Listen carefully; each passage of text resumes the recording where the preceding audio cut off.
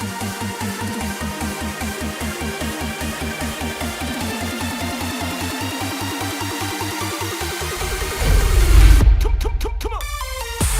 Welcome to the stream. How you doing, everybody?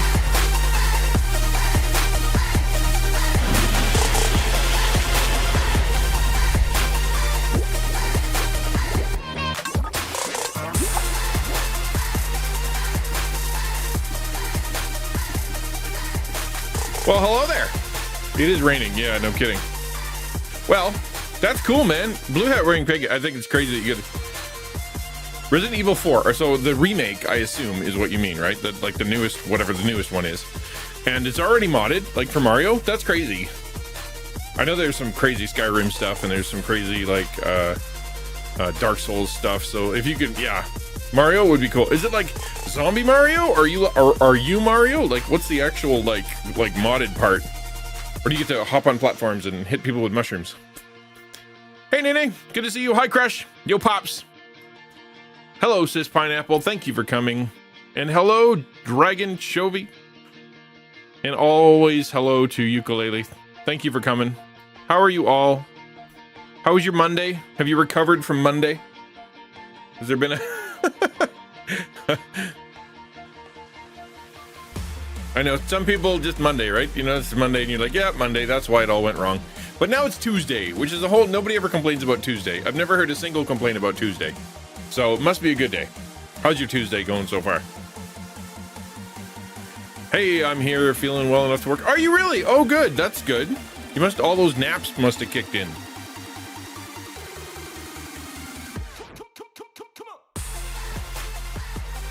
Monday was so good. It's no Tuesday. Was it good? Okay, well, good. I'm glad. What made Monday so good? You play as Mario. Okay, that's cool. What if that changes? That doesn't change your hitbox or anything, does it? Like, because Mario's a thick boy, right? So I would think that it would alter your size, but I'm guessing you have the same hitbox. You just look like Mario, right? How's Nene today? How's Crush? How you doing, Crush?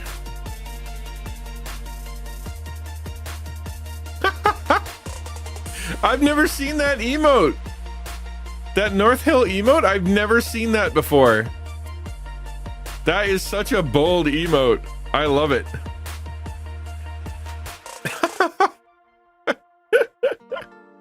He's not afraid to bust a move, is he? I have not seen the Mario movie yet. Actually, it's funny because we went, the first movie I saw in the last 3 years, like I haven't been in the theater in a long time. Last movie I saw was John Wick 4, right? And before that, I think it was Endgame. Like it's been a while. So I had a hard time kind of breaking the ice to get back into the theater. Not like I was scared to go or I thought I was going to get COVID or whatever. Just like, that's a lot of money.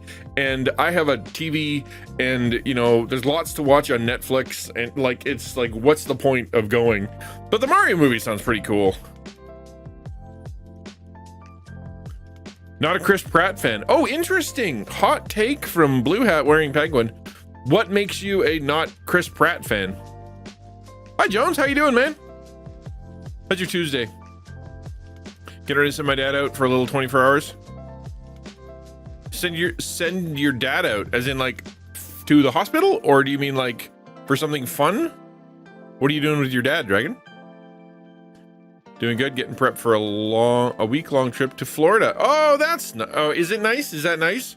Because some people are like, trips, am I right? And I never get to go anywhere. So so anytime I get to leave the basement is like a magical, wonderful land of awesomeness. And so yeah, maybe it's worn off for you, but hopefully it's fun. Yeah, okay, so let me ask you, Nene, then did his voice distract you? The Chris Pratt, because that was the biggest thing, right? Why is Chris Pratt voicing Mario? It makes no sense, blah, blah, blah. Was the voice distracting, or did you just kind of settle into it after a little while? From feeling good to not so good, just a bad encounter in a video game? Like with a people, or you mean like a video game character? I assume you mean with a person playing like online or whatever. We'll see. I'm taking my Switch. Yeah, there you go. That's good stuff. What's the game? because you basically gonna concentrate on one game, right? So I assume you're either taking like a big game like Breath of the Wild or Skyrim or something like that, and or you're gonna be doing like a legit arcade game, like you're doing Bubble Bobble for for the whole time you're there. So which is it? That's a bummer, Jones. Blue Hat wearing, but I've had enough of just acting. He's a good Jurassic Park, but I mean, he's a bad Quill. What? That's the exact opposite. He's a great Peter Quill. I mean, I've never read the comics. I will be honest. I've never read the comics, but I like him a lot better as Peter Quill than I do as some guy from Jurassic Park. He's just generic dude from Jurassic Park, you know, like just guy. But at least he's got a lot of personality and whatever in Guardians of the Galaxy. Interesting take. Started another run through Breath of the Wild, but I'm taking some solo board games. I think solo board games. Okay, that's new for me. What's a solo board game other than solitaire? Yeah, I know, Nene. Like Chris Pratt is Peter Quill in the same way that you know, Chris Hemsworth is Thor and what's his name is Tony Stark. I know the name, Robert Downey Jr., right? They just kind of embody those characters. I think you could probably switch out Chris Evans for Captain America. He's pretty generic. I think you could switch anybody out for Scarlet or for Black. No, it's the Archer dude. Whatever. You know what I mean? Like, you could switch any of those guys out and it really wouldn't be that big a deal. But there's a couple key characters that are really like those. I can't picture anybody else in there. But then they say the same thing about Batman, right? Like, you're like, oh man, Batman will always be played by Adam West. Oh, Batman was the best when he was played by Michael Keaton. Oh man, Batman was so good. Well, we'll skip the next ones. Batman was so good when he was, I remember his name. What's his name? The Dark Knight guy. Whatever. You know what I mean? Like, but they keep adding new ones, and they're like, oh, that guy's pretty good. That guy's pretty good. I even like Robert Pattinson. Like, we just watched The Batman.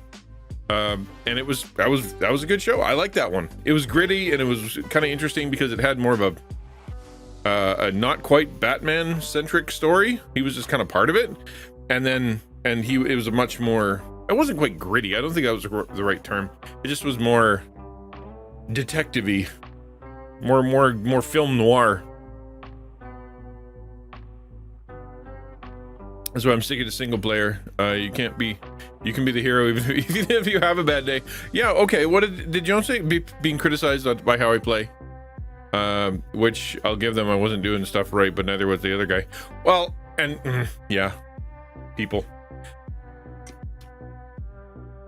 I wish you could do, you know, something that would allow you to be able to pick.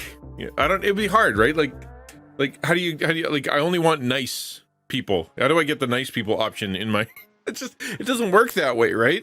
Like, you want to hang out with people. You want the interpersonal connection. You want to be able to say hi to a human being and then, you know, have fun together. And that's really cool. But then you got people on there that are just like jerks. And how do you push past that? How do you alter that? I mean, every community is going to have toxic people. Crush says, got to get into the world of actual board games where there are tons of Warp's Edge, Set a Watch, Robinson Crusoe. Dude, I don't know any of those. Yeah, like, I'm still Scrabble, Monopoly, Pictionary. You know, like, yeah, we've got Exploding Kittens, and we've got what's the new one we got? The couple card games that are kind of cool. But no, I've never played any of those other ones. Christian Bale was Dark Knight. Yeah, Christian Bale, that's him. Yeah, that's the guy I was thinking of. Like, he was good, but again, Batman seems to be whoever it is. That it's more about the character of Batman than about the actor. But I don't think that's the way you could say it for Tony Stark or for, you know. But then again, maybe they will. Hard to pick someone else as that. Normally, this game community is fun and even friendly, but not everyone else. So yeah. just I didn't want to deal with it. That's good. Like, so what do you do in that situation, Jones? Like, do you just bounce and be like, you know what, screw this, I'm going to another server, or I'm gonna reload, or I'm gonna whatever to find another group? Like, why let it bum you out just because you had to get through the game, kind of thing, or you get penalized because if you quit the game you're gonna get in trouble? Because that's true. Hey, Daily Planet, good to see you. How are you today? How was Monday? Did you have a good Monday? Have you had a good Tuesday so far? It's only noon for me, so I haven't had much Tuesday yet. Kenny Sitter wants him for something I didn't care what about. I'm happy to send him off for a little bit. I mean, I don't get me wrong. I love him, but I love a small... Yeah, well, we were just talking about that the other day, right? That idea of the caregiver needing a break too. And if this is a chance for him to go out there, get some care, get something, you know, and then you can take a day off. What are you going to do with your day off? That's a good question. Like, what are you going to... what are you going to be like? You going to go out? You going to get a meal? You can't stay at home, right? Or go on your normal walk. There's got to be something fun to do. Hi, DP. Good to see you. Ever played Arkham Horror or Silver Tower? I'm sitting on a box of Gloomhaven that I have to paint. Yeah, there you go. Everkilling, you can just feel free to talk to Orange all you want, because I am not part of this. Although it would be fun. When I went down to Florida and I bumped into Quiz and DP and Ukulele, we played a game, right? We played the Sunday school game. Can't remember the name, but it's it was fun. So it'd be cool if we did a meetup sometime. Like everybody in the community, everybody in Taco and whatever, we got together in one spot, whether it be for like an event or for a little conference or whatever, and then we all kind of got together and played board games. That'd be fun. Hi, Beardsley. You do board games, Beardsley? You must. You strike me as a board game guy. I got into board game years ago, deep, like 2 years ago. The amount of amazing board games out there beyond what you see at Walmart is amazing. Okay, so let me ask the question then, Orange. How much time do you need to spend learning a game before it becomes fun? Because my worry is that you start a game, like, here we go, let's start a game. And then we have to spend 3 tries, 3 entire evenings trying to figure out how to play the thing before it's fun. Is that how it is? Or are games better now? Sunday school answers. Yeah, that was fun. Tears now. Oh no.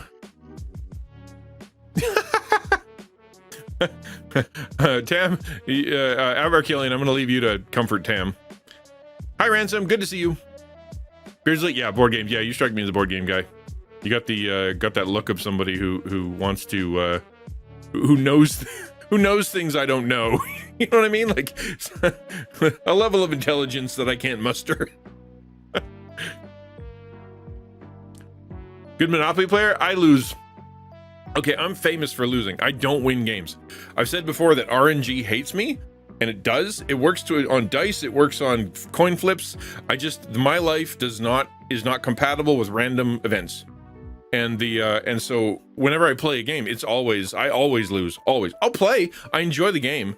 I've learned to just enjoy enjoy the journey, but I know I'm never gonna win. Get together once a month with guys from my church. Oh, that's cool. Do you really? That's cool. Shenanigans, Hunter's a board game guy. Definitely am not. Usually anything with game is a no. Let's see.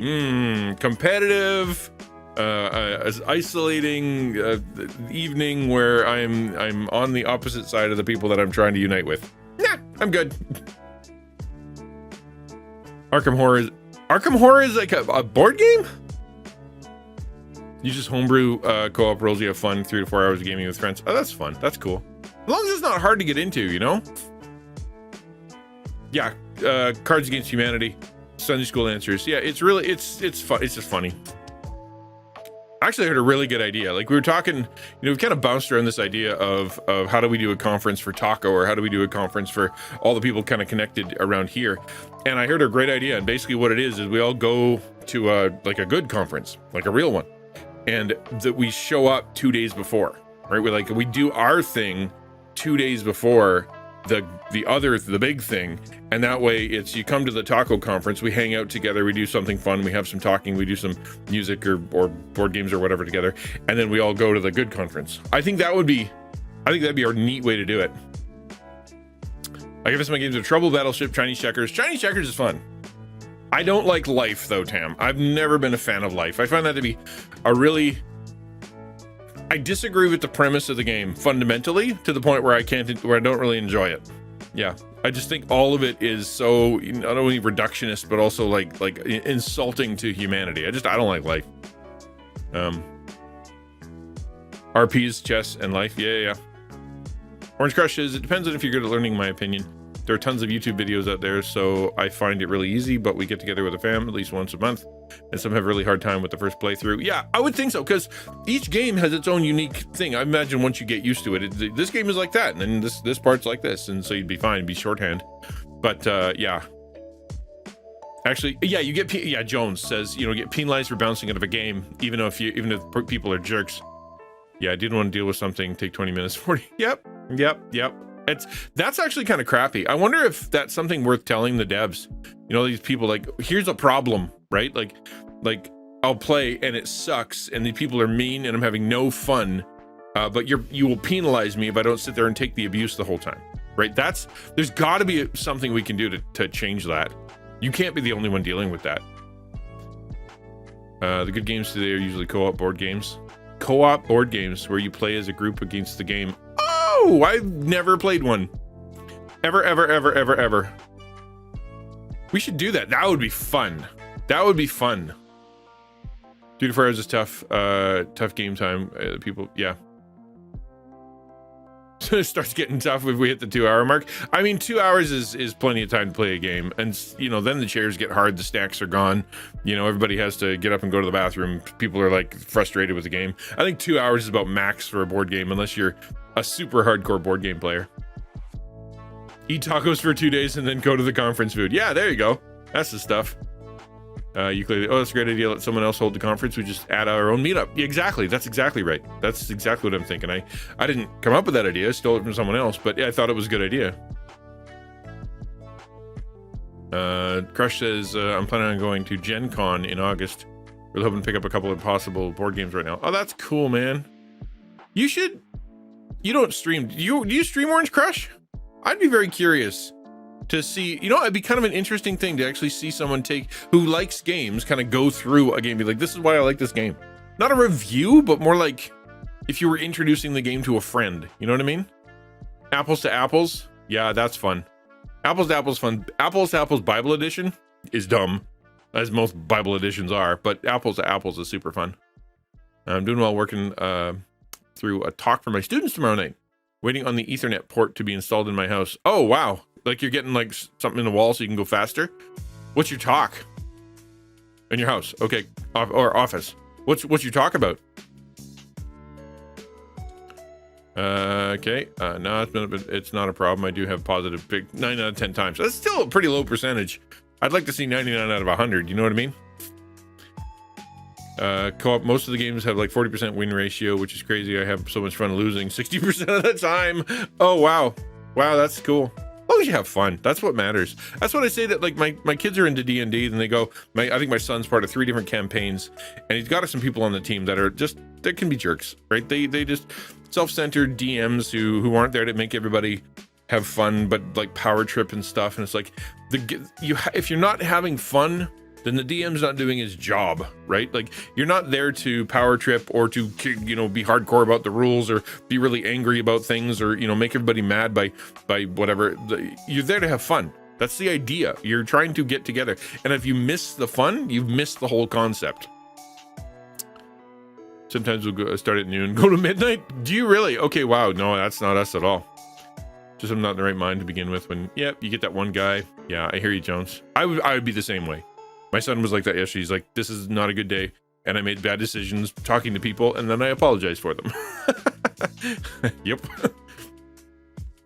Hunter has a pretty easy game called King Domino. It's okay for people who don't love games. I like those games. Yeah. That's cool.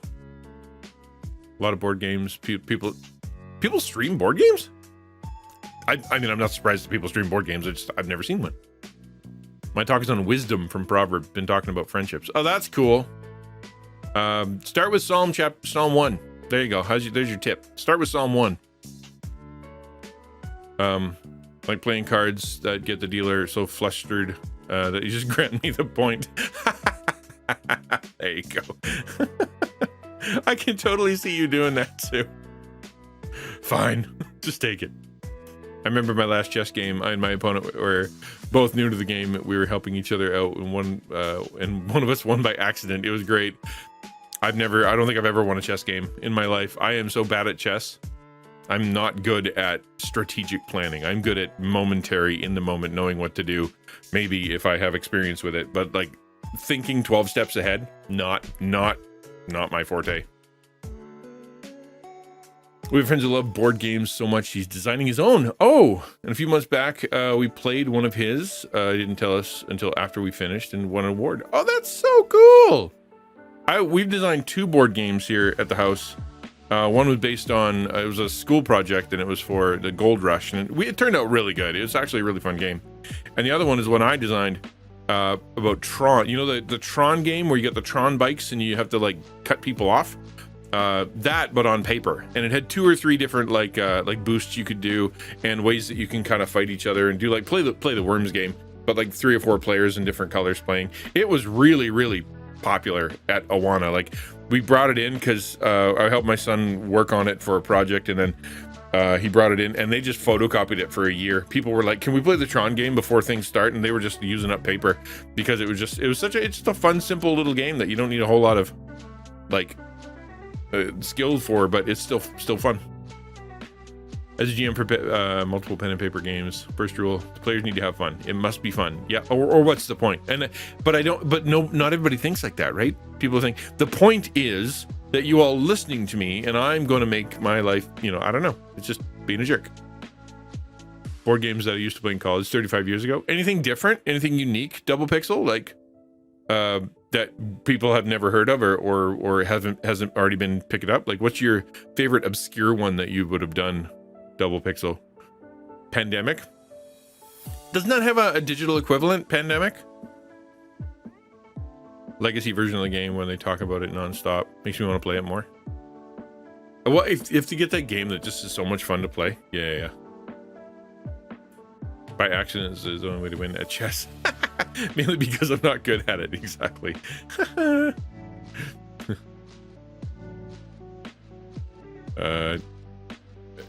There's some website, that sounds interesting. There's some website he has used that you can print off the game and everything. Oh, that's cool. I like that. That's kind of neat. 8th grade chess club member? Wow, you're already three levels above me.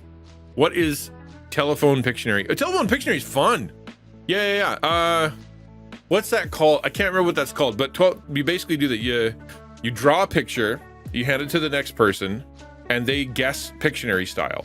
But then you hand that guess to the next person who draws that, who hands it to the next person who guesses based on that drawing, and you repeat for a bunch of people, and you see how far from the end, like how far from the beginning can you get? Like, can you actually get it all the way through using good drawing and good guesses to get all the way to the end? And you never do. Yeah, it's analog Gartic phone. It's exactly what it is. Yeah. Favorite style of game right now is deck builders like Dominion, Marvel Legends, Hero Realms. Those are all online too, right? Yeah. Then you don't have to shuffle. You don't lose cards. They don't get all full of sticky. Yeah. Crib. Oh, dude, Crib. Yeah, Crib is so my game. I love Crib. Growing up, we played so much Crib. I like Crib. It's fun. And I liked it when I was in high school, man. Like, that's been a long term. Axis and Allies, I've heard of it. Never played Shogun. Risk is one of those games that takes so long, and if you lose up front, like, okay, I'm gonna go home now because you guys are gonna be playing for 3 hours and I'm not part of it. Bye.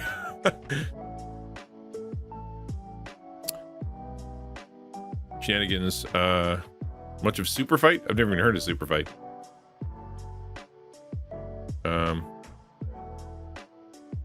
Oh, we love that game. Hunter's Family can get chaotic if we aren't paying attention. And that's the other thing, right? Some of those games are like legit. You got to be on the ball for 2 straight hours. Space Base is a good game in my opinion. If you ever want to branch out into this realm and then kiss your wallet goodbye, right? Well, you need people to play with, and I don't really have anybody to play with, right? I literally don't. Yeah, I don't have anyone to play other than my kids, my 3 kids. You know, I got kids, and they're busy people. So. One of my brothers used to help out at an archaeological excavation each summer. Cool. Found a Roman board game etched into stone called Three Men's Morris, so they made casts and brought one home. More like a complicated games of noughts and crosses. That's kind of fun. I have heard of some games that like go way back, like Backgammon goes way back. But there's another one that I'm trying to think of that goes way back. It's not like Go. Maybe it's Go. I can't remember. But there's some games that are from a long time ago. Hero Realms with digital. Oh, really? I just assumed they were all digital ones because that's man. People play so many card games online. I walked into in Genshin has a card game, right? Where it's called TGC, whatever. I don't know. And you walk up to the little bar, and you're gonna walk into a table and play. I walked in there, accidentally started the quest. And I'm like, oh, it's a whole thing, and it's gonna take a while, and it's a card quest game, and I don't have any cards, and and I just walked right back out the door. So they in the game, I walked in and went, hi, what do we do here? And they're like, well, here's the explanation, here's the story behind it, and here's why you're so excited about it. And my character goes, that sounds really great. We should totally do that. And then I just walked out the door.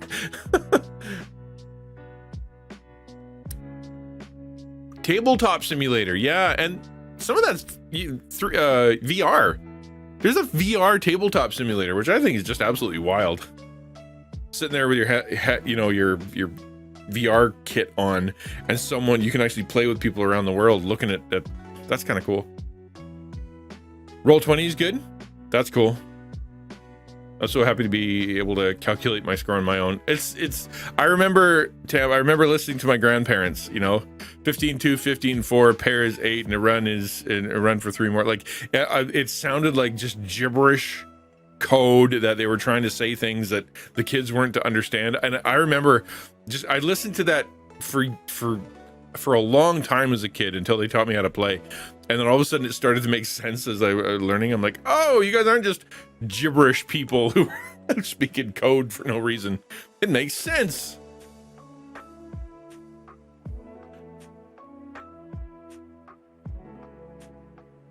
Euchre, my parents got into Euchre.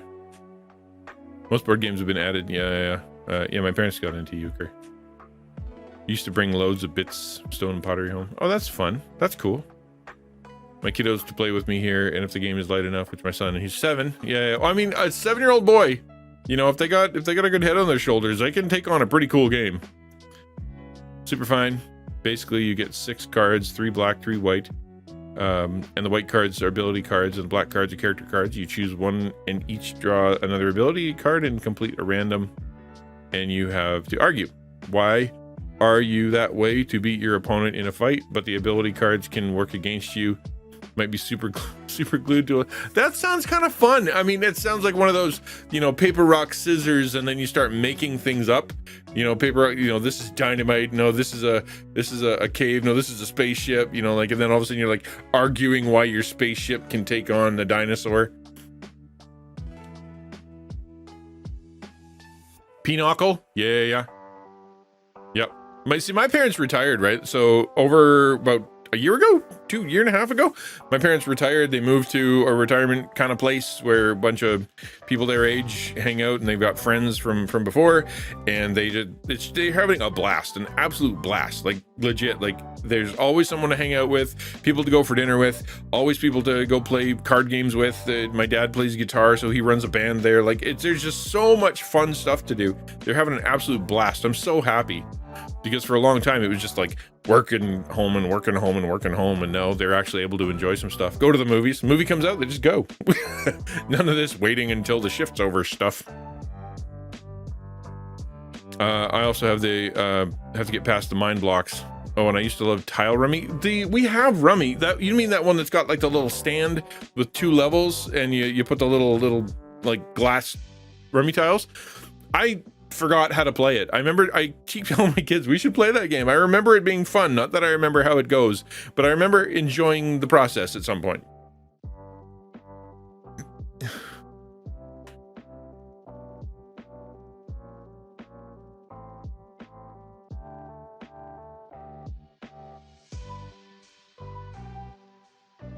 All right, rummy. Yeah, rummy's fun. Yeah, it is fun. Okay, let's switch to Devos. Do you guys remember a game where it looked like a big stop sign, and you could put pennies on different parts of the stop sign, and then you played games with cards somehow, and then you'd win the pennies depending on where they are on the stop sign? Is that Ramoli? Okay, yeah.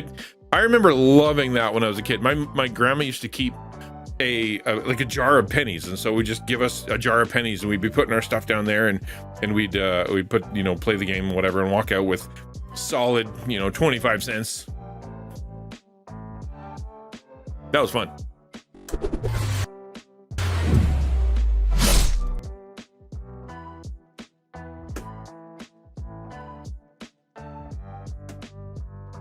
All right, let's get this fired up.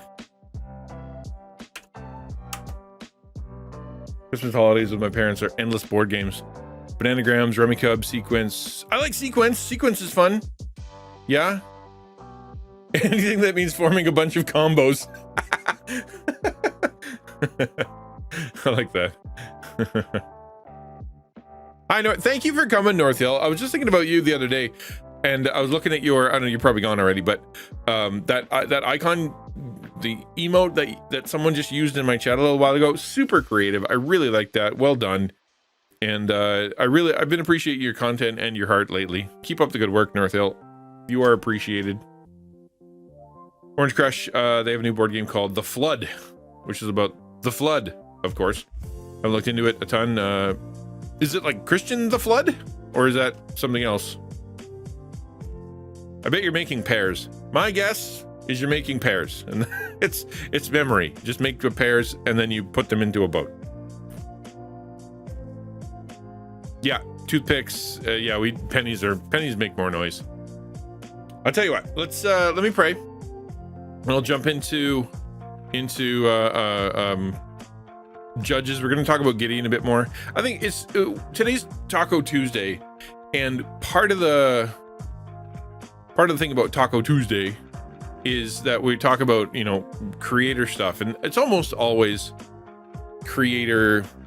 Whatever we're talking about, creator stuff applies to the rest of life, because it really, unless it's absolute technical advice, which I never give technical advice because that's not my forte, and that's not really what people need. There's a ton of it out there. It's philosophical advice, it's personal stuff, it's character building, it's and if you can get the philosophy right, you can get your audience right, you can get your perspective right, you get your self-will and your obedience and your plan and your schedule and your structure. Like, if you get all your life together, then your content will flow out of that. You know what I mean? Like, then your content will be easier. And so I talk about how to organize your life, how to communicate well, how to figure out your audience, how to listen to God, kind of thing. And then you can go figure out how to run OBS somewhere else. But yeah, so that's why we do the Alliance for Creative Outreach classes, taco classes.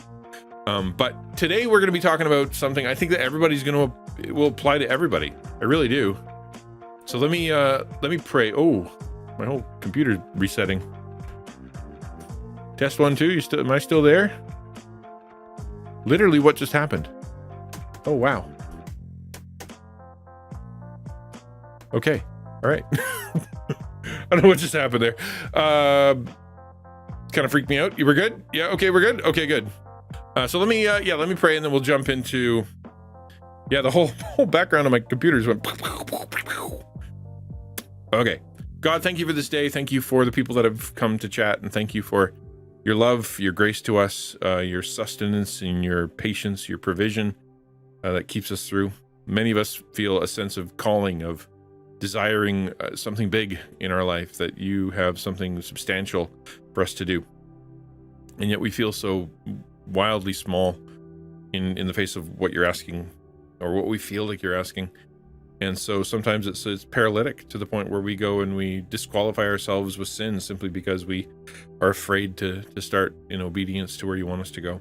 Thank you for being so patient with us and kind with us. I pray that as we look at this word, that you would be in it, glorify yourself through it, and make it meaningful and helpful to us. In Jesus' name, amen. Okay. So you guys remember last time we were talking about Gideon, and if you're new here, the story of Gideon's very quick. Midianites, bad guys, Gideon and everybody oppressed.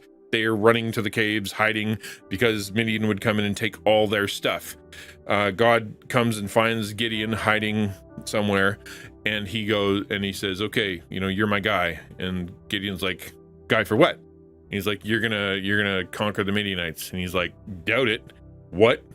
And so, like, after a bunch of tests and a bunch of ways that he's like afraid and moving forward a tiny bit with God and then just like really testing God's patience as much as he can, but he's still moving forward a little bit.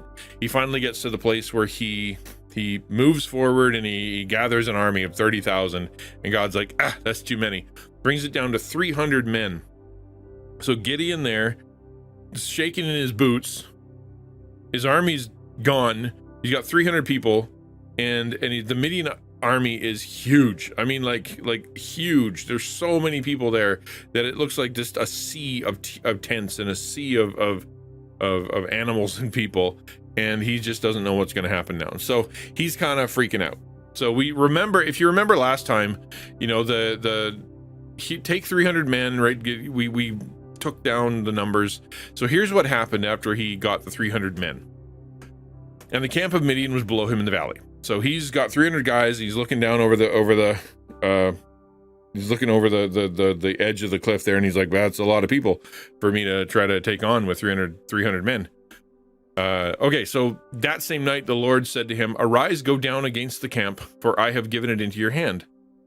But if you're afraid to go down to the camp with Purah your servant." I think there's some grace in there that is super gracious. So consider, God knows Gideon's fear.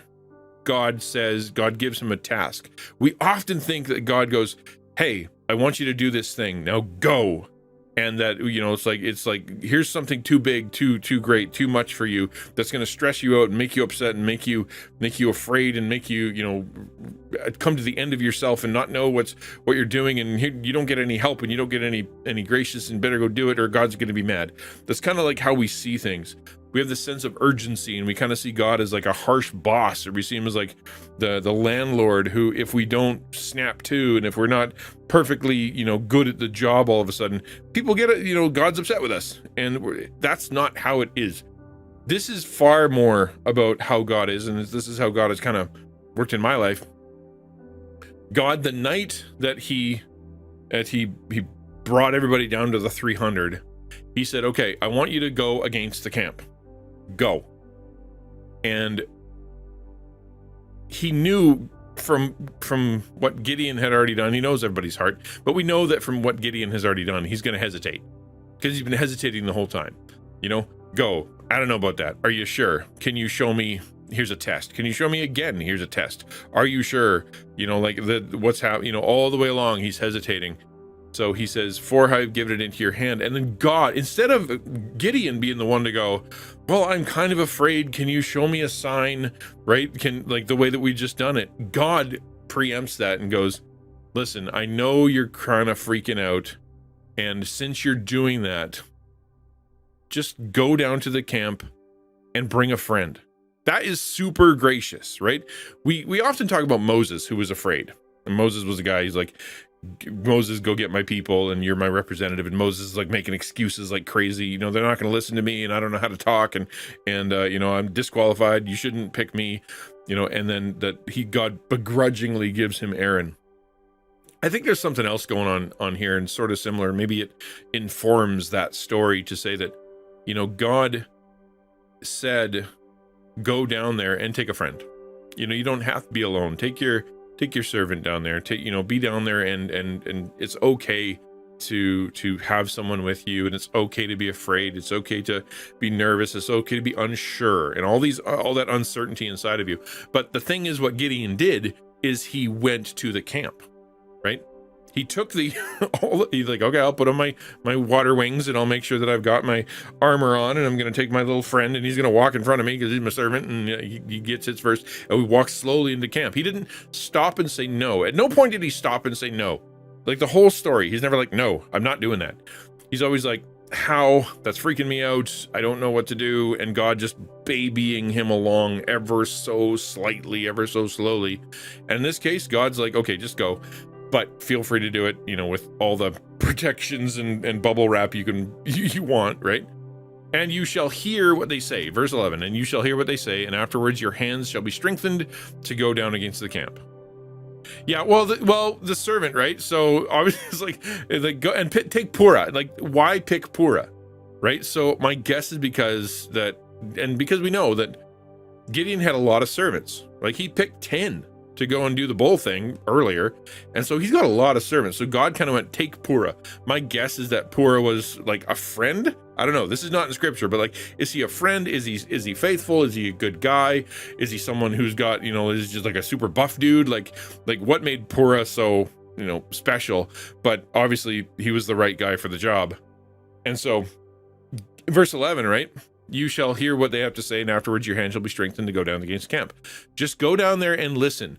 Don't go fight. Don't go do anything. Just sit there, shut up, and listen for a second. And when you hear what I have to say, or hear what they're saying and what I've done already, you're going to get excited and you're going to be ready to go. I don't want to go too far ahead without bringing this back around to, creators and to people who feel like they have a call from God to do something with their life.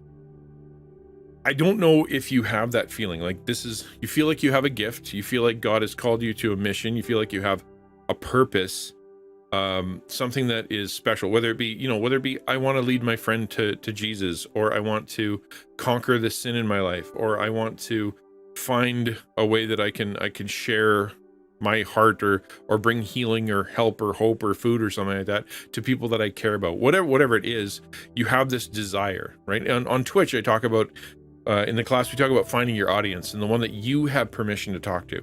You have the passion to talk to. It's not just all of Twitch. It's not just all of the internet, right? It's who are you passionate about? Like, what, based on your story and your expertise and your abilities, there's a certain group of people out there that you resonate with. Who are they? Right? What makes you mad? What makes you happy? What makes you passionate? What gets you excited? What gets you wanting to, do something about that?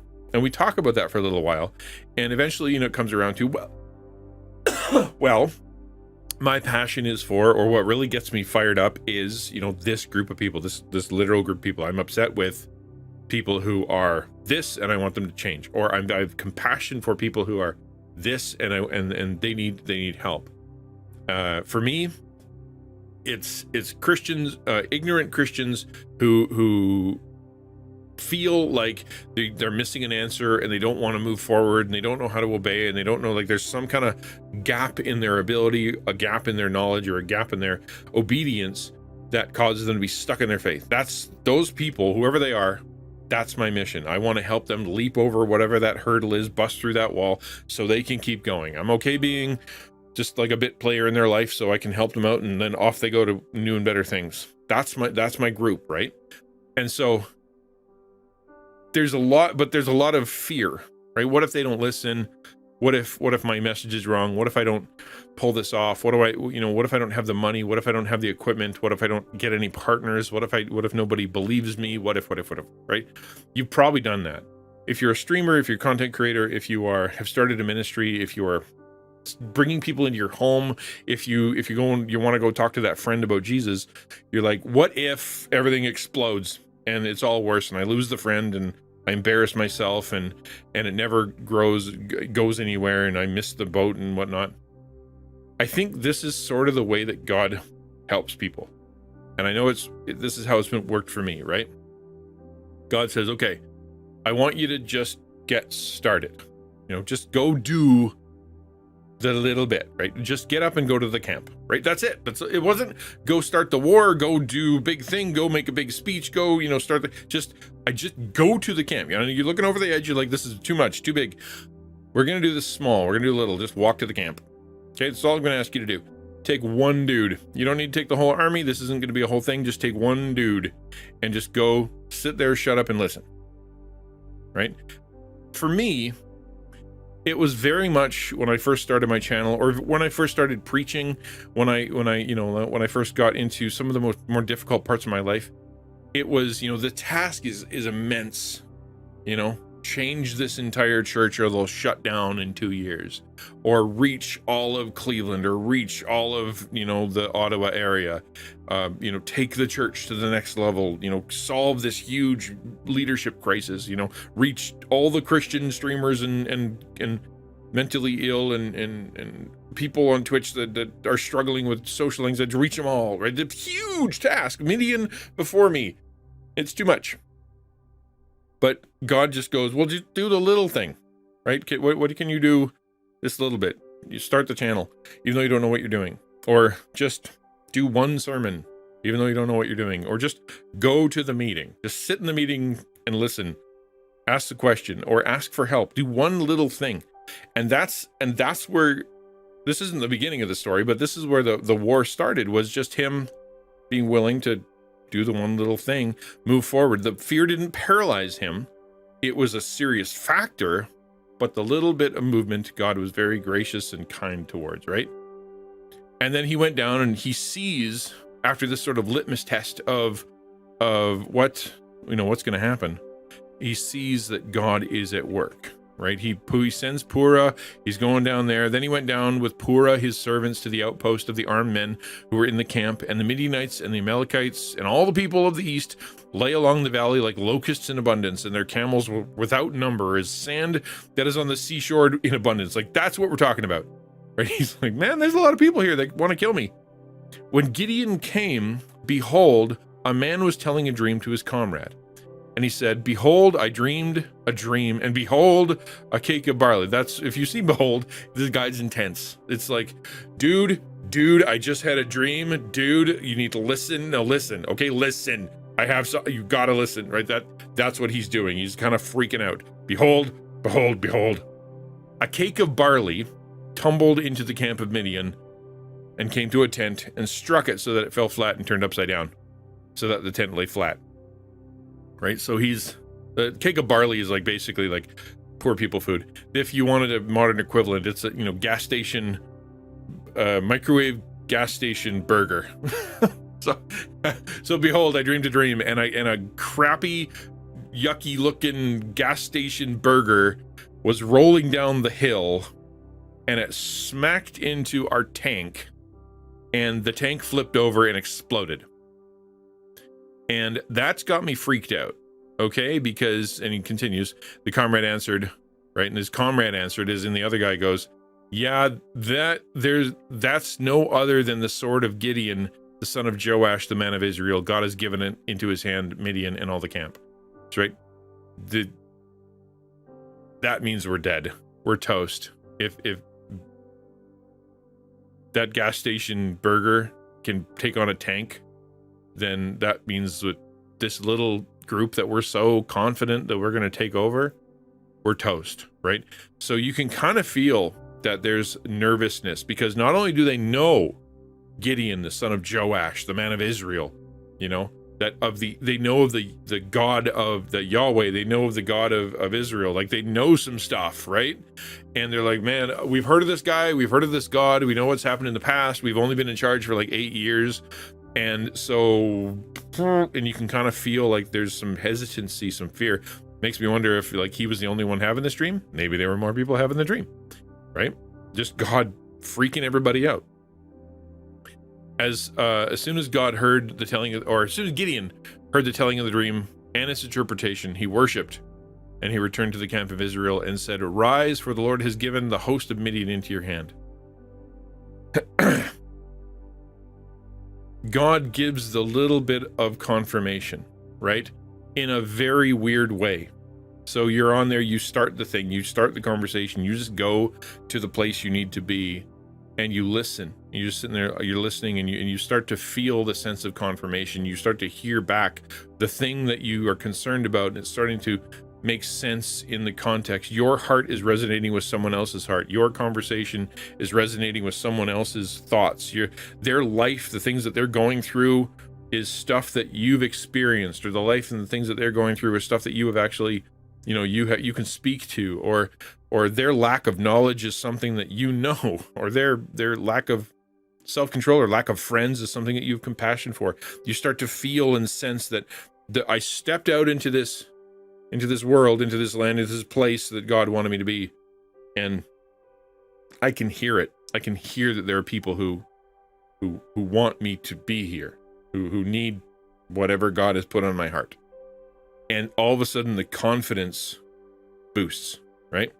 And pick any name in here of any streamer, and I've had a conversation with them probably where they're like, I have a heart, man. Ukulele is a great example, right? I went online and I looked, and there was a lot of musicians, but there weren't a lot of people who were bringing people to worship in a way that was kind and gentle and understandable and meaningful and practiced, and I wanted to do that. I wanted to be that person. I was nervous when I started. The tech was kind of weird. The way that I put it together, like, I didn't feel super professional, but I just felt like God was the one who wanted me to do that, and so I just started. I'll let Ukulele tell her own story, so everybody get up at 6 o'clock tomorrow and go listen to it. But it was, that story is told over and over and over and over and over. Chovy's another great example, right? He's a guy who's been through a lot of stuff, got some physical stuff going on in his life, and his heart is for people who have been hurt, who had a rough life in the past, been burnt on relationships, feel that like they're unsafe, or they're looking for some friend or looking something like he was, that go onto Twitch and are looking for someone that will care for them, or be a safe place, or just be their friend, or be gentle and kind. And so he's like, I'll be gentle and kind. And that's what I'm going to do for the people who come in, and they're going to see that I care about them. Period. End of sentence. And then as they start, right? All of a sudden you've got people coming in, and those are the people that show up. Like, thank you for doing this. It's unlike what I've ever seen before. Thank you for doing this. The vibe of your channel is very, very unique, and I want to be here. I like your personality. I like what you're saying. You really resonate with me. That's when God is confirming this little idea that you have in your head to move forward, to go, yeah, there are people out there like this. I'm right. God has given Midian into our hand. There it is when I went live with wet hair in the beginning, just because God said, just go do it. Yeah, there you go. See, that's good. Yeah, well done. Yeah. Dragon Daddy Bear says, what I love about this group is its fellowship, not just secular fun. There are so few places to fellowship in public, online, or IRL. For sure, dude. For sure. Right? Like, it's to at least hopefully on my channel, right? It's the idea of, here's something fun. Let's talk about a fun thing. Here's what's going on in my life. I take you seriously.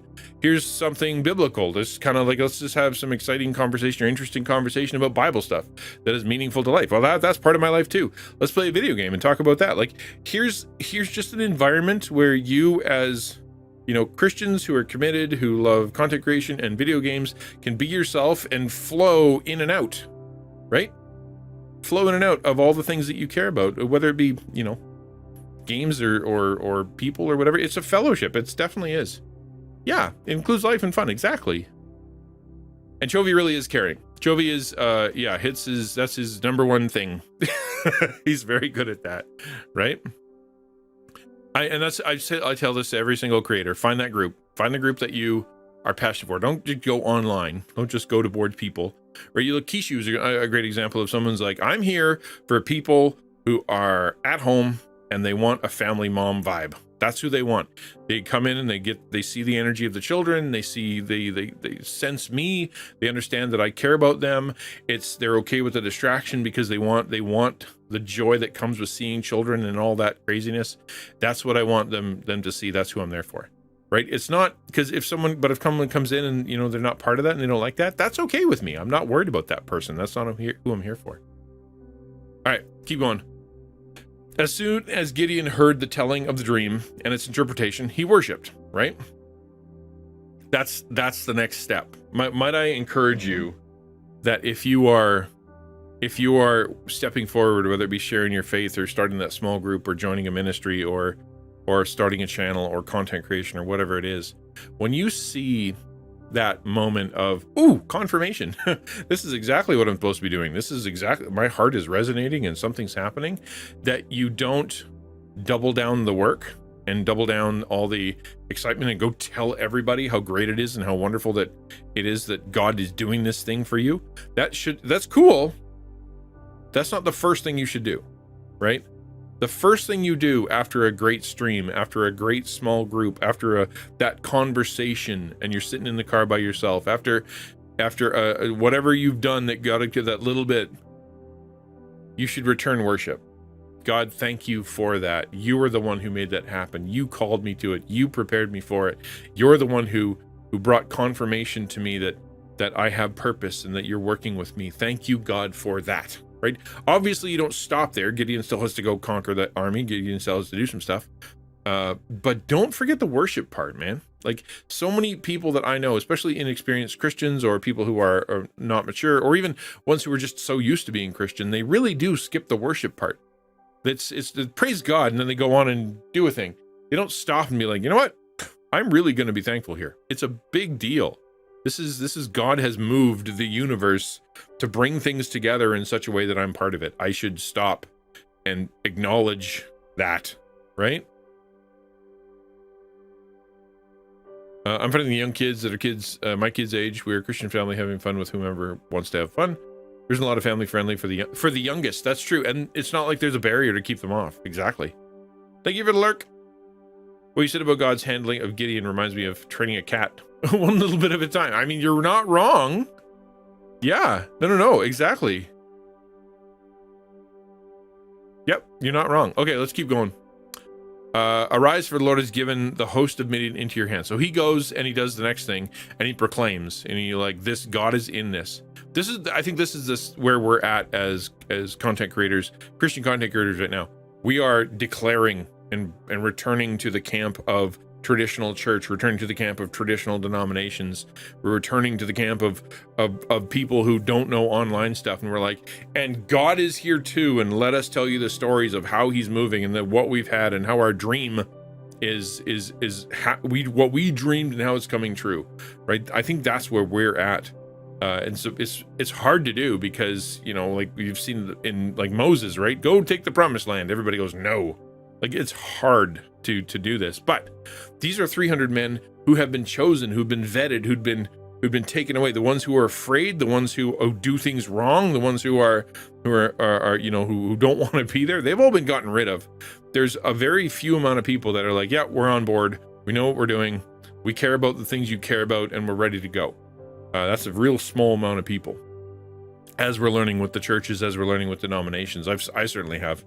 Like, every time I bump up against anybody, you know, that's in traditional ministry, they go, yeah, I see what you're doing. I affirm your call, but we have no way to do what you want. We couldn't give you money if we wanted to. We want to. We'd love to support you. We can't because our system doesn't allow for your type of ministry. Sorry, right? It's that we're bumping into the, you know, 27,000 other people. I guess it'd be 29,700 people. And okay, so what does he do? So Ukulele says, acknowledge it, and if you can, set up a way to remember it, so next time you face something, you can say, well, he did that before. Yeah, that's one of the nice things about telling people that you care about and that'll hold you accountable. They can turn around and remind you. Or journal it, or, you know, like mark it down. Yeah, for sure. Put that pile of stones up. And he divided the men, 300 men, into 3 companies, and put trumpets into their hands of all of them, and empty jars with torches inside the jars. And he said to them, look at me and do likewise. When I come to the outskirts of the camp, do as I do. When I blow the trumpet, I and all who are with me, then blow the trumpets also on every side of the camp and shout for the Lord and for Gideon. So I think, to me, this is sort of the last application for content creation or whatever, or if you think that what you're being called to is weird, and that is God choosing to do miraculous, impossible things in ways that nobody else would do it, right? We've all heard, if you've been part of the church for any length of time, you've all heard, we've tried that before, that never worked, we've never done it that way before, we can't see that working, we don't understand how that would work, you know, like and just kind of bumping up against people who were like, well, that we know how traditional ministry works, and this is how you should do it. And we're like, well, no, we're going to do it online with video games, or we're going to do it online and sing into a microphone in our basement, and we're going to, you know, people are going to like that. It's like, that sounds weird. And so did this, right? So he takes the 300 men and he's like, okay, God has given us the Midianites, we're going to win. And he divides the 300 men into companies, sends them out. And then he says, now look at me, do what I do. Okay. What I'm going to do is I'm going to move to the edge of the camp. I'm going to blow my trumpet, you know, like one of those big shofar curly things. And everyone, you're going to blow the trumpet too. And we're all going to shout really, really loud for the Lord and for Gideon. Okay, that's what we're going to do. Everybody ready for that? Okay, go. And it works, right? Gideon and 100 men who were with him came to the outskirts of the camp at the beginning of the middle watch, when they had just set the watch, and they blew the trumpets and smashed the jars that were in their hands.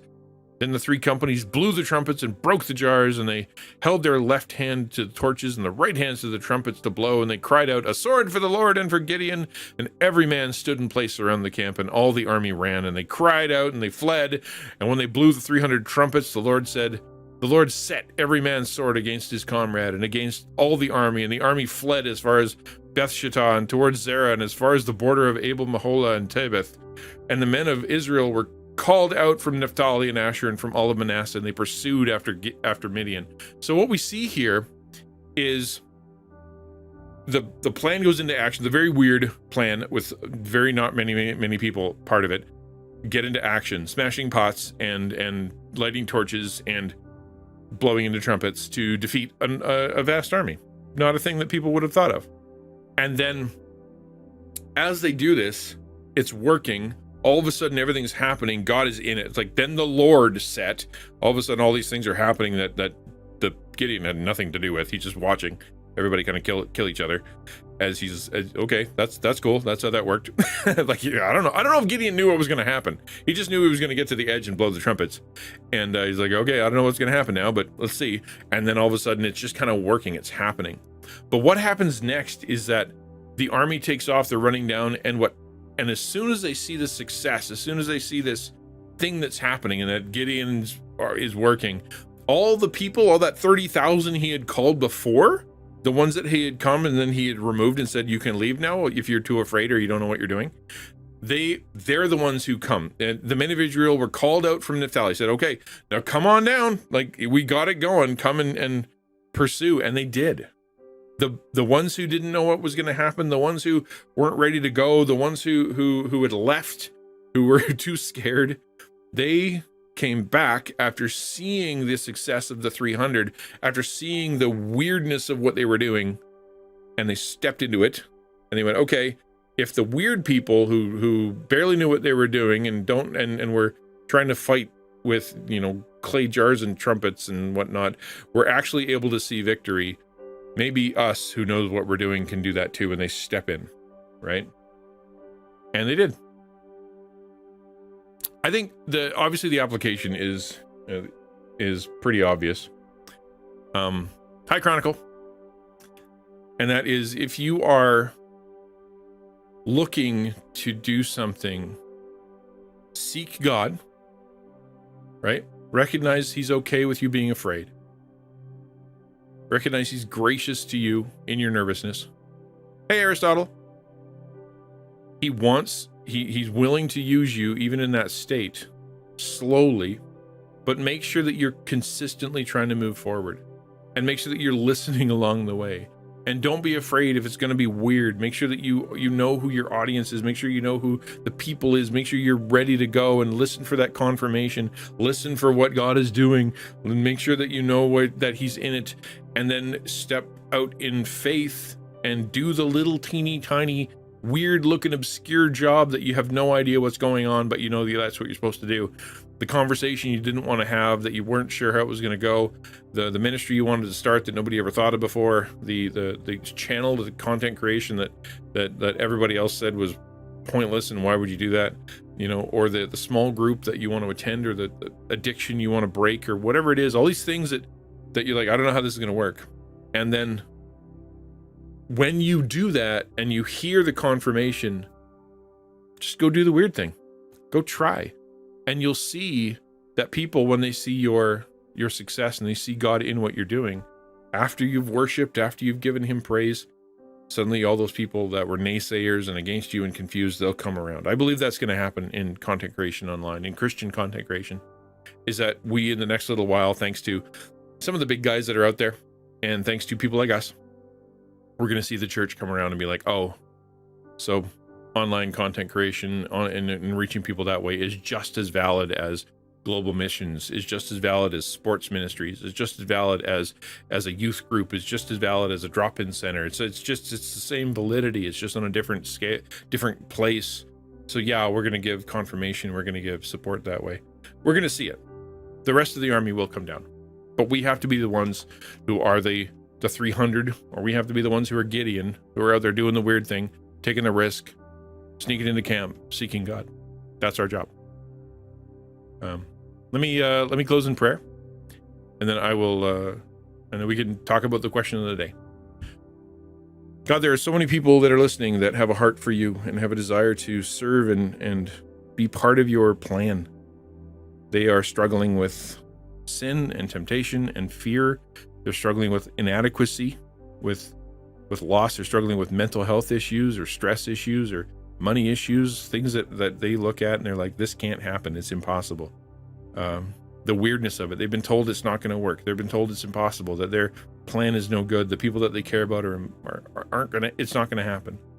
And yet their heart is there. I pray that you would do for us what you've done for Gideon, and that is walk with us in our fear.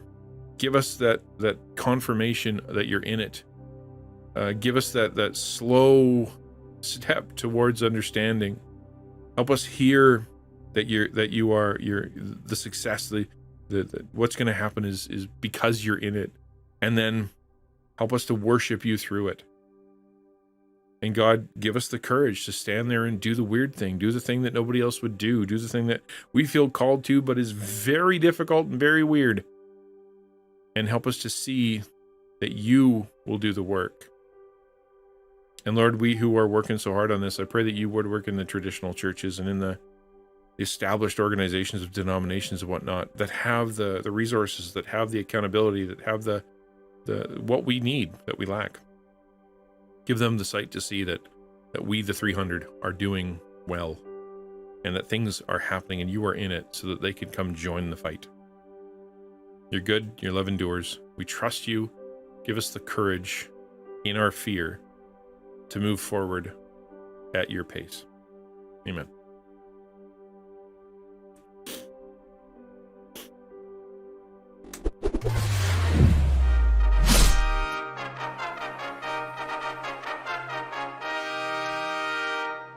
The question of the day.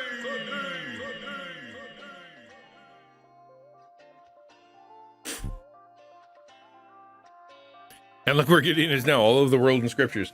I'm not sure we're going to get that far. I'm not sure anybody's going to add me to the Bible.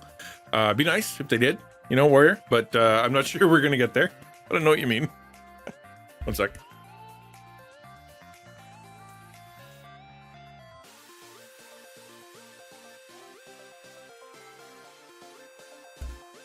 Just sneak us in there at the end of the book of Acts, right?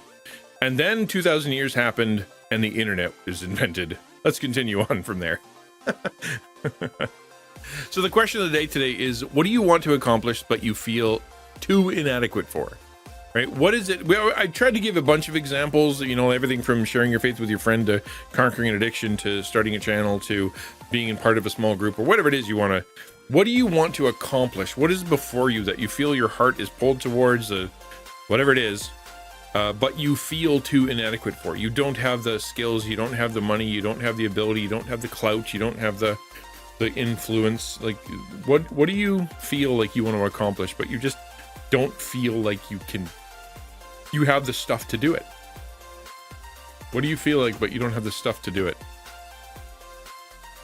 The class about dragons I'm supposed to be teaching on Discord soon. Yeah, that's a great one. You know, like you stepped into that because you were, you know, you want to spread your passion around, and you're like, and how do I do this? So yeah, that's a good one. That's a good one. I hope you're working. Clean the house. Yep. I understand that one. That's a rough one. When things get that out of control and you're looking around, you're like, I don't have the energy for this. I don't want to do it. I don't have the materials. I need help, and it sucks. And yeah, like it's hard. Write a novel. That's a big one. Yeah, for sure. Right? You have all this stuff inside your head and all this story you want to say, and you've rolled it around in your head a million times. You feel like you've got the outline, you've got the characters, you've got some stuff going on, but it's going to take time. It's going to take effort. You're going to have to put aside so many other things because you have to concentrate on it. Is it worth it? Will it go anywhere? Is it a vanity project, or is it something that God is putting out there to help people? Like, what is it? That's a big one. That's tough. It's cluttered because no shelves. Oh. You ever do the cinder block board? We used to have that in college. That's nice and cheap.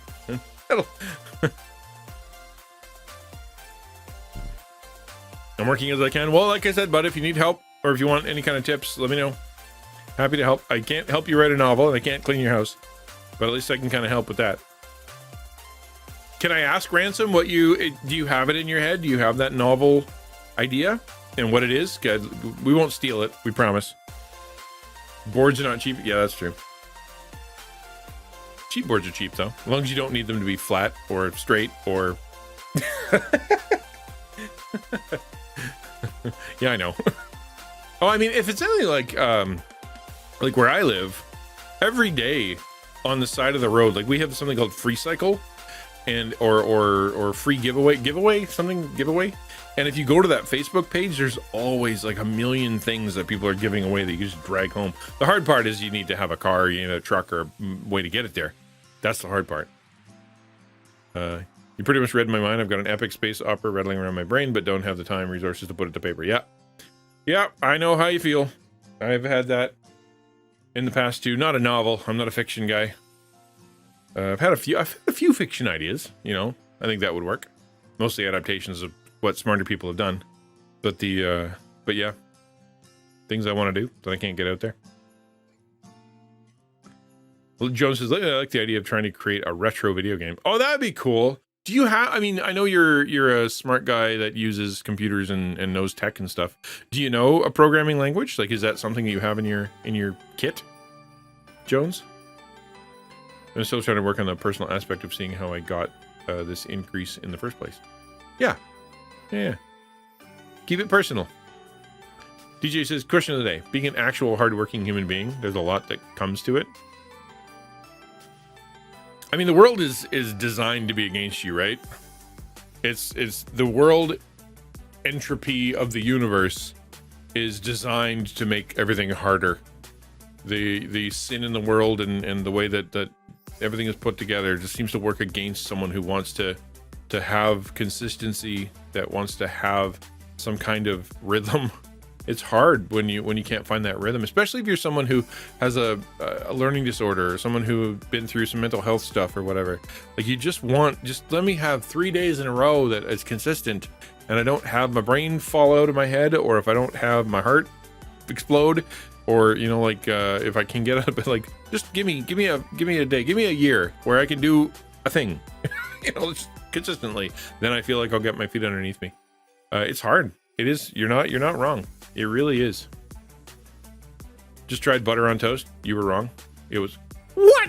You did it wrong. What kind of toast? Was it salted butter? Like, what kind of bread first? And was it salted butter? Yes, we're having a talk now. Hey, listen, I was patient up till that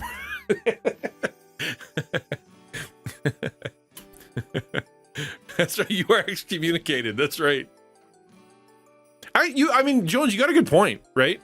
There are some pretty cool, like even Unity or Unreal. Like I used a couple of those when I went to Florida, and they were teaching me how to program games and whatnot. Like they gave me like a raw outline. I was like, now mess with this and mess with that and whatnot. It wasn't hard, as in like I didn't need to know programming language. I just needed to know if this, then that, if I, then this. Right? Is like it was more way easier, as in not rote freaking memorization of code, but like it made more sense. So try downloading Unreal or downloading Unity. Like you could pull it off, dude. You really could. After what I learned, I'm like, I could do this. Like if I had some time and I sat down and I was like, I think I could do something. I could make a game. And there's so many free resources and so many free 3D models, and there's so many like it is, but that's the thing, is that they've done all the hard work in the background for you. You click and drag, take this character, and when you hit this button, do this thing. Like it makes it way easier. Look into it, because you could easily do that. Not easily, but you know what I mean. It's not as impossible as it used to be. Alternate Gaming says, and was the bread French toast? Because that's when the butter tastes really good. Yeah, if you cover anything in egg and fry it. Yeah, exactly. That makes things good. The only bread I can eat, of course. I know that you're gluten-free, but was it kinnikinnick? Did you have kinnikinnick bread? Because that stuff's gross. And did you let it melt? Yep, that's important. The only bread I eat is scripture. Oh! Avocado toast. I've never had avocado toast. I have actually had it once. I thought it was fine. It tastes like avocado on toast, but not my jam. I like jam though. Toast to the middle class, but only because an egg on toast is now for the 1%. I had that for breakfast this morning. I had a fried egg on a piece of toast. That's what I had. Am I elite now? Can I call myself a 1%er? Or small scale traditional video game, a smaller game engine like Godot. Yes. Well, that, I guess what I'm trying to say, yeah, is that it's not even like that, Jones. Like legit. It's, yes, there's if and or not, all the gates and whatever. But it's even more, it's even easier than that. I don't know if you've ever watched any video. You probably have on how to do exactly Godot or Unreal or Unity or whatever.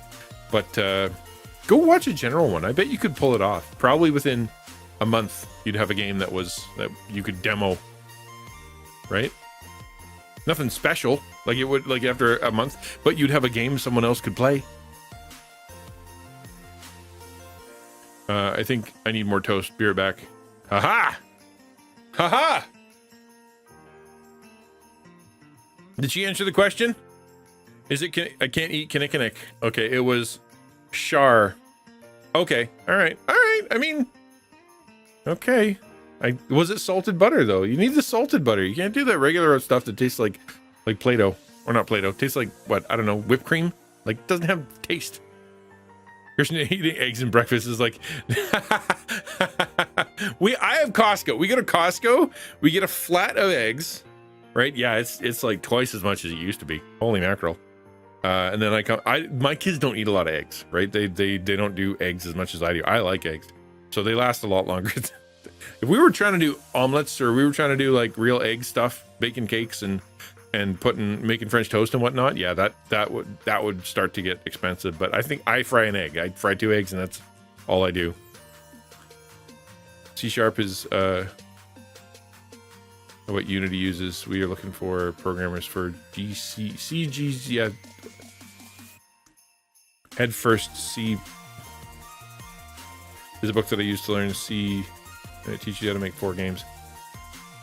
I don't know what, if you're talking about like C, like C or C++ or whatever those, like those languages are. That's a lot. I don't know. Is it graphical? I'm talking not using languages, like use an actual game designing software. Get those 5 dozen egg packs from Costco. Yeah, that's the way to do it. And she bakes, so you got to. Exactly. We can have the salted butter in my... we can't have the salted butter in your house. I mean, after we can't have the real butter. We just have butter substitute. Ew. Yeah, but when you're sick, you work with what you got. I get it. I ask Costco for bulk eggs, of course. Usually when I eat my eggs, I like to pair it with a fine 2,000, $250,000 bottle of sunken Hennessy. Yep. And grill them on the hood of my custom Lambo. Yeah, well, I do a little lesser than that, right? Actually, I don't know why anybody would put things on an egg. I don't get that. Eggs are good. Salt, pepper, that's it. That's all you need. But there are people that are putting ketchup, soy sauce, HP sauce, like on their freaking egg. I don't understand that. I mean, okay, if you're having Thai green curry paste, that's already sweet and hot. Yeah, that's nothing compared to butter. I agree, but dang. Salsa. Okay, yeah, salsa. Hi, Lady Gun. Okay, if you mix salsa into eggs, it looks like barf, but it's actually not. It's not bad. I've done that. You mix it in, then you fry it with the salsa in. It does look like one of those barfs on the that you go buy the rubber barf. But yeah, it tastes pretty good. That's true. Marginally. Aha, Jones. That was good, man. I like that. I like that a lot. Butter. I hear that's marginally butter. Marginally. There you go. That's so good. The only thing that you put on egg is cheese if they're scrambled. Yeah, cheese is good. Cheesy barbecue scrambled eggs. It was soupy. Yeah, that's the thing. You can't add too much, and especially with salsa, like you can't add the liquid of the salsa, otherwise it just becomes like not great. Uh-oh, Gurky Steel's got bad news. What's up, Gurk? For us normal people who can't afford to take out a mortgage for eggs, I recommend looking into the bushes around your house. 'Tis the laying season. It's kind of true, actually. You're not wrong, Alternate Gaming. Like, there probably are some eggs out there. Not sure the robin eggs around here would be much of a good eat, but they're there. Butter's rough. Yeah. I should stop complaining so much because it's not like I ever go hungry. You know what I mean? Like, yeah, there are days where I don't get a lot of food, but I never go hungry. Okay, so okay, sister, man, I hear you, bud.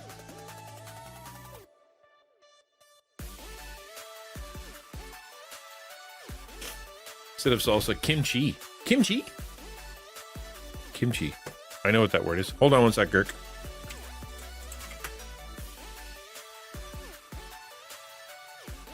What is it?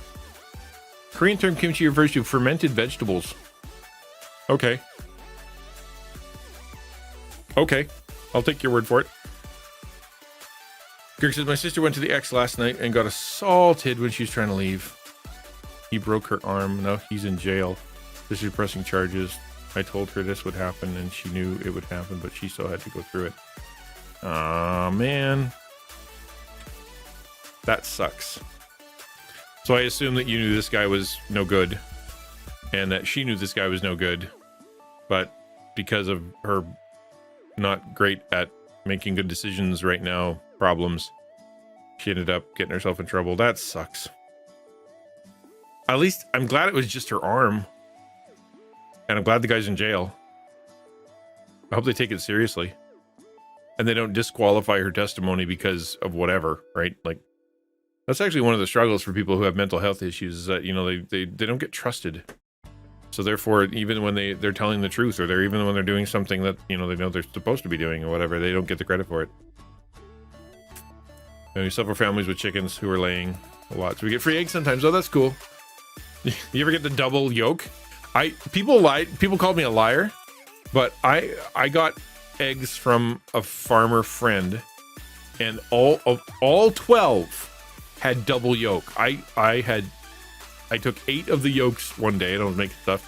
8 of them came out with double yolks, and I went back, like, all 12 of them had double yolks. And people are like, that's impossible. I'm like, it happened though. Yeah, and I'm glad he's in jail, and she always picks the abusive ones. He drove her to the hospital, and nurses. I'm not a violent dude. I've never been a violent dude. It's not something I've ever thought of, but especially with women, like, they're smaller than you. Like, Like, okay, fine. Some guy gets mad at you and he's like your size or whatever, and you guys want to fisticuffs it out. Like, at least I can wrap my head around why you do that. But a woman is smaller and weaker than you. Like, that's... You're not a big man because you did that. Breakfast, 2 poached eggs. Poached eggs? You poach your eggs? That's hard. Poaching eggs is hard. Munster cheese avocado. Oh, that's so good. Avocado with eggs. A little bit of cheese. That's not a bad idea. He gaslighting the entire time he was there saying nothing was wrong. What a jerk. That's so Gucci. Good line. My neighbor has 20 chickens. His eggs taste too gamey though. That's probably... I'm trying to think. He probably feeds them scraps, right? Like does he feed them garbage scraps? Or does he let them the free range or feed them feed? Pullets just start to lay double yolk all the time. Yeah, it definitely was. It was crazy. You used to get double yolks on the farm all the time. Even had a few double yolks with an extra egg inside. We had that too.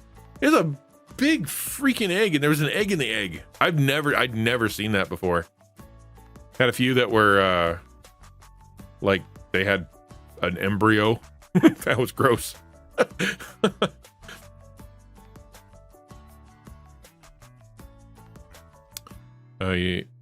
Yeah, I'm not violent. I can't do that. Although I'm a champion shooter, I can throw down. Can you? Like for like you took high school wrestling? I wonder if that translates to a fight. Because there's so many rules, you know what I mean? Yeah, obviously the physical strength and the pushing and the how to flip someone over, yeah. But street fights aren't the same, right? I had a friend who's a bouncer, and yeah, okay, yeah, he was a private security, yep. He was telling me how different it is than like MMA or any of that kind of stuff. Like it doesn't work when you're out there. The stuff that you see, it does not work. Yeah, if you can get a roundhouse in, good luck. But the yeah, it's not the same thing. I bet he feeds them scraps, which it makes sense. Chickens will eat freaking anything. So yeah, they're helpful when it comes to being garbage disposal, but then sometimes your eggs taste like garbage disposal. 3 yoker. Aw. Wow. I always leave when someone gets physically aggressive or I feel like I'm in danger. I learned early that I don't treat confrontations like most people. I believe threats, and I just believe that people will stop once they've crossed the physical line. That is true, Aristotle. You're right. That's the smart thing to do. It's hard when you're emotionally tied to the person, or if there's a level of dependence, right? As in, like, they have access to my bank account, or they have a lot of my stuff, or I have to go back to their place to get my stuff, or we have a kid together, or like if there's a dependence there, it's easy to walk away in the moment if there's no ties like that. But once there's ties, it suddenly becomes, like, I think I'll take the abuse because not taking the abuse is harder. It sounds stupid, but it's, yeah. Street fight, size, strength, and weight. Yeah. Size, strength, and weight. I will never understand those. And actually, my friend, when he was a bouncer, he said more often than not, it's the little dude that's picking a fight. He gets some liquid courage into him. He's trying to impress somebody. He wants to feel big, and he'll go find some big dude, and he'll just start like wanting to pick a fight. And I'm like, and he always gets trounced, always.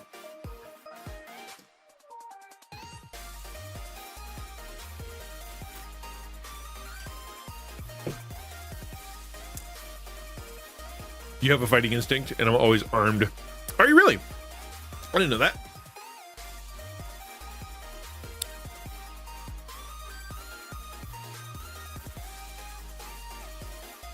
I was trained and I have CPTSD. So, yeah. I avoid being in a fight if I can. I can't do fights. I was a pretty bold guy when it get like physical fights. I've never been in a physical fight in my whole life. I once pushed a guy into a locker, and then I got suspended for a week. But that's it. But when it comes to like arguments and things like that, I used to be an arguer. Like I will make you. I had 2 things. Like back when I was younger, it was 2 things. One, I will make you believe me and I will prove my point and you will listen to it. Or I will make you so angry, so frustrated, so upset, so that when you get mad, so mad that you freak out and leave, I will call myself the victor because you quit first. That's kind of how I used to argue. Now I don't bother. You want to be right? Okay. No, but you don't believe me. No, I don't, but okay. Bye. It's okay. You can be... I'm not going to fight with you. I've learned that most people do not want their mind, that do not want to change their minds regardless. No matter how hard you try, they will never change their mind. So why bother? Need to get a holster with my Smith & Wesson so I can carry. You can... You have a carrying... You have the license to carry, but you don't have a holster? Is that the deal? Yes, that's why real small men... Why I fear real small men. Oh, yeah. Dad taught us always be aware of what's going on and think through the options. I don't know, though, Lady Gun. I'm not an advocate of walking in blissful ignorance. You know what I mean? But I guess my question is that mean you kind of live paranoid? Is that the kind of the way you've been taught to live? Is that at any given point you may as well know where the exits are and know what the bad guy could do and what I would do? Like, is that kind of how you always have to live? I'm a big guy. Like I have a very non-kidnappable body. It would be very difficult to drag me into anywhere because if I sat down, most people can't pick me up. But you're probably not that. No, I never noticed, Girk. Not at all. Do you keep it on your chest? Obviously, it's not around your waist. I would have noticed that probably. Built like a brick house. There you go. Go Tam.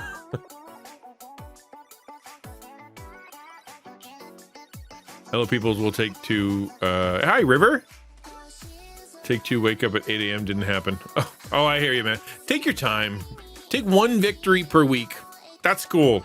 Don't beat yourself up. Just kind of go, you know what? I did it one time this week. I did it 2 times this week. I did it 3 times the next week. It's okay. Spread it over a longer period of time. Take the wins as you get them and recognize that that's better this month than it was last month. Broaden your thing from yesterday to today. I'm worse today than I was yesterday, but I'm better this week. I'm better this month. I'm better than last year. That helps. It really does. Expand your case study of yourself. Smith & Wesson 380 is what I have. Dad has a firing range at his place. Oh, that's fun. I think I would enjoy shooting. I'm not a fan of guns or individuals being armed. I don't think that's it's not something that I personally agree with. Which of course, obviously that's going to cause a problem with chat right now, but I'll just say it. I don't know how you can make a good biblical argument for arming yourself against individuals if you are a private citizen. It's a hard biblical argument to make, if not impossible. Most things aren't worth arguing, so okay, fine. Yeah, exactly. Not paranoid, but aware and know where to hit, grab, pull, bite. Okay, that helps, right? Yeah. Some states in the U.S. Okay. Because of my old job, I subconsciously... You don't need a license to carry in Texas. I think I knew that. Because my old job, I subconsciously just noticed exits and where someone could come from. Yeah, I mean, that makes sense. Good. Oh, OPSEC is not paranoia. OPSEC. Let's see if I can pull that one out. Orienting personal space. Exiting carefully.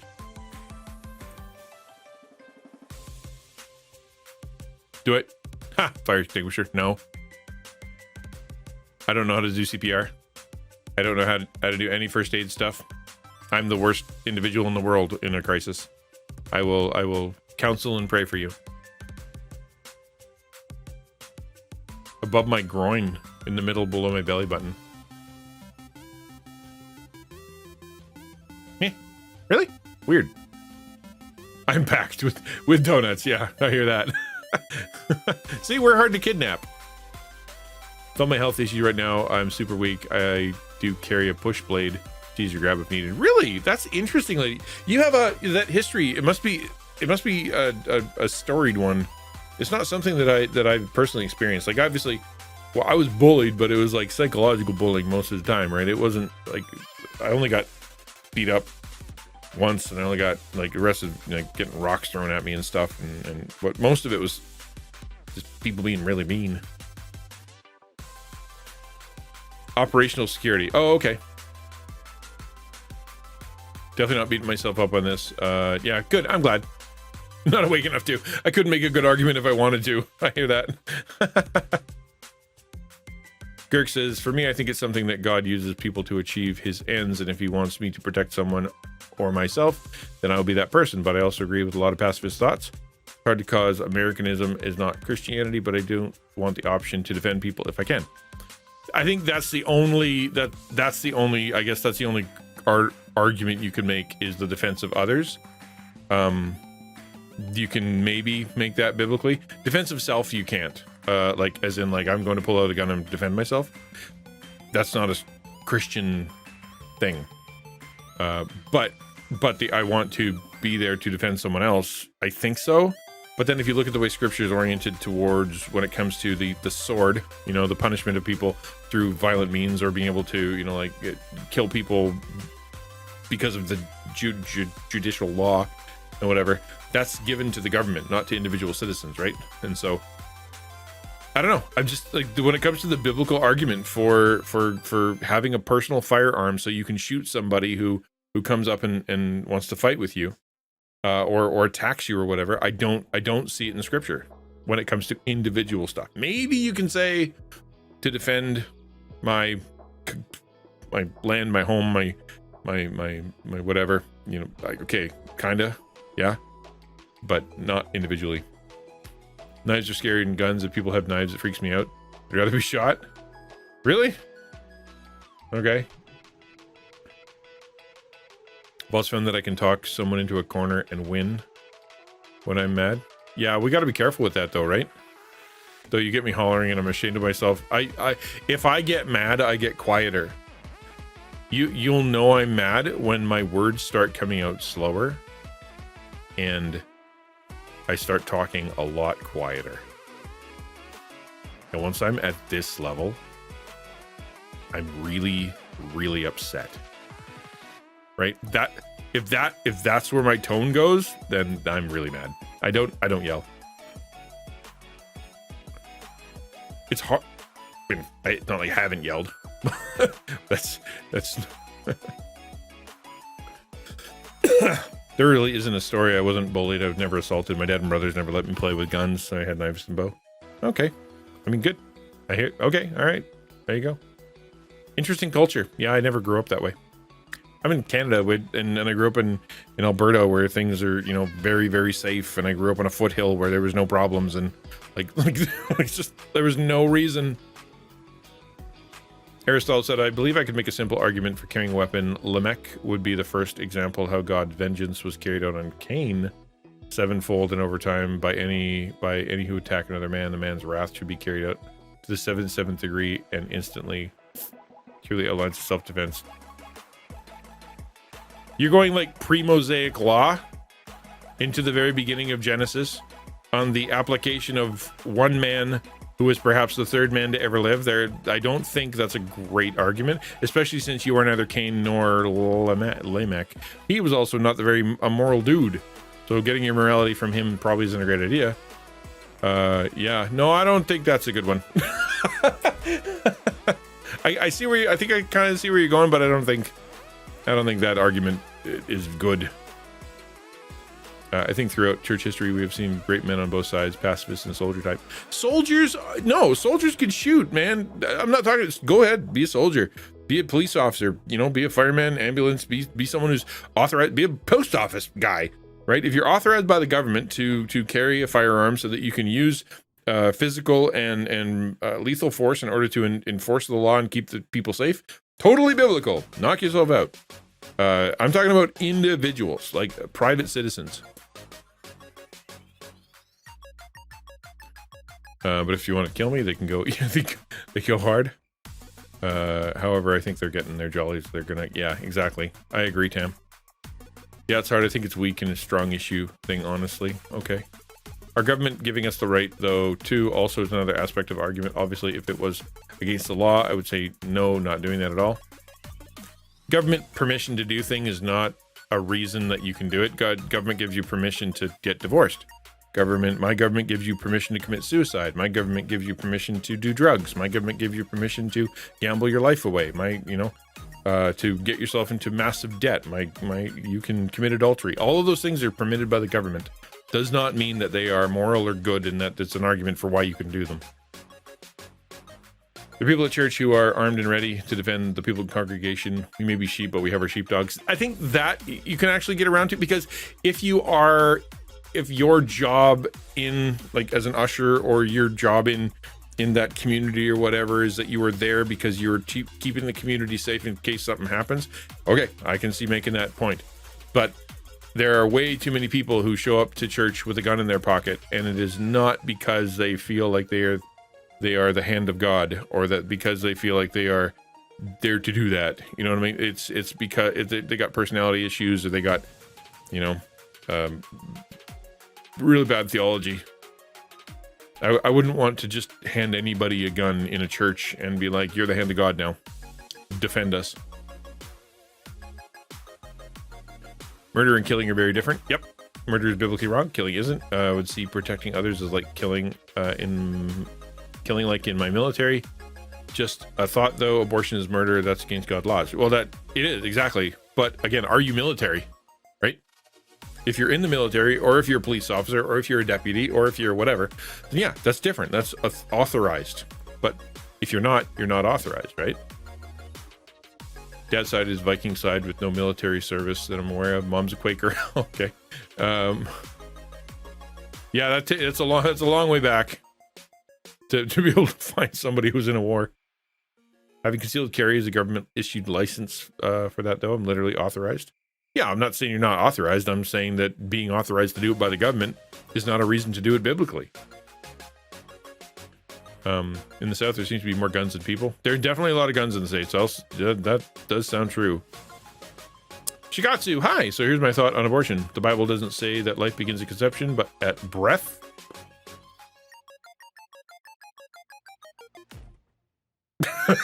No, it doesn't. I'm not for abortion, but we can't prevent abortion for the sake of unborn humans. At the cost of the pregnant person. It's never, like 99.7% of the abortions performed are not at the cost of the pregnant person. It's not life or death. That's like 1.1% of abortions. The other 99% are because they didn't want the baby. Period. We would find ways to make abortion unnecessary, address the issues that lead to abortion, make it illegal will just result in more deaths. That's not true either. That's like saying making murder illegal will result in less murder, not more murder. That's not true. Making abortion unnecessary, that I agree with. Like taking care of people, making sure that there's good programs, making sure that, like single mothers can be taken care of, that, like whatever. Yeah. But no. The rest of that is not true. The Bible does not say life begins at conception. It does, like, literally multiple times you're told that, like God chose you before the beginning of time. He knit you together in your mother's womb. You are formed in his, before you're born. Your destiny is chosen, and like all that, it happens pre-born. So no, that's not true. Can I say what verses say that? Yeah, pull that one up. There's probably a verse in there. It's like that has the word breath in it, and probably rima, and probably means spirit. So we'll see. We'll see how that goes. I know more people in Pennsylvania with guns than I know in Florida. All right. Concealed carry gives me authorization to carry a gun, and I also have my armed security license to do armed. Well, okay. I mean, there you go. I mean, that's something. Okay. I mean, there's your argument. I think there's your argument, right? I'm authorized by the government, and I've been trained, and I'm okay, and I actually am. I'm trained in security, so I think maybe you can go. Okay, yeah, there you go. There's somebody who should own a gun, a Christian who is trained and authorized, licensed, and knows security. I think, yeah, okay. There's a guy who can own the gun. Exodus 22, 2-3. If a thief is found breaking in and is struck so that he dies, there should be no blood guilt in him, for if the sun has ridden on him, there should be blood guilt for him. He is shall surely pay. If he has nothing, then he shall be sold for his theft. Why are we quoting that, Aristotle?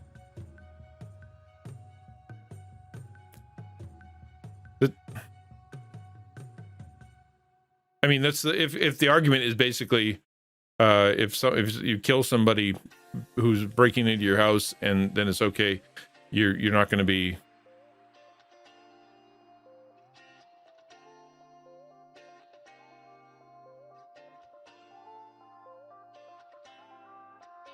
Yeah, I don't know. I'm trying to figure out how that applies to carrying a gun.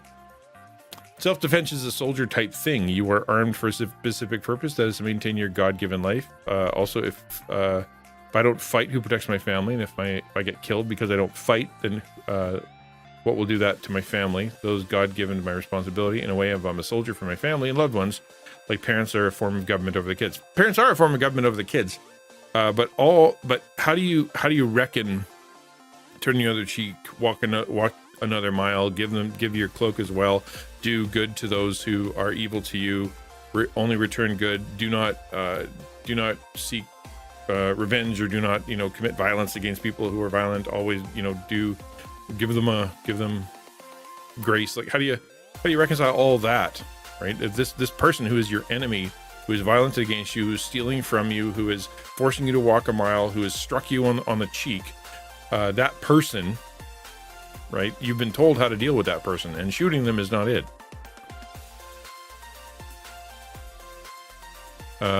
Sorry, I'm way behind in chat. No apology needed. We can have different observations, experiences, opinions. Yay! Yep, we can. I'm not mad at anybody. Nope, we're not mad at you, nurse. I only carry at church now for security, though. I was convinced by pastafarians not to protect my own life, anymore. Trust God when I feel like I need to, then like I will, but I don't need to most of the time. I could get my kill, but that's okay. I want the church protected. I think you can do that. I think it would be really hard to do in the moment, though. You know what I mean? There's someone coming at you, and there's someone fighting, and there's someone. Now there's your test, right? That how do you believe Jesus, or do you believe in yourself? Do you believe that Jesus' way of dealing with enemies is right, or do you believe that your way of dealing with enemies is right? Like, do you believe that when Jesus says turn the other cheek and do good to those who persecute you and love your enemies, and like by doing good to them you will heap ashes on your head, that God chooses your life, God chooses your span, God gets to be the defender of you? Or do you believe that in your own physical, yourself as your own defender, as the one who can take the destiny of someone else's life into your own hands, and be able to, in that time, do it in a holy way, right? I'm not sure humans can do that. Did I miss Shigatsu giving feedback again? Samus says, now I walk into this conversation, but I don't think you're a bad person, nurse. Nope, he's not. I mean, maybe you kill puppies in your spare time. I don't know. You're on the internet. But so far, what we know from you, based on your messages, you're not.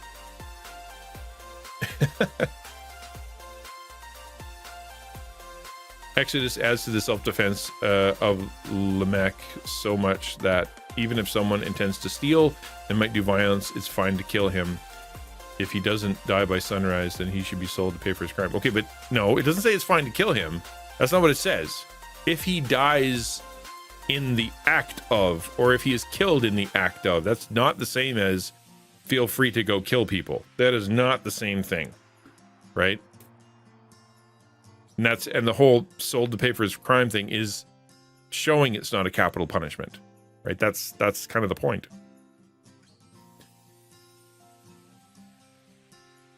Living in the UK, honestly, can't imagine living in a country where anyone or everyone could potentially be carrying a gun. I've only seen a real gun twice.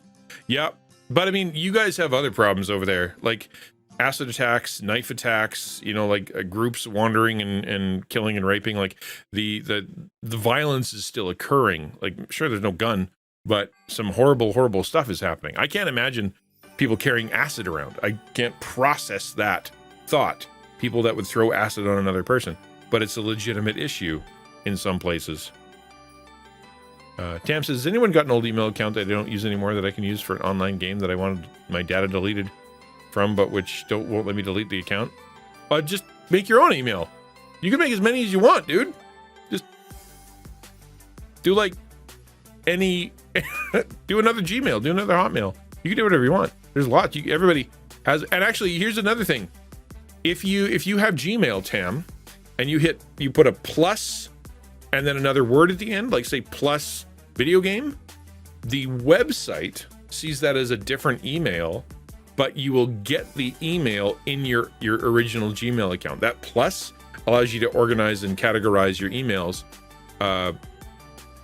be able to register with different things, but it'll actually funnel into like your one place. Gherkin, I have chosen to not kill before. I drew a gun and held the guy down till the police arrived. I would have been justified legally, but made the choice not to do it. That's good. This was at work, yeah. Well, I mean, yeah, you're supposed to pacify, right? Like end the danger. Not always need shooting, but I get you.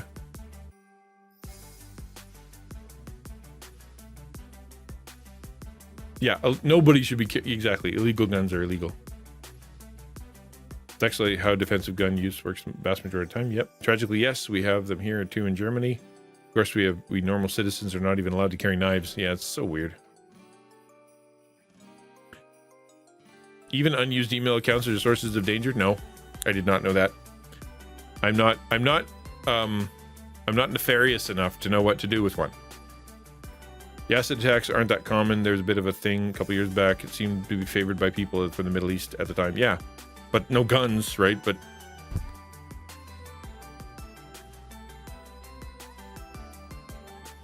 yeah, you can delete a Gmail account.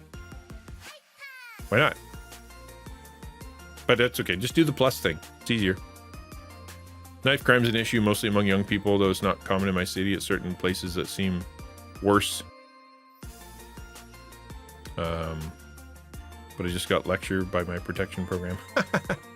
Well, okay. I mean, yeah, if it's not good for you. Did we solve the problems? Have we solved gun control, abortion, and the biblical understanding of self-defense? Did we get to the end of that? Are we good now? Okay. These issues are, it's kind of nice to be able to sit here and have a conversation about it. Because like I'm not upset with it. Like, and that's why what I said was I can't make a good biblical argument for it. It's, as I think through it, I can't make a good biblical argument for whatever, or, when Miss Shigatsu is like, actually, didn't you know the Bible said? We can go, well, now we can go to the Bible. We can actually see what the Bible says, right? Yeah, because that's where I get my morality from is written in the scripture. And so therefore, let's talk about that. But when it comes to things that, like you could make a biblical argument for back and forth, situational ethics and whatnot, we can have that conversation without getting mad at each other. Like I can be a pacifist / wuss, who lives in Canada on the internet, and we can still be friends, right? And if you guys are packing heat and trained to kill, 007 style, that's okay. We can live that. I'm okay with that. Not a lot of, I don't know how many people can do that, but I'm not, I'm a terrible American.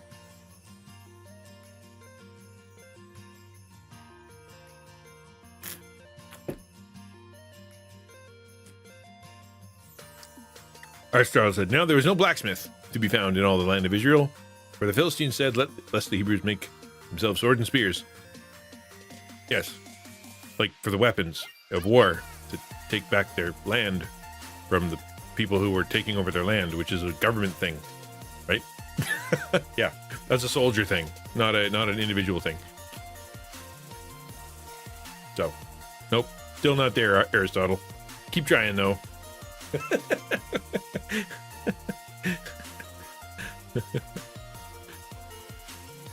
What the Bible says about stuff matters. Lots of these talks are weak on strong issues.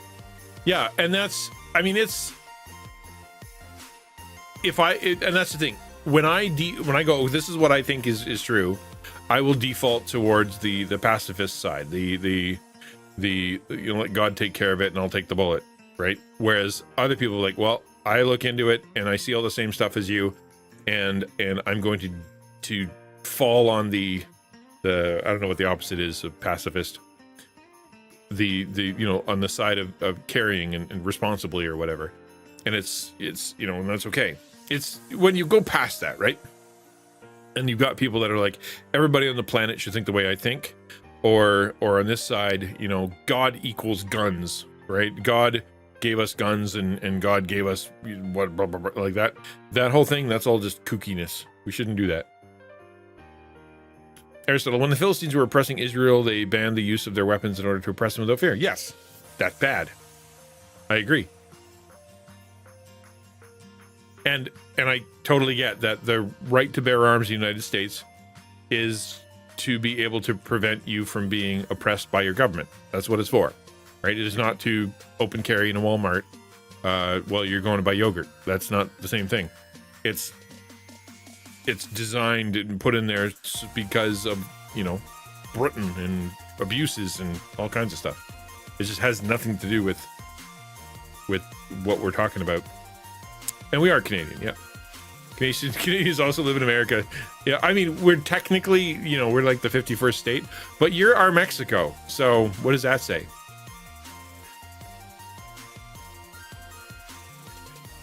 United Statesian.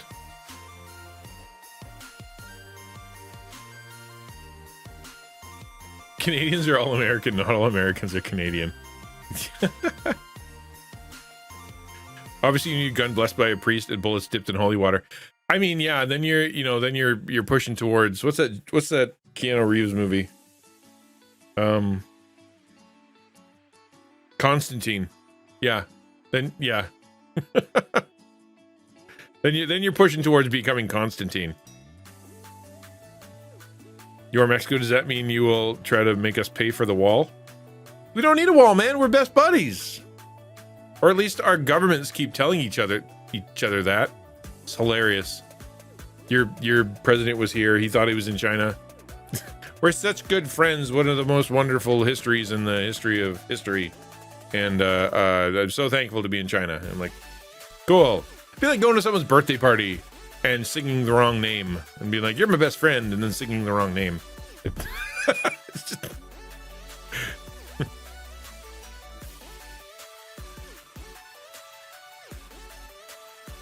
I'm not Constantine, says Samus. You can be if you want to be. You can. It's just a lot of work. Like trying to set up an office at a bowling alley. That's a lot of work. You don't worry, I'm a priest, but I believe I'm a bard. I'm trying to become a druid. Yeah. Angel Michael was a good actor choice, in my opinion. Oh, what's her name? Yeah. The chick who played. She wasn't in Lord of the Rings, was she? I know who you mean. I can't remember her name.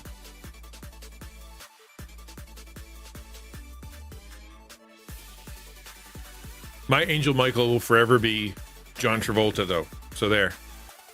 That's my Angel Michael. Funny because everyone's okay saying people are Africa when there's 100 countries there, but when you say we all American people are like, no, not my country. That's a whole thing, dude. Like, really? I agree with the people that talk about how you should like get rid of the phrase whatever American, you know what I mean? Like Ukrainian American or Irish American or African American or whatever. It's so reductive, especially African American. Come on. Charlize Theron is African American. Elon Musk is African American. It does not help. It is too confusing and too reductive. There are better ways to do that. And besides, if you're American, you got American citizenship, you're American. Be American. That's okay. You don't have to differentiate yourself. Or maybe that's just a Canadian thing. I mean, we still talk like obviously in the United States is supposed to be the melting pot and Canada's the mosaic. That's how we learned it in school. We're the mosaic, all cultures together making a beautiful mosaic. We can all be unique and different and it makes us more beautiful. United States is the melting pot where everybody comes in and just kind of loses their individuality, but each flavors the other, right? That's kind of how it's the way that we were taught. And so I always like, so where are you from? And it's not that big of a deal to be like, yeah, my people are from Ukraine. That's cool, but I'm Canadian. Like I don't even know if I've ever heard anybody hyphenate whatever Canadian. Smells political in here. Well, we haven't done politics yet, nurse. 2 years. I have not talked about guns, and I have not talked about politics. Like, it doesn't come up. We don't talk about it because I'm a big ignorant dum-dum. And so me taking time to talk about my political opinions, there's no point, because it's like asking a chimpanzee his opinion on the Baptist potluck. It's just, it's like, I know food exists. Tragically, that goes for most country leaders that I can think of. If I did not know that God has complete control, that would be scary. Still scary. John, which movie is John Travolta? Michael? I'm so old. What was it called? Angel? Was it just called Angel? Oh, it's called Michael. Michael, it's called Michael. Yeah. That's every time anybody says angel hair pasta, I immediately think of that movie, because they repeat the phrase 1,000 times in that movie. This is the thing that they say over and over and over and over and over.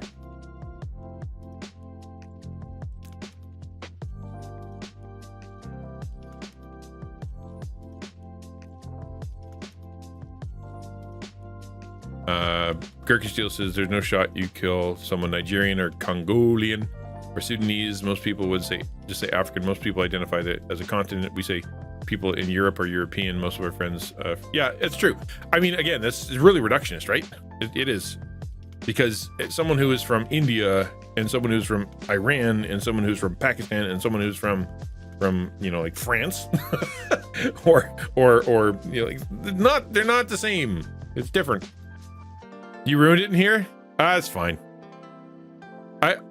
We have to cover it at some point, right?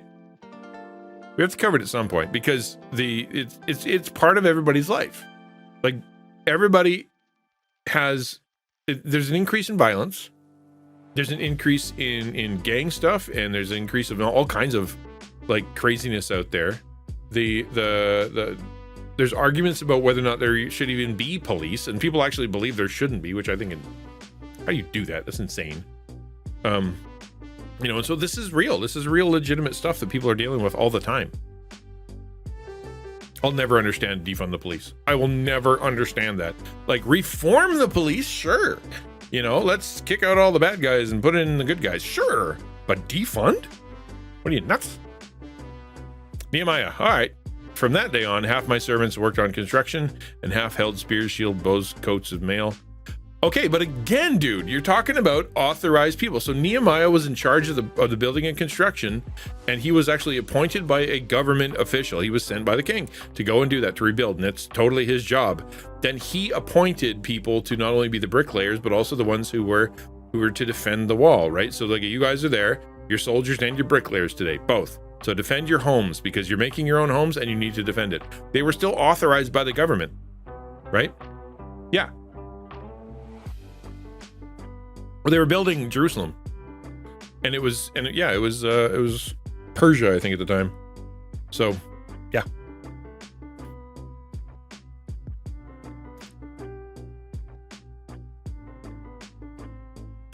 And yeah, Romans,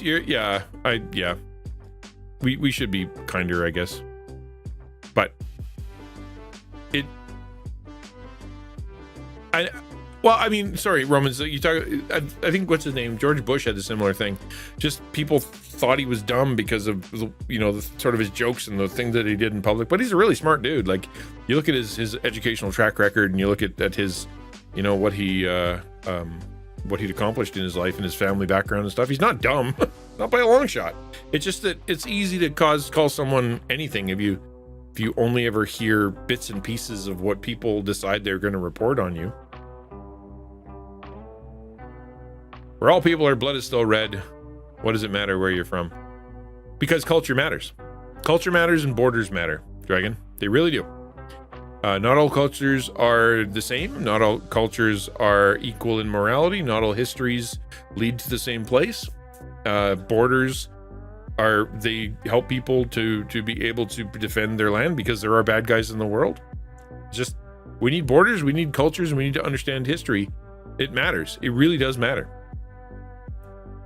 I don't even call all Indian people Indian. A lot of the time, they have their own identities based on language and ancestry. And I'm not smart enough to know what they are, right? Yeah. Like the class system? No clue.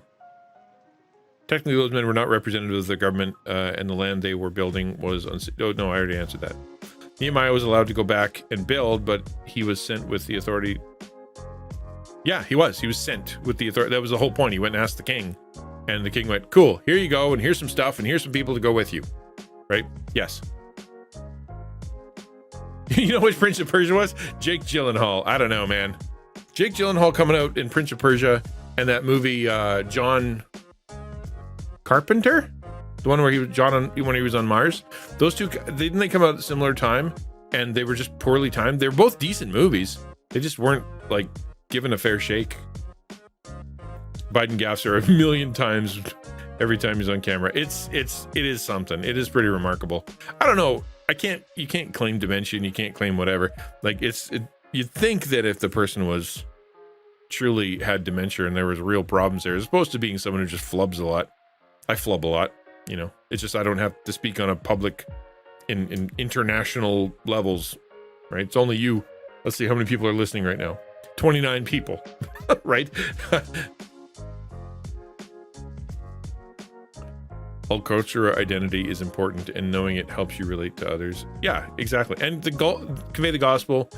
Language matters. Understanding differences matter. Understanding history and their stories, the actual story of the people and their cultural understanding of evil or of good. Like that all matters.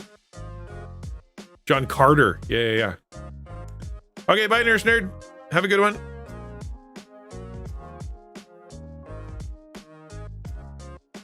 What about Genesis 9:6? Whoever sheds the blood of man, by man his blood shall be shed, for God made man in his own image. Yeah, but that again, enforcement by an authority.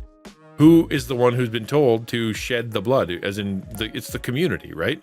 If someone murders someone, the law, God said, we're to murder you too. Don't murder people. Why? Because man is made in God's image, and to kill a man is to offend the image of God. It'd be like you're tipping over an Asherah pole, or knocking over a Buddha, or spray painting a picture of Muhammad or something like that. Like that's what you're doing. You're offending the image of God, and you are personally taking an attack on God by killing one of his people that bear his image. Yeah, but that doesn't say you as an individual, if someone murders you, feel free to murder them back. That says if someone gets murdered or gets killed, or get murdered, I guess, then the community has permission to deal with that guy, because that's how it's going to have to be. I missed your mega paragraph. I have 40. I don't know about that. Did I miss your mega paragraph? Where did I miss your... What? No, I didn't. Or you said MAGA. You're going MAGA? I don't know what you said, man. You're right. Sorry, Girk. I mean, I understand culture matters, but I'm saying I don't see why we have to call everyone this versus that, when we can just take them as human with a different culture. Sure, but one culture is not greater than the other. I don't know if I even agree with that. I don't think I agree with that. One culture is not greater than the other. I mean, the idea that all cultures are equally valid and all cultures are equally right because that's your culture, I don't think that's right. Some cultures are legitimately morally wrong. Some, it's like, it's just, the way you grew up was wrong. You were raised wrong. You were told wrong things. Your worldview is wrong, and the way that you're applying it is bad, right? That's a bad culture. But we're not disagreeing with like little stuff like food. We're talking about morality, human morality. That wasn't much of a discussion. It's just, it was good. Yeah. I think John Carter was a good show. I mean, I remember when him leaping and whatnot. It's a good show. But there wasn't much of a discussion, so feel free to add to it, Beardsley. Yes, please repost it, Girk. The right to carry doesn't mean we're giving up the right to kill. The vast majority of the time, it is a deterrent. That's an interesting argument. I guess. Yeah, I guess.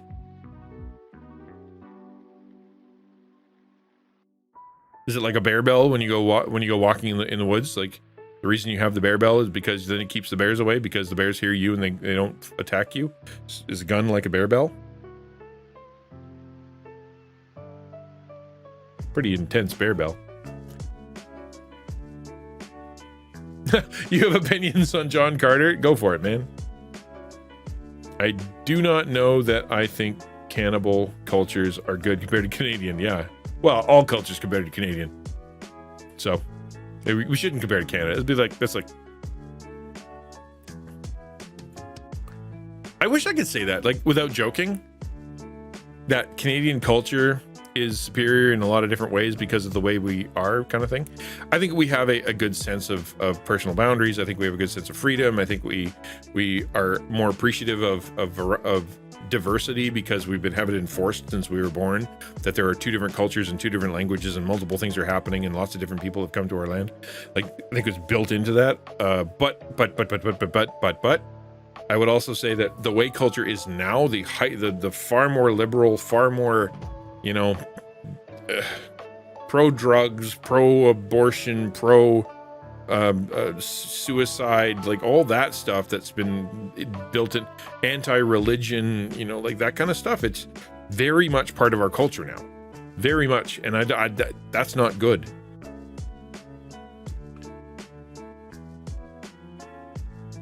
Well, it should just, if Gherkins, if it doesn't show up, it should just say no, you can't post that.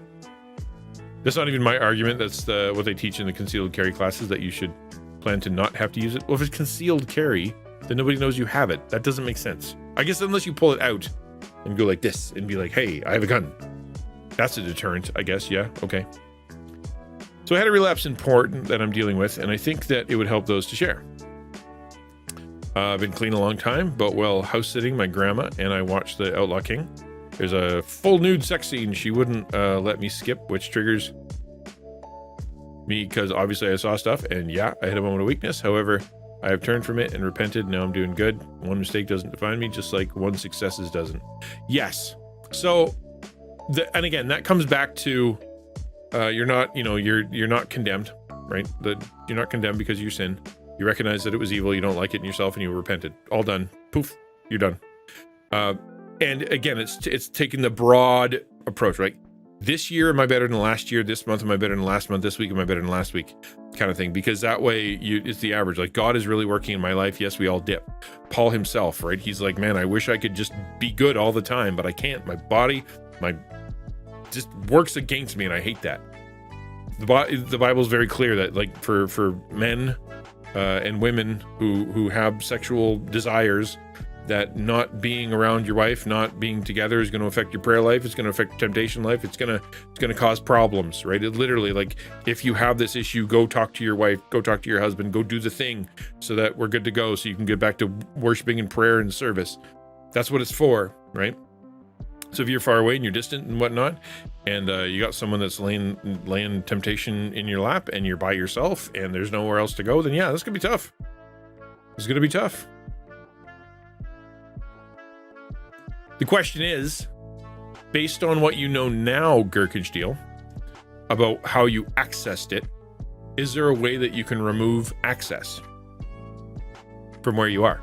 Like, as in, like, turn the browser off on your phone if that's where it was, or whatever. Is there a way that you can? Part 2, there's grace. I obviously screwed up, but there's grace. It's a long journey, but yeah, it was unavoidable at the time, and I told my wife and therapist and have planned moving forward to keep the good fight. Don't let little set. Yeah, exactly. That's the right thing to do. I mean, granted, you can't be glib about it, and you can't, call sin no big deal, because sin is always a big deal, and it always goes farther than you think it does, and it always affects and infects far more than you think it has. Right? That's just the way it is. You don't know the spread of that sin because you're not God, but at the same time, God is able to. God does give forgiveness, and other people who are Christians in your life also are to give forgiveness, and so therefore it should, generally speaking, go away. But that's not always the way it goes. Aristotle, keep trying, man. Hey, let's see what we got now. Then you shall select cities and be cities of refuge for you, that the manslayer who kills any person without intent may flee there. Yes, the whole idea of cities of refuge surrounded someone who was killed without intent. Outside of accidental death, self-defense would have been the primary example of killing without intent. Yeah, but that's an argument from absence, right? What you're saying, since this exists in scripture, this part that it doesn't say must be true as well. That's an argument from silence, right? So because cities of refuge exist and that someone can run to so they don't get in trouble because they didn't intend to kill, it was manslaughter, right? Therefore, as you said, self-defense with the primary example of killing without intent must be a thing. That the self-defense part isn't part of that, right? Doesn't say self-defense.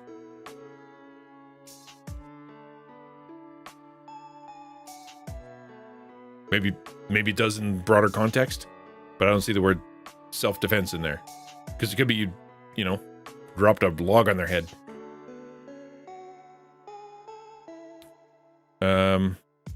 Good steps, especially telling your wife. Most men won't do that, especially if it was just this one time, which ends up being more than one time for them. Yeah. Normally you tell them like 1% of all the stuff that's going on, and that gets you in enough trouble to go, I'm not releasing the 99, that's for sure. That's hard to do. No matter how locked down access is, I'll be able to find it. Yep, because we're all nerds. Yeah, it's hard for nerds. Therapists and I are focusing on dealing with triggers and stuff instead of lockdown. We used to lock down and didn't work. Current method works well. Just should have checked IMDb when Grandma suggested the movie. That's true too. I mean, yeah, good point. Good point. Is that gonna be a problem? Is it gonna is it gonna get the engine started? And if it gets the engine started, no, let's watch something else. There's 10 million other movies. Let's pick another one. Yep, for sure. Well, even if Lamech was about self-defense, right? That's a very early scripture, very early on, and even pre-Moses, pre-law, pre-Sinai, that doesn't apply to either the Mosaic law, the covenant, or to Christianity. Like, it's way before. You know what I mean? Like, I just think having that one text under your belt and then interpreting all the rest of the texts in light of that one that you've decided is the key one, I think you're falling down the stairs, as opposed to using that one as clarity. Like, all the other ones should clarify, the many more that you've talked about should clarify the one that you've decided is the right one. It should be the opposite, where you got lots that say what you don't agree with and that you're interpreting in light of the one, as opposed to a bunch of them that kind of say, oh, they don't say that, I should probably interpret Lamech or as I'm saying, probably not what I think it means. I haven't learned it can't be alone. I need to be in communication with my wife frequently. For Orlando, I roomed with someone, which would be epic because that'll help a lot. Yep, that's super helpful. I should have known that Outlaw King would have my favorite Avenger doing the bad. Sequel to Braveheart. What? Really? Sequel to Braveheart? Is that a thing? Yeah, Braveheart had a lot of crazy stuff like that. Crazy good movies just can't not have nudity. I know they need to show the marriage being, yeah. Why do they need the marriage consummated? Why, if someone is, whatever, do they have to get their shirt ripped off before they get killed? Like, yeah, it doesn't make sense. Just don't. Braveheart 2, Heart Braver. Yo, Maid, N3W, Maid New. Hi, Maid New. Good to see you. How you doing? What's good? Well, our conversation, I don't know. Depending on the perspective and whether or not you're sitting at home fuming at me and the crew of this conversation, it could easily be that it's not good in here because you're politically charged and all of a sudden you're upset with everybody. Or it could be great because we're having a reasonable conversation about very hot topics in a kind way. So, so it depends on your perspective and how hot under the collar you can get. I mean, it's important to the plot, but like, you can just say it happened. Exactly. I like the one where they kind of lean into each other and like, oh dear, and then they do this, and then all of a sudden it fades to black, and you're like, well, we know what they were doing. Like, they were in the bedroom or they were in the forest, and then they were both there, and like, yeah, we're pretty sure we know what happened. Where are we at? We covered abortion, we covered Biden, we covered gun control, And Aristotle is working super hard to convince me that you can defend yourself biblically by killing someone. That's where we're at right now. Anything else? Talked about John Carter. Gherkinstill's bringing up porn. We're covering all the things today. All the things. I clearly disagreed with you on hot button issues, but like still love you doesn't change my thoughts on you. Yeah, and that's exactly right. There are bigger issues.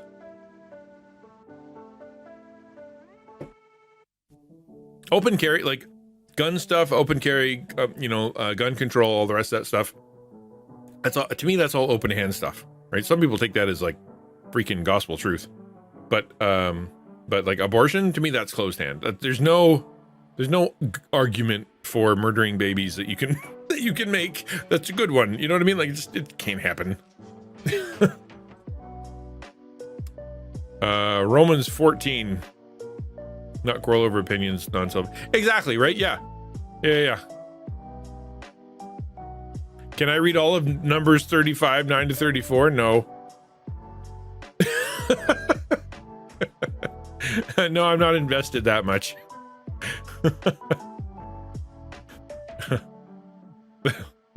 I think we can just safely say we agree to disagree at this point, Aristotle, and that's okay. Like I said, to me, it's an open-hand issue. I'm not questioning your salvation, and I'm not questioning your position in heaven, nor do I think you're an idiot or whatever. You know what I mean? Like, cool. You seem to have a whole bunch of scriptures that you've interpreted in a certain way, and I could also be wrong, so that's okay too. So yeah, no, we're good. We're gonna cover Calvinism versus Arminianism. Depends on if we're predestined to do such a thing. Let's find out, shall we? We won't know until we know. Now we clearly need to talk about how if we are to be the image of Jesus to those in the world, we all need to grow out our hair and have a beard, correct? I mean, beard, yes. Beard, yes, for sure. No question. I think all men should have a beard. It's the most bestest way to live. And the most Jesus-ish way. Although I have seen plenty of pictures of Jesus where he doesn't have a beard. And he's also usually glowing and floating. So if you can glow, float, and not have if you can glow and float, then you're okay to not have a beard. But I don't want to. I know. Well, I don't know. We were actually talking about that the other day. The little lady mustache that that sometimes grows in, and you get that little black. Is that Spurgeon? Is that Spurgeon with a beard? The little black thing, like. Should a woman shave that off? We were talking about that among the family members. Like, is it that's no good? Women shouldn't have that. Go shave that off. Or the fact that since it's growing on your lip, we should all just adjust and realize that some women can grow mustaches. Where are we at on that?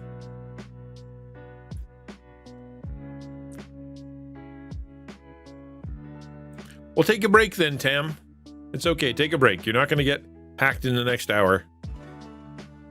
What if I don't want a beard? I mean...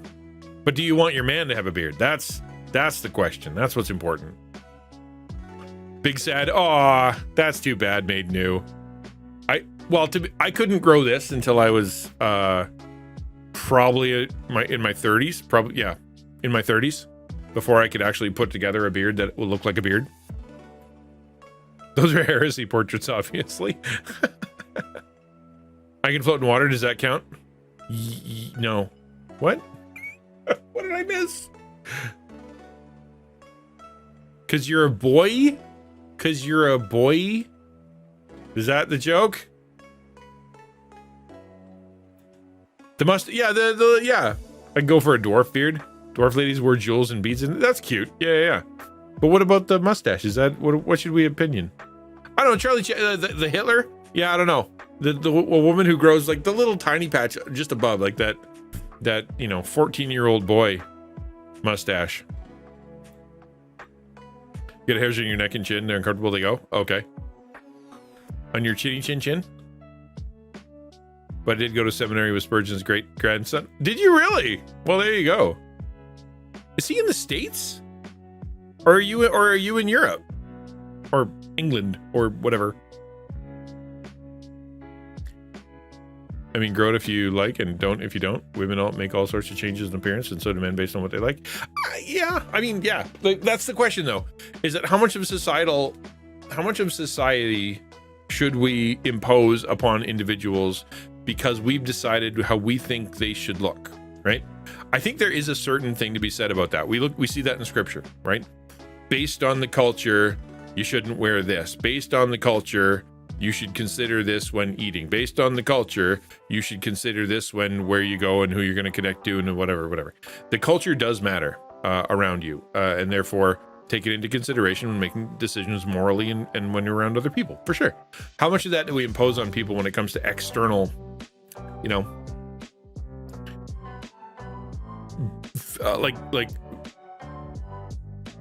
external looks? Obviously, the clothes thing is addressed in scripture. The jewelry thing is addressed in scripture. Things like that. But that's more about attitude than it is about anything else, right? That's not don't wear your hair pretty. That's don't come to church and try to be the center of attention. That's very different, right? It's husband has no intention of ever trying a beard. Oh, there you go. All right. It's not always great. Isn't it? Yeah, no, it's not always great. 32 with a baby face. Maybe it'll happen, man.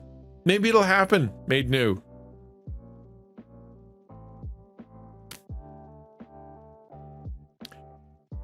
Just increase your meat intake. My brother did the Charlie Chaplin. One half, he immediately shaved it off. Yeah. Yep.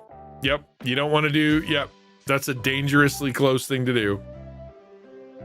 You don't go straight from Charlie Chaplin to Hitler in very little effort.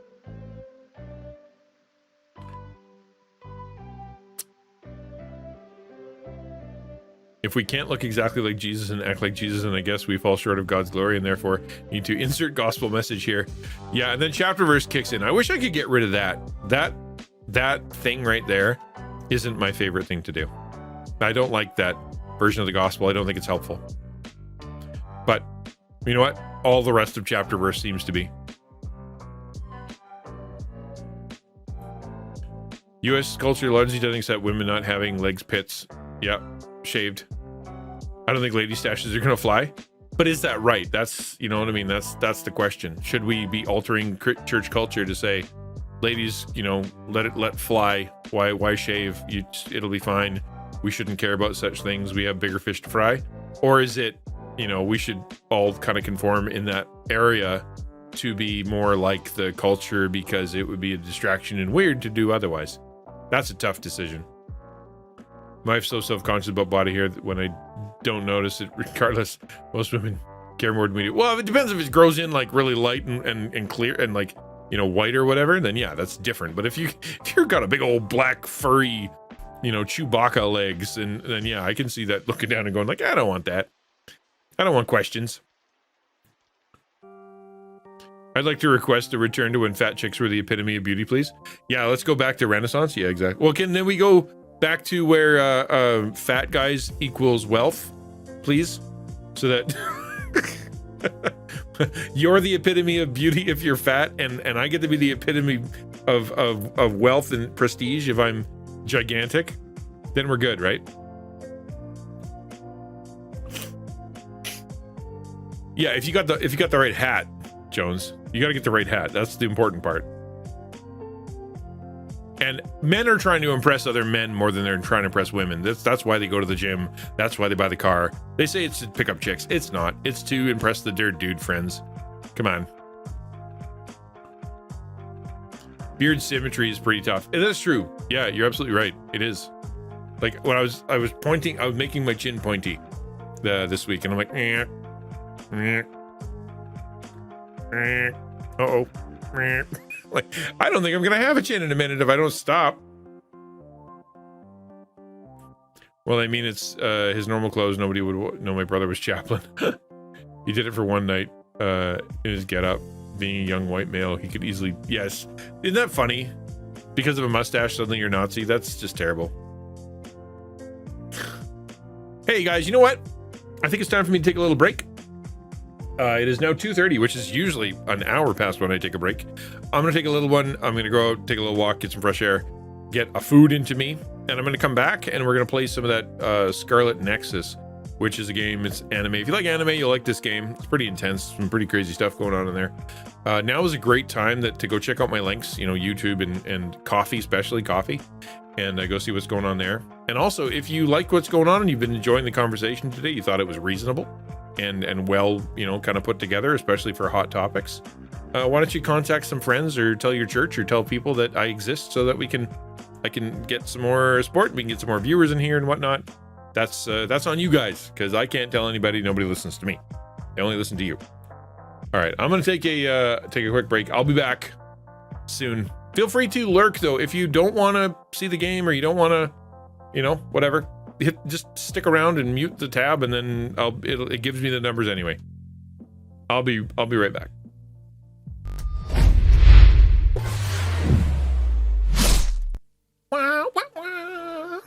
Hello. Whose is that? Book of Gaming. That's a solid emote. Eats this pineapple.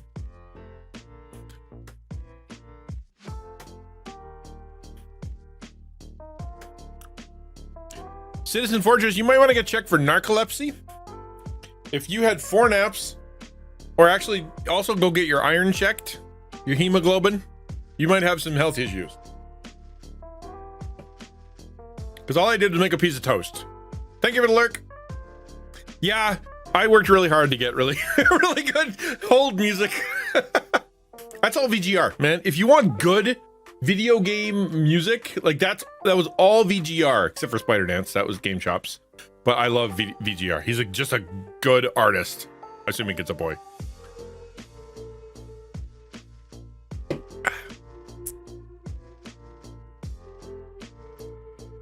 All I did is make a piece of toast. Hugged my daughter, made a piece of toast. That's it.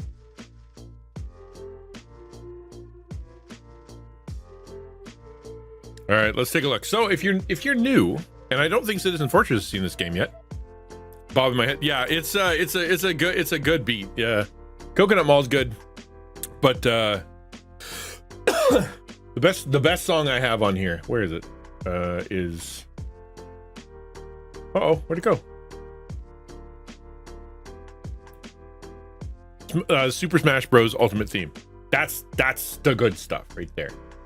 I don't even know if it made it that far, but that's a good game. Good song. Okay, so here's what we're doing today. We're playing Scarlet Nexus after that big long discussion. So let's turn our brain off, watch a little bit of anime, shall we? I'm not new, but I'm made new. There you go. Nice. I set myself up. Well done. Scarlet Nexus is an anime game where it's very anime, okay? Very, very anime. And it presents all of its stories in sort of a manga style, which is very cool, but you can adjust it so it actually renders 3D into a manga style. Kind of neat. I am Someone Kasane. important to Major General Karin metamorphosed too. That's what you told Yuito. Yuito said a name.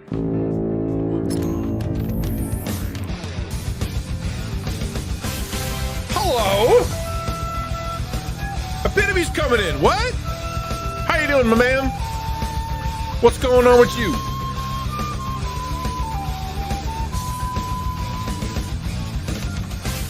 WC3 Rogtar. What does that mean? What's WC3 Rogtar mean? Is that like a condensation of something? Is it a video game title? Need to raid and run? Have a good one. Have a good lunch. Thank you for coming by. I appreciate you being here. Let's get a shout out for good old Epitome. He's a cool guy. You got a different kind of stream, so if you're looking for something unusual, and I'm a big fan of streamers who are doing something different, because everybody can turn on their game and sit there and stare at the wall, but it's hard to do different stuff. Warcraft 3 Rogtar. All right, cool. I've never played Warcraft. Every time they turned on Warcraft, I went and had snacks, because it's only for smart people and who can do strategy and like do that kind of stuff. And I just had snacks. When they started playing Descent, then I joined back in. Descent was my game. I liked that game. Where I got my first gamer nickname, Wipeout, because that's how I played. Let's go, no stop. Just smash into things until everything's gone. If you're new here, my name's XtianNinja. You're on a channel where we're working hard to build an open, encouraging, and meaningful online family through gaming, real talk, and God's truth. We spent a bunch of time talking about Bible stuff because I was a pastor for a long time and a preacher for a long time, so we do Bible stuff. Then we jump into some real legit talk. Like we talked about everything today. We did abortion, we did gun control, we did politics, we did it all the stuff that we've been avoiding for so long we did today. And then we play a video game. So that's what we're doing. This I'll give you a bit of a crash on what we're doing right here. But staring at the wall is fun. Hey, Mother Goose. Thanks for the follow. So this is Kasane. Okay, I'll get you a little caught up in the story. This is Kasane. She has a sister that she loves. Her sister was shot in the back by a big corporation, and that corporation turned her into one of the enemy. The enemy are the alien beings that come out of the sky. We don't know where that's coming from. But in the future, we went to the future, and in the future, we have to kill our. We met our friend, or at least another guy, who was actually the boyfriend of our sister, who's now a potted plant, and we are supposed to kill that guy that is our sister's boyfriend in the past. So we go to the past, we got to kill that guy, but that guy didn't want to die, and he's very insistent on not dying, and so we're trying to figure that out. So it's all clear now. So you've been completely understood what I'm saying. Heard your name here and there. Oh, that's nice. Probably gonna put a face with the name. Must have come with the raid. It's nice to meet you too, Mother Goose. But I'm you probably know me more about the taco stuff for the Alliance for Creative Outreach Christian streamer and Christian content creator network that we put together, and the classes that I do, and then I try to get around. The sister is a potted plant. That's one. She we have two government corporations / big businesses that are competing to be more evil than the other ones. That's what we know. You're the bomb, man. Thank you so much for doing that. Or man in the most generic and general term. You know what I mean. Was it? All right. Well, it's a bit of a sensitive topic, to say the least. They talk to our brains Sorry, in this but can we too. talk about it later? All right. Bye-bye. I'll talk if necessary, but I don't feel like it right now. Hey, thank you. Warcraft 3 Rogtar. So I think Suo and Seiron are both hiding something. Karin's true motives are still a mystery. I wonder what he's after. All we can do is keep moving and watch them. okay, so Man, this is going to be such a pain. our job at this point, when we're doing bonding, is see if we find the little pink thing. That means we can do a bonding Why are episode. you so against going to Togetsu? It's where you're from. You're not popular, so you wouldn't understand. But I have a lot to worry about. Oh, being popular is hard. Sorry for not being popular. Yeah. Okay, so we're gonna do what's called a bonding Kasane, episode. perfect. Can you get me a soda from the refrigerator? Sure, but I think it would be faster if you got it yourself. I need my calories. Burning those calories She's- with my power would be putting the cart before the horse. See, Don't worry, I'll pay you back. all these I don't know bonding when, though. episodes are meant to help us with our connection to those people. So not a big deal. Like, as in, like, all we have to do is go through a little bit of an episode to have a conversation with them, and then we can use their power in a better way. So we just bonded level up with them, which means when we use their power during fighting, it's actually more powerful. But the bonding episodes are never good bonding. It's always an argument. Sorry, back now. You're apologizing for coming back? Well, that's okay. I'm glad you're here. Thank you for coming back. No apology needed. Okay, so now we're going to increase our SS recovery speed and guardian vision. That's kind of fun. I don't know what that means, but it's neat. Nonetheless. I think understanding you better will make our battles more efficient. Well, then I guess we both need to understand each other. All right, I'll be recharging my batteries to get to Getsu. Let's do a bond episode. Cool. Then we can be even more better buddies. Arashi, why are you sleeping here? Didn't you say you were going to check the SAS?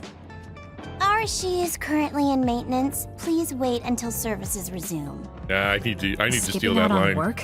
Arashi, you bring lazy to a whole new level. Shut up. People need to get plenty of rest or they can't work.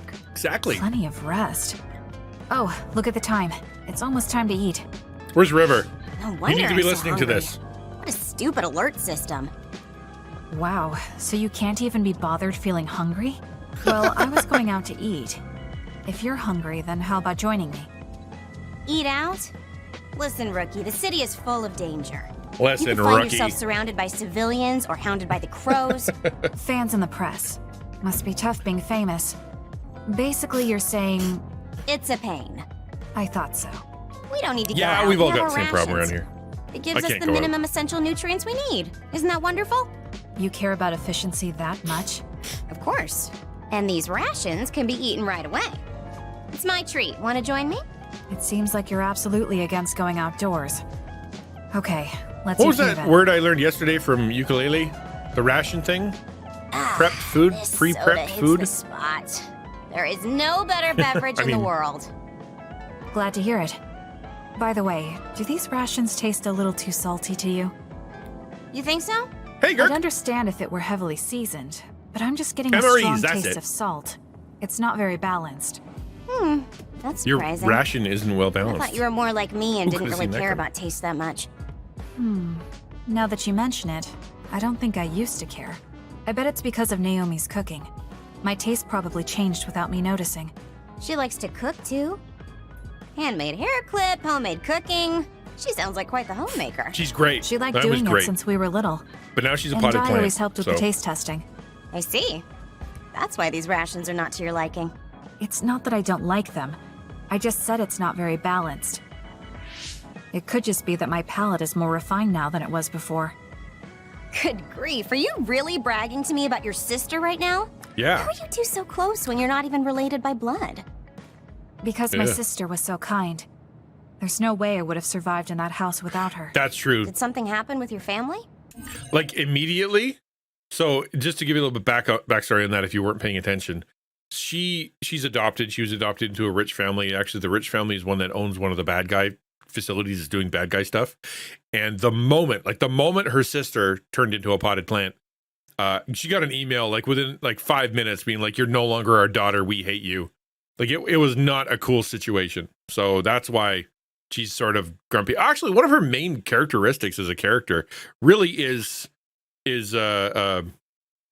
where they make the bad guys. Thank you for the follow, the Secret Pro. Okay, we need the Secret Pro around here. Thank you for coming, and I appreciate you. Everything that you can do to help me be better, please do. You're like the pseudo. You can be my pseudonym. My pseudo. What do they call that guy that writes the book for the guy who doesn't know how to write a book but wants a name because he's popular? Pseudo author.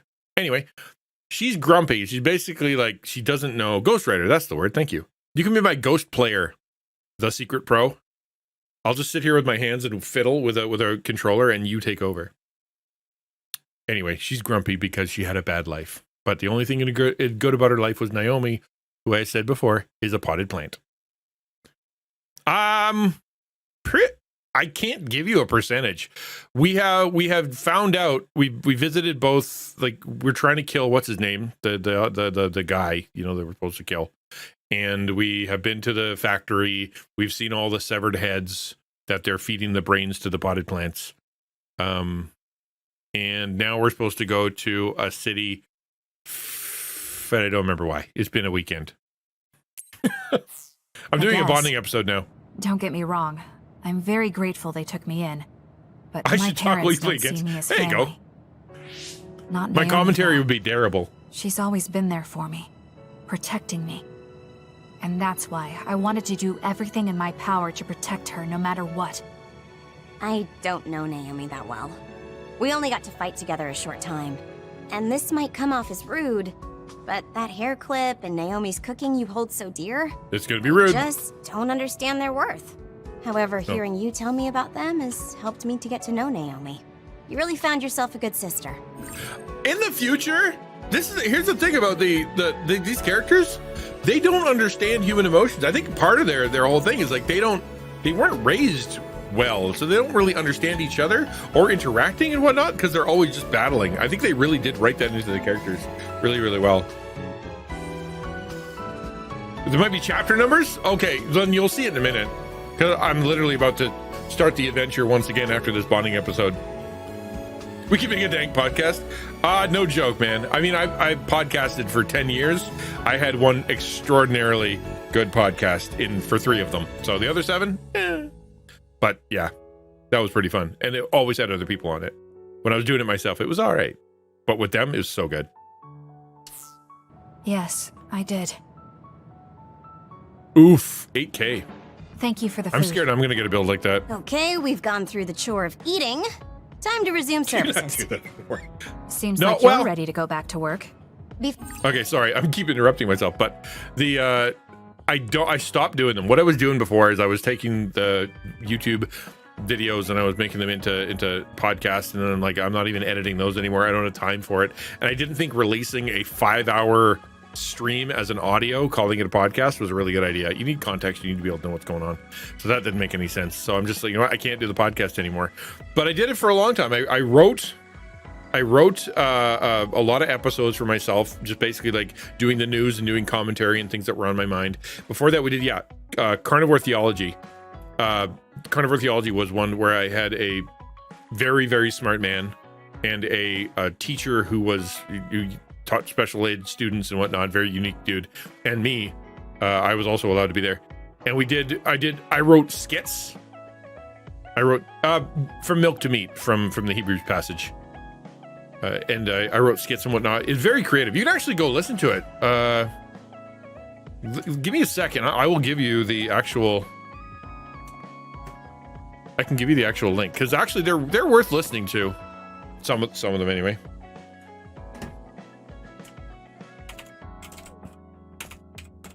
I get okay, you can do there. So here's the Apple podcast. You can go find those, but I doubt it has all of them. Yeah, you're not going to get all of them there. There we go. Carnivore theology is gone. No.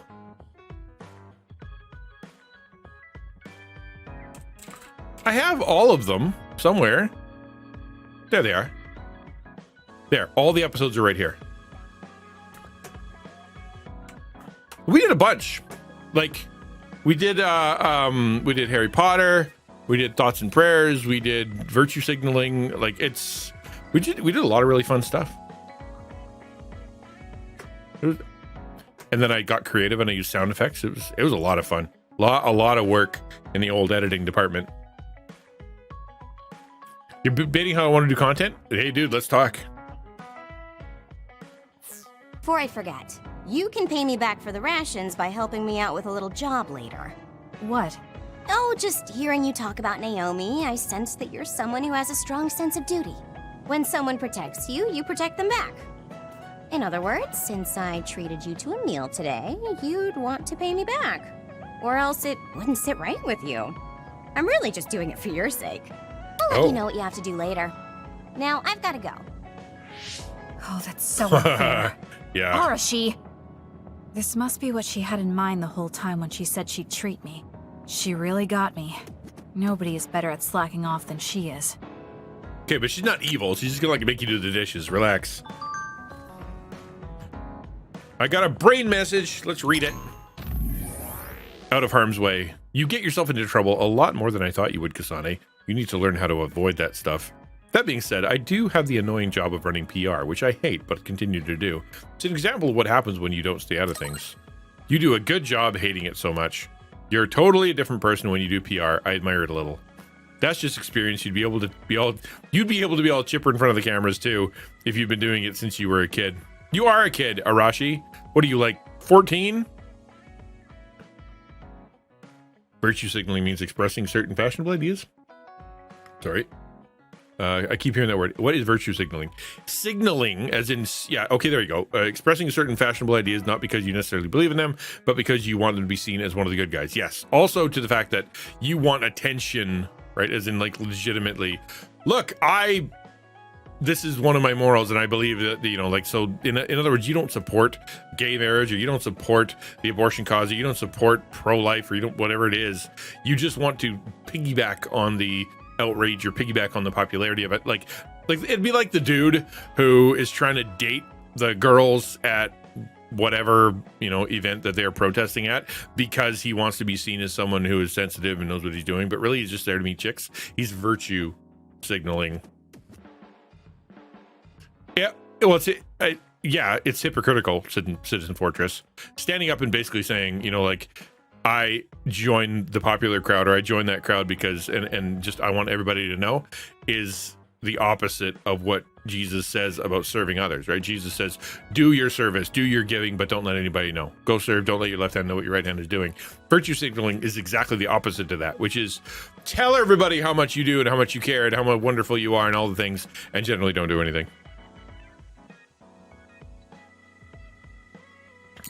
New mission, yay. Sometimes it doesn't make sense. Let me go. Gardening. Oh, yay, a bonding episode. I need more powers. That's why we're doing a bonding episode. Okay, sorry. Do you remember when we talked about gardening? We should go gardening. Okay, let's roll. I like gardening. Gardening simulator in anime while fighting potted plants. Would you like to talk about gardening? Sure. There's an anime voice if I ever heard one. This is more than just herbs. Yes.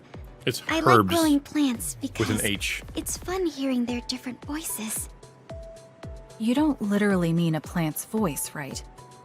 No. You talk to your because sister. She's a potted plants plant. can't speak. That's why the person who's growing them needs to imagine what they're saying. Over here. Follow me. I'll show you what I mean. This is Charlotte. She's rather extremely assertive upset when with it you. comes to plants. Looking at the flower beds in Get cities dirty like with dirt. this, you But can that's tell how outside. they've grown and what condition Ew. they're in.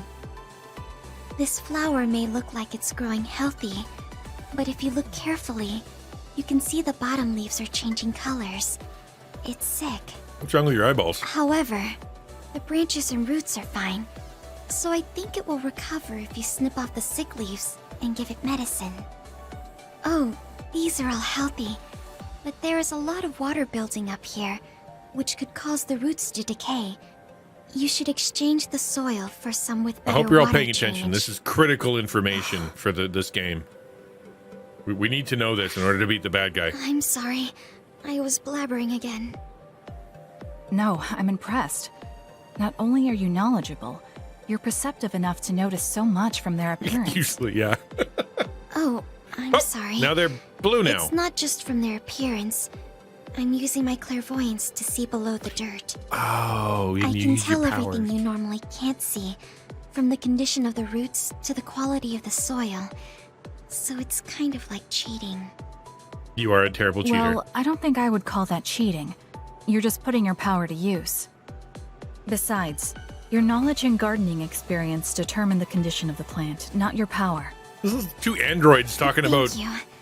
gardening. Oh, and of course you can garden without clairvoyance. I felt the same back during the military exercises. Just to push pause real quick. Have you guys seen the timer that has come through? It should be once every 18 minutes.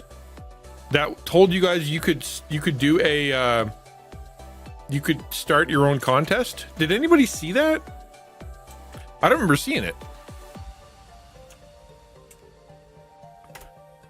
I had a new thing that I wanted to talk about, and I was using that as my rememberer. Yeah, chat commands, custom commit, no, timers. I know you guys are seeing this. Shared, no. Oh, there it is. Dang it. Okay. So, not as many as there used to be. That's cleaned up. Hey, Banff. How you good? So just, okay, there's a timer right now. If you go to my my merch shop, and this is really for the sort of the in people, the ones that really like taco, really like me. So if you're not, connected to, this isn't me asking for money. I'm just saying, if you want to do something fun and you want to do something for chat, if you go to your, hold on, my brain. If you go to my merch store, the Fourth Wall Christian Ninja and Taco merch store, you can actually buy while I'm online. You can buy merch that you can gift to chat, and then chat, if they hit ! enter, will enter into a contest, and then you will actually give that to some random person in chat who can do it. So if you ever want to, just for kicks and giggles, want to like give away a XtianNinja mug or like some Taco Kitty stickers or whatever like that, you can go and do that. And you can start the contest whenever you want, and then everybody else can do it whenever they want. And I don't have to do it. It's just a fun thing you can do if you wanted to do it. Yes, I do double. Yes, I'm dual PC. And I try to keep my icons down. Actually, it's not good for your RAM, apparently. Too much RAM if you put it on your desktop. They used to fight each other a lot more. I finally smoothed out the dual PC thing. It's actually really convenient. Like if this computer crashes and because of a game or whatever like that, I can keep streaming. But the ability to scout anywhere makes her power an important asset.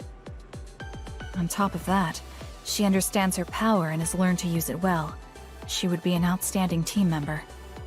I love the background Sonny? music. NDI. What's wrong? NDI is the only way to go. Tsugumi, would you come with me? Huh? What do you mean? I mean just that. I want you to come to Seiron and fight alongside me. I have a capture thing for my Switch, though. No. Well, it's not just for me. And I know this is a bit unfair for me to say, but I need your help for Naomi, too. I'm sorry about Naomi, but I already decided I would fight with Yuito. Yuito, that's the other guy. That's the guy we're trying to kill. Ironically, we're going to be playing him next time we play this game. We're going to play all girl side, and then we're going to play all guy side. So it'll be interesting. Yeah, it's kind of cool. So the dual PC thing, just to let you know, in case anybody is curious. Basically, I have a PC over here. That's the gaming PC. It has all the rainbows in it, and it sends the signal. Like it has OBS running, and I use the NDI, which is a software that works through OBS to digitally send it through my network over to the other computer, where it is just a source. It's just a video source over here, and so therefore it's just treats like a normal video source. The trick that I did that makes me smirk is that I needed to get my alert sounds off the little computer, off my streaming computer, onto this while I'm playing games, but this is only running through the gaming computer. So as a smarty pants, I actually used an online IP radio program in order to run IP radio from this computer to my gaming computer and run that through OBS, and I run that as a monitor. It's great. Neighbor's really hitting the weed. I can smell it past the foam in the air purifier. Dude, that sucks. I'm sorry about that. May God keep you from being sick. You've already had a rough enough time. Good golly. Air purifier and stuffed full of stuff, and he's still getting past it. That guy's he's either gonna get cancer and die, or his brains are gonna melt. That's too much weed. Even if it means having to fight me? Yes. When that time comes, I won't lose. All right, if that's how you feel, I'll give up on trying to recruit you. However, please don't expect me to go easy on you. Not really much latency. That's okay. We'll still win. The latency thing is, sounds like he's gonna barf. Good, maybe he will. Look. With the right settings and be able to put it together, there's What no is latency, or almost zero. The inside of this tree is mostly rotten. It's been infected by a fungus that's consumed it from the trunk to its roots. Oh, metaphor. Incoming You can't metaphor. save it? It's too far gone. If we leave it, the wind might blow it over. In that case, I think it's best if we dispose of it now. I can use my psychokinesis to uproot it. Don't say it like that.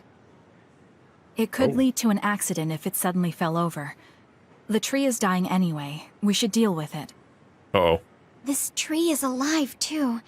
It's been sick and suffering, half dead, and you're talking about it like it's garbage. Somebody's got some baggage. You're right. I'm sorry. I shouldn't be so insensitive. To that tree. It's a tree. Calm down. I'm sorry, too. This is clearly more than I a know tree. you're right. It's already too late, and our only option is to cut it down. But It's not really a virtual machine, though. care. Just OBS. This tree has watched over everyone its whole life. way more simple than you think it is. I think it's important for us to show it the proper respect to the end. Yes. Bible jokes. Thank you for understanding. Oh, also that I use shrubbery over HC60 for my there. Switch. She has But- more depth than I thought. NDI is She's quick. quiet, but she I like doesn't it. just do what she's told. I have a really good She router has a though. hidden strength. How strange. I feel like we would really get along. Until I kill her later. Asane, are you listening? I'd like for you to pay attention here. Don't worry, I'm listening. You can talk as much as you want. Aw, that was nice. We almost have maximum bond. Brain message. Oh yes, I used slobs for a long time, and for the whole first probably 9 months, and I loved it until all of a sudden slobs got in trouble for stealing stuff from OBS and all the copyright stuff, and I felt I got peer pressured into getting rid of Streamlabs, and so I changed everything over to regular OBS. I use Stream Elements stuff, Stream Elements OBS, but then like within a month they'd solved all their problems. I really wish I would have stayed with Streamlabs. It's just a better system. It's easier. I can do whatever I want, but honestly, Streamlabs is just way easier. What is Taco? Keep seeing it, but I don't think I fully understand what it is.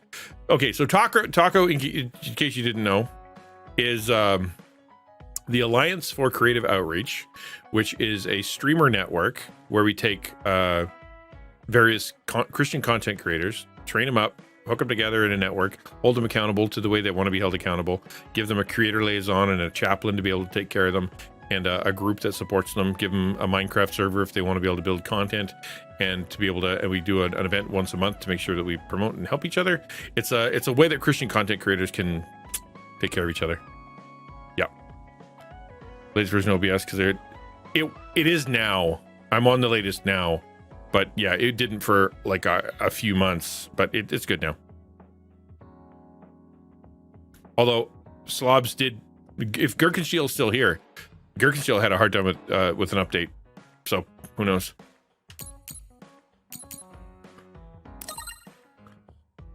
You're very calm for only being your first year, even with so little combat experience. It's amazing. I don't hesitate when fighting enemies. It's like swatting insects. Okay, I'm gonna get killed by her. Let's go start an actual like We can level. leave after we get a little rest. Yeah, you should join the Discord.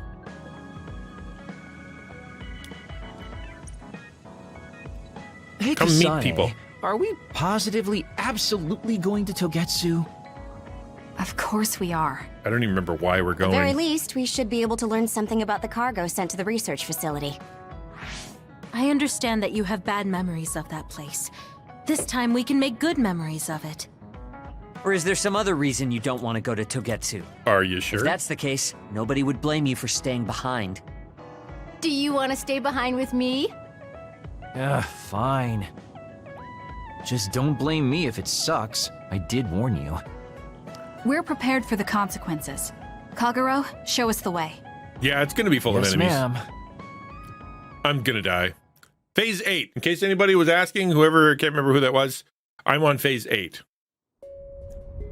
Does that help? Oh, pretty! Graphics.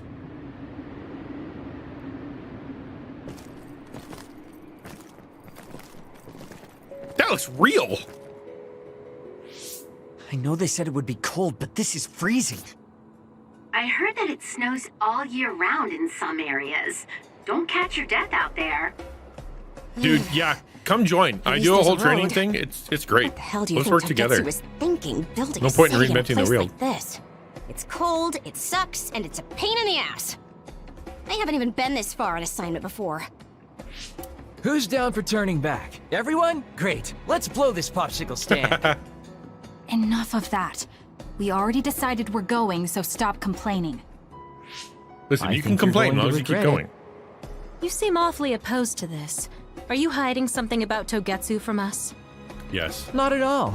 You know, maybe I'm imagining it, but it seems like you're pretty eager to get us all there.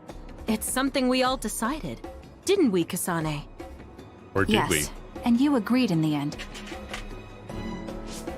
I wouldn't call that agreeing. Can't win them all, I guess.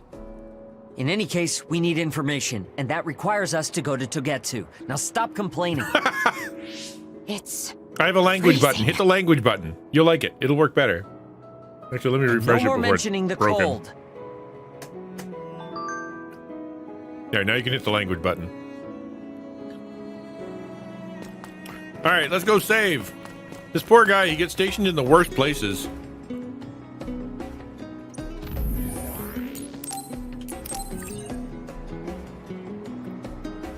Okay, Don Johnson. Hawaii 5-0 will last forever. I can just snap these suckers off?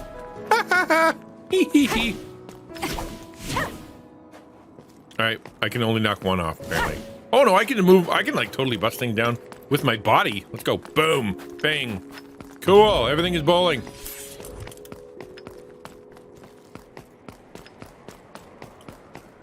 He's just a ghost? There you go. Why not? I'll take that.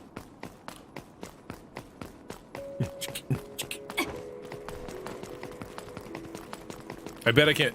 It's funny, I have double jump. I can never double jump over anything. There's no point in even having it. Like, honestly, it's the worst power. Yeah, honestly, really, this game looks really pretty. Why is it, they look like animals. Like, they definitely look like animals. This is not, I've seen ice. I live in Canada, okay? I've seen ice.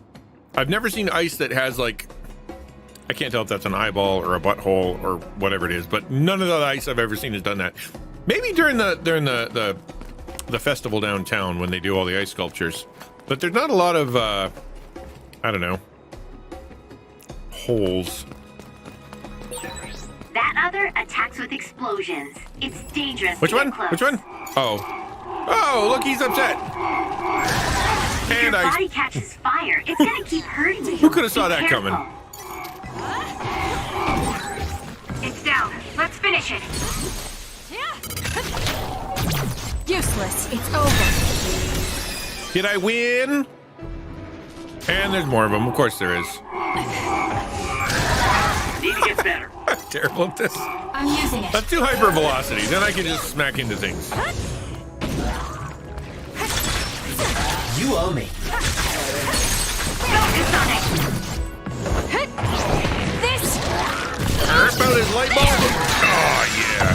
Next. Next. Where's bad guy? That was it. Good. Easy schmeezy. Oh, I should have bought some stuff from the store. You know what? I'm going back. I'm gonna die otherwise. We're just gonna take a quick little detour back to the store guy because I will be dead otherwise. This is pretty good. It'll just take a minute. Level boss ice. You mean the actual rapper? Yes, it will be. The way that he looked in Rick and Morty. Hello. Can I shop, please?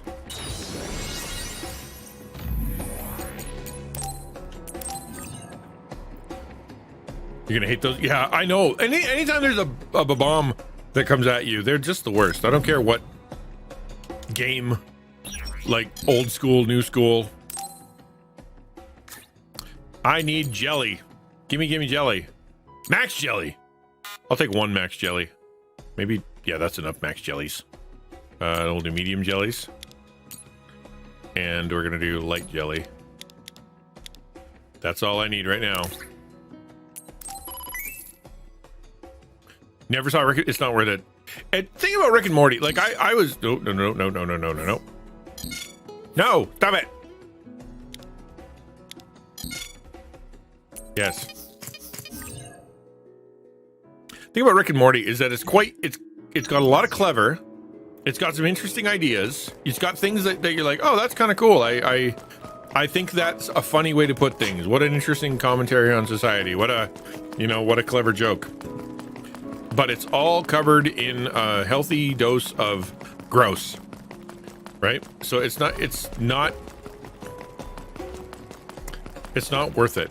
You know, it's like if someone handed you your first piece of chocolate cheesecake, and they were like, but I'm gonna cover it with a healthy dose of dung. If you can just work past the dung, you'll really enjoy the cheesecake. Not worth it. Later. I'm borrowing this. The enemy is attacking with electricity. You'll be shocked and unable to move if it hits you.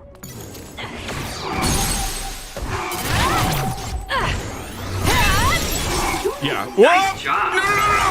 Okay, that's no good. Run away! Stop hitting me! Damn. Yeah, no kidding. Okay, that sucks. At least I'm not taking a ton of hits. There, eat that. Concentrate. Thank you. Oh, hello. Your finisher was good, Kasane. Yeah, and it is pretty depressing. Like the actual show is pretty depressing. I mean, it's one of those things. It's one of those shows that people, angry washing machine, is that people think they're clever for watching because it plays to your. It's like it tells you something and then reminds you of something, and because you remember that thing, you feel clever. The crap out of this ice block. It's not actual clever, Hey, like we a need little to bit of try to clever stuff, warm but up Arashi. She's lost her ability to think. We'll warm Arashi up with my special tea. Though she's right that we need to break through this ice to go forward. oh, there we did it. It's like house. I like to. Yeah, yep. I agree. The same. I have to be really careful about that myself. Hello. It's down. Let's finish it. Let's use Arashi's hyper velocity. I feel like my procrastination level increased too. Yes, it will. You owe me.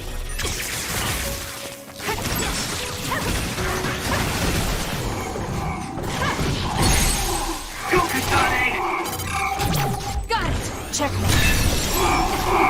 Run away! Dang it. That was close.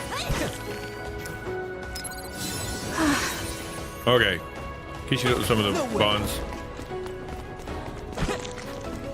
Oh, do they? Okay, that's cool. I'll try to remember that. Here.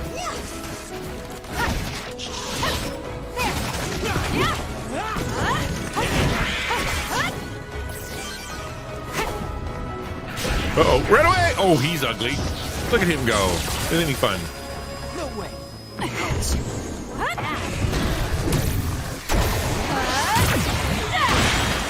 Now electricity. Soaking water with electrokinesis. It was thanks to my power. That seems to be the spot. Yep, that's the spot.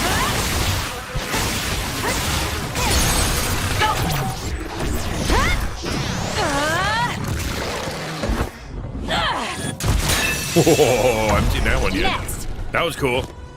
Kasane.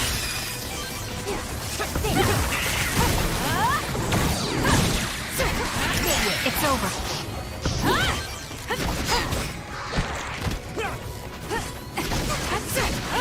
For you, Kasane.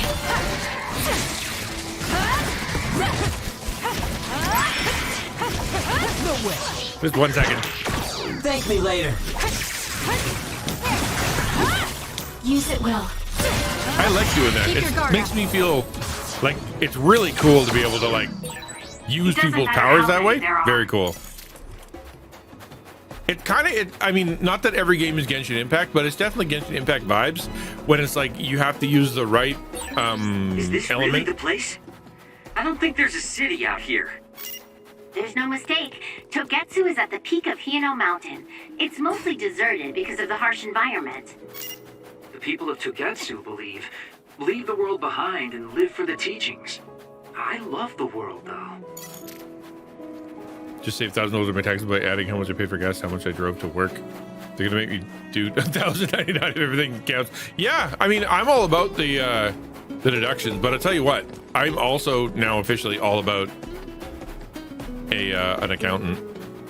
With the insane complication that is my taxes, There's no way to not do it with an accountant. You wouldn't believe what my income looks like. It's pure insanity. Like, I have multiple places that income comes from, multiple countries it comes from. I work in a weird thing. I'm from home. It's like, it is truly banana bonkers what I do. All right, we're gonna go buy more of this stuff. More medium jelly. That's what I need. Oh, apparently I can't get much.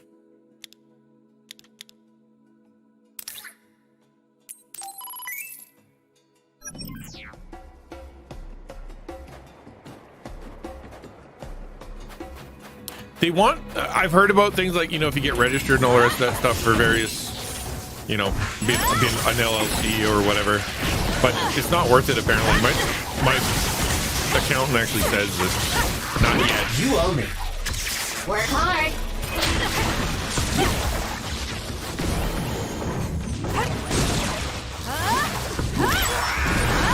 Looks like it dropped something.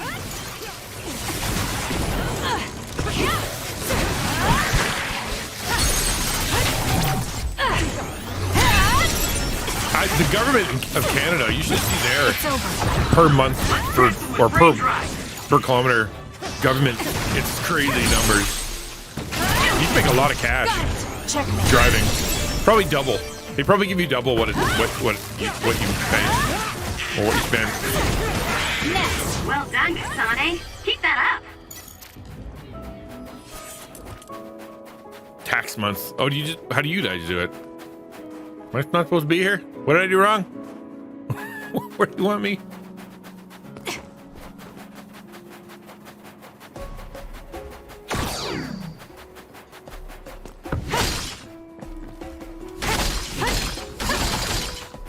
Okay. Get out of my way.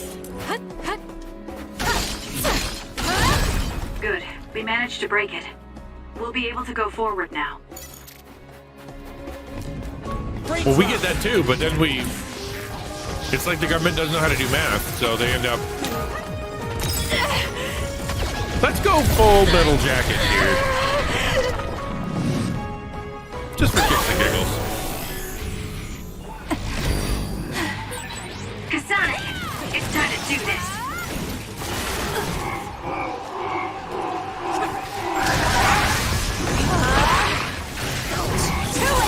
I feel power bubbling up inside me. It's over.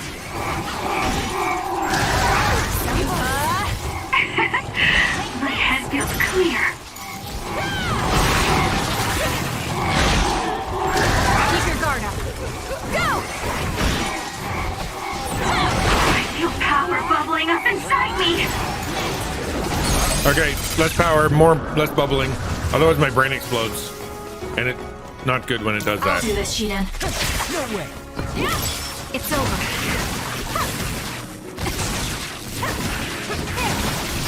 Keep your guard up. Yeah, you'd think that the government would know. I mean, the government does know.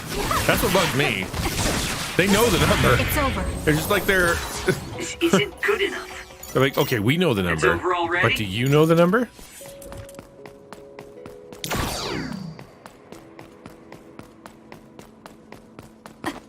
Because if you get it wrong, they do an audit and then you toast.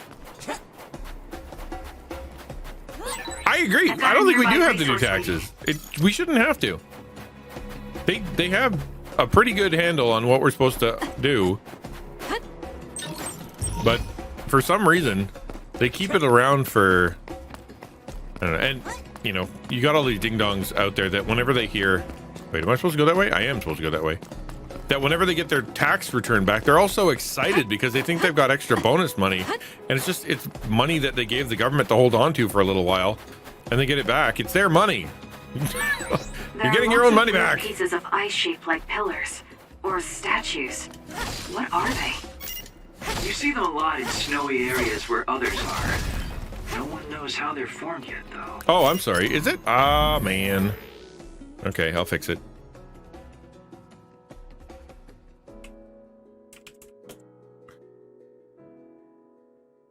Thank you. Appreciate you telling me that. The mystery of the frozen wasteland. It's not surprising. It's so cold I can't think.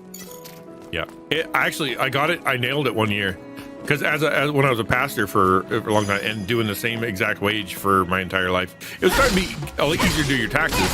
So I paid exactly the right amount. So every year I got a 0. Always came to 0. Never had to pay. Never got anything back because I needed it every single month. I wasn't making enough to just give some away.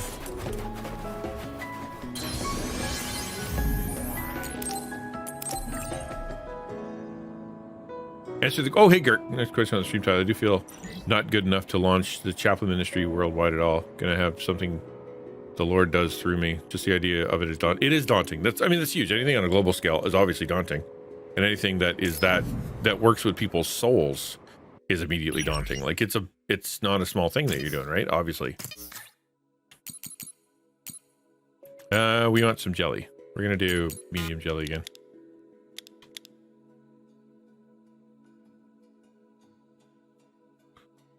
Cool. Can I sell things? Do I have things to sell? Like what?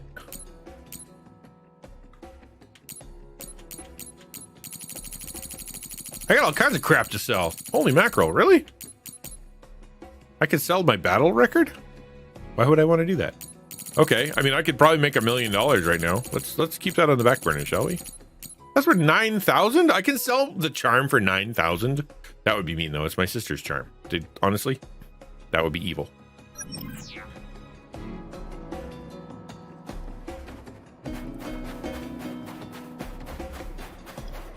Dude, that's rough.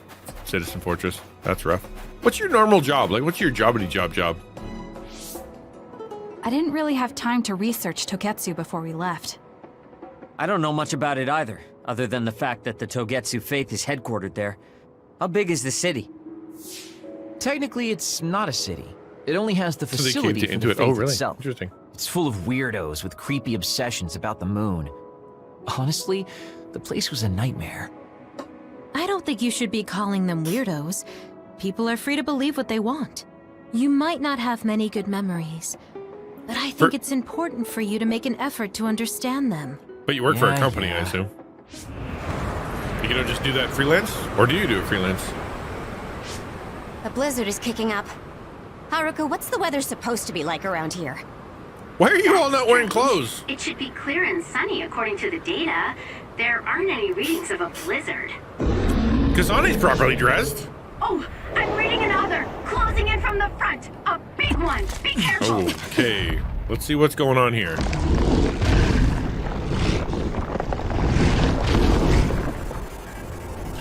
I'm a big fan of Turbo Attack. It worked really good until it didn't for me anymore. Okay, let's see what goes on here. I'm gonna just use Can you this, handle it? and then I'm gonna use this. For you, Kasane. The attack at the enemy's outer This thing is covered in water. It was foolish to face me.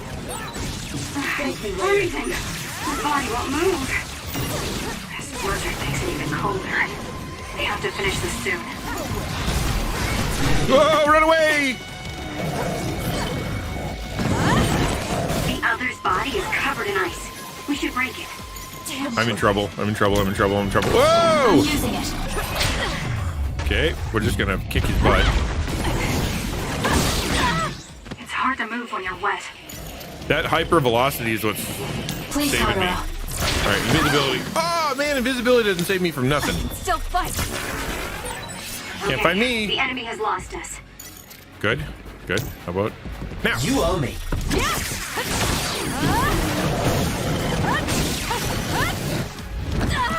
Ouch. Those fast-moving water columns are rough. That's no You can good. use my power to get through them. Okay, we'll do. I'm borrowing this.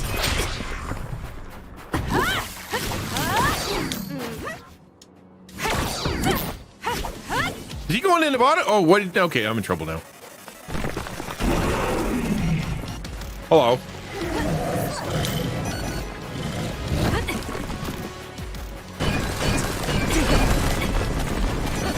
I don't have enough juice to be able to hit him. Thank me later. Damage to outer shell confirmed. Break it.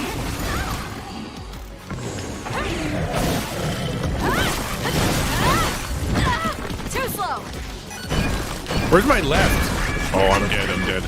I'm so dead. I'm so dead. Here. Thanks for the Ouch. help.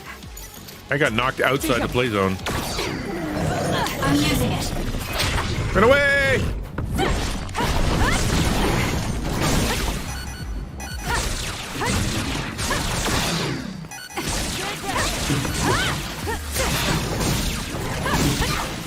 Just keep smacking him, Kazane. What are you wandering off for? Oh, run away!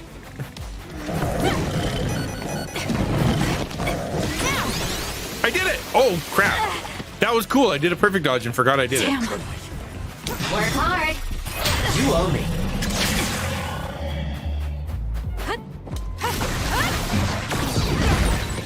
Soaking wet! Uh-oh, uh-oh, uh-oh, uh-oh. I'm not done yet. The enemy is stunned. Now's the time.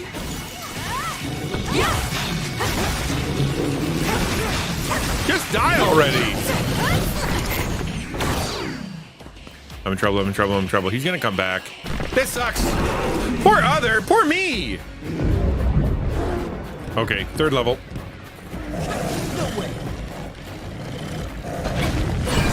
That punch is stupid Okay. strong. If you stay in its space too long, you'll catch one. Okay, let's do this.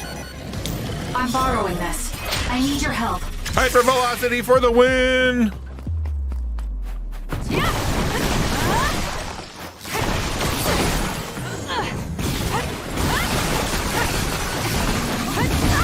Not yet. Oh, watch out.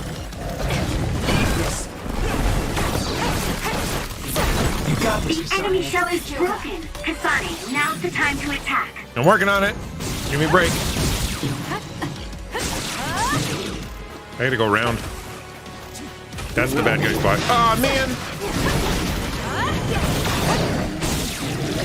Just die already!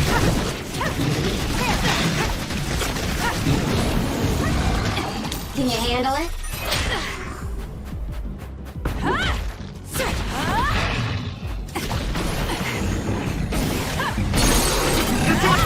There, we did it.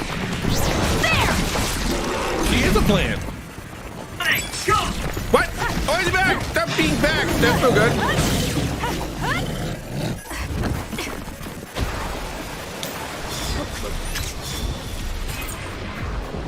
And there. Ah! It So ran out. annoying. That's no good. Watch yourself. Okay. He didn't have enough. Good. Okay, I'm invisible now. The attack hit the enemy's outer shell. You might be able to break it.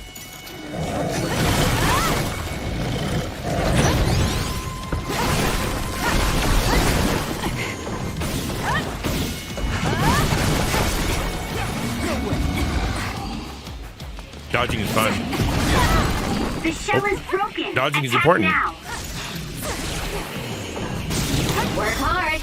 Thank me later. It was thanks to my power. Go, Kasane! Hey, that was way easier. Rip his face off, Too Kasane. easy. Now, Oh, let's finish this. That was a nice move. come on. That was so good. Yeah, this was a frozen bird's nest. Good job. There are no more other readings. I don't know how other logic works. I'm always amazed at the variety of others. What exactly are others? There we Who go. knows? Could be the twisted work of evolution. Oh, thanks for that. How far is Togetsu? Isn't it dangerous that these others are appearing Yes. so close? I agree. Others feed Secret on Pro. humans, which there aren't a lot of here, so they really don't have that much of an incentive to attack. It's New a lot of fun, and probably I feel like I'm approved playing. Togetsu's religious state because of this location. Let's hurry on ahead while we still have the chance. We don't want to run into another one. When I first started playing, I really felt it was quite button mashy. You know, it was just doing things for me.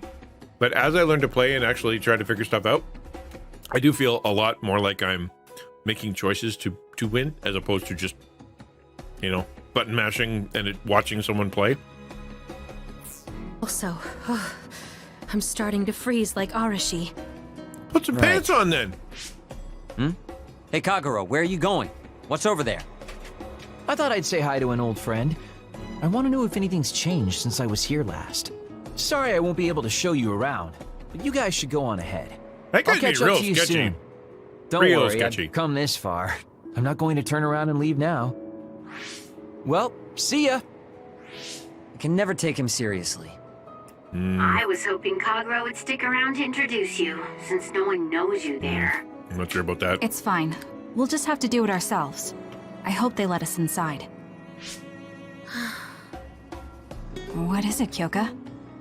Oh, it's nothing. We should get going. Oh, it is something. She knows. She knows exactly what it is.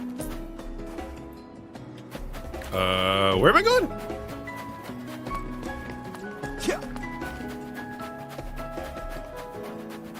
Well, there's a save guy, but it's going exactly the opposite direction that I'm supposed to go. I guess we'll see.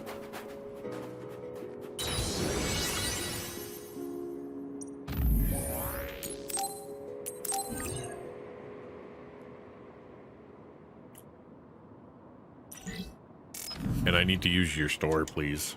I don't know how much money I'm making, but I absolutely need more of stuff. We need medium jelly. That's I live on medium jelly. That's so funny.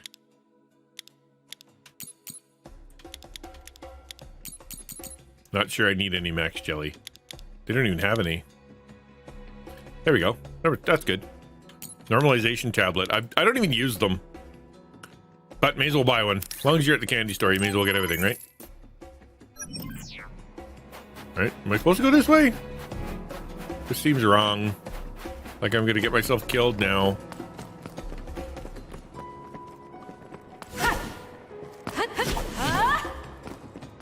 Are you a secret area? Why are you brown? Are you just a thing to throw? You have to buy the skill that will increase money. Oh yeah, is money XP? Is that what it is? Money? Because it always says double your XP, double your XP. I think did I do that wrong? Hold on a second here. Where am I supposed to be and where am I? There I am. Objective. I may be going the wrong way. I was going the wrong way. Okay, back we go.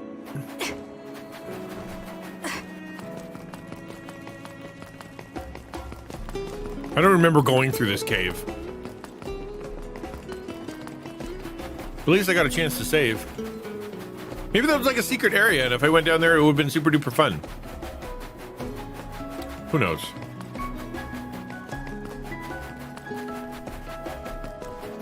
See, I thought we came from this way. Yep. Are you okay, Kyoka? Oh, sorry. I shouldn't sigh. I just have a little Let's go. headache, like I always do. Well, don't work too hard. The enemy is attacking with electricity. You'll be shocked and unable to move if it hits you. Stop talking. I'm doing fine. It's over.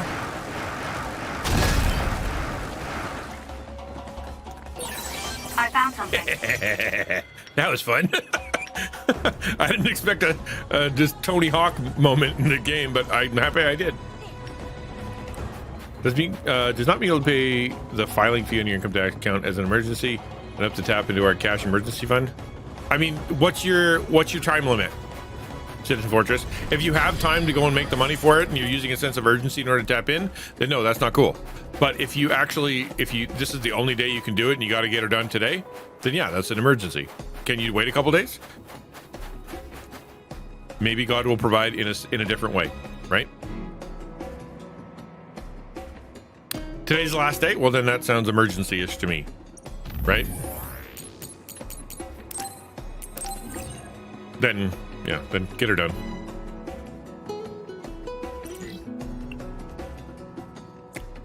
Can you file an extension on the last day? Sounds like something you should do before the last day.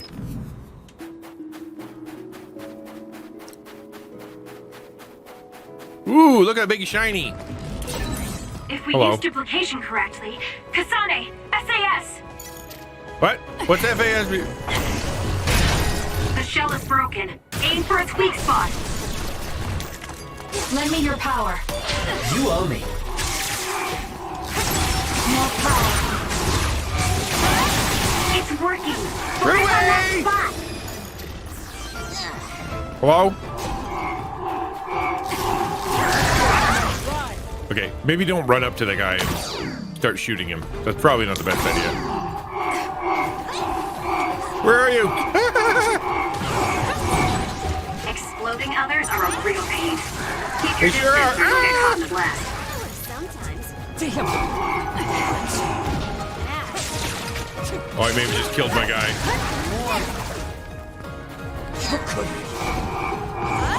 Ooh, he's ugly and scary. Get lost. Damn. Why'd you follow me? Leave me alone. Kasane, use my power. Okay. Can you handle it? Electrical, whatever. We're on it.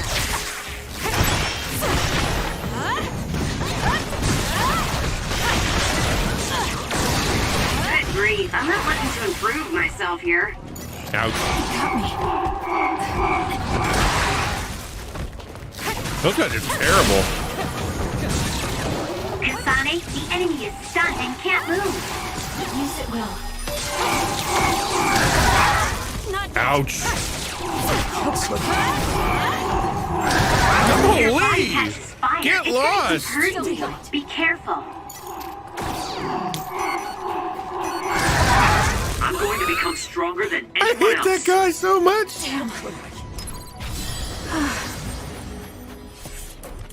Are we good? Did I get exploded enough? Jeepers. In Conan, I found a broken bottle in a pirate bar that hits as hard as an axe. Right? Yeah. There's some broken weapons out there. Did you know? I learned this yesterday in Chobi stream. Did you know you can actually get the Master Sword in Skyrim if you play on the Switch and have the right amiibo? Good. We managed to break it. Yeah, We'll be able to go forward now. they are annoying.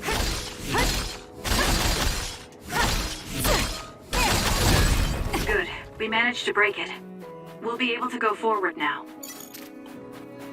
How much is the fee? Dude? Citizen Fortress, how much is the fee? Ooh, pretty place. I am a big fan of triangles.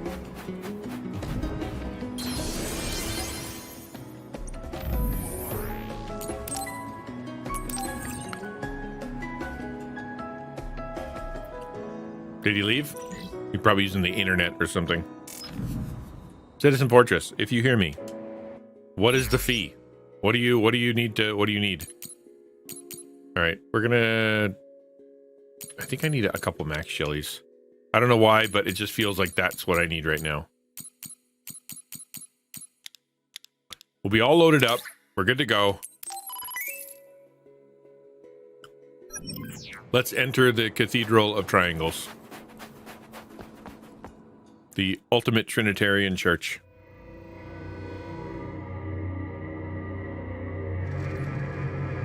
Is it easy to do, though?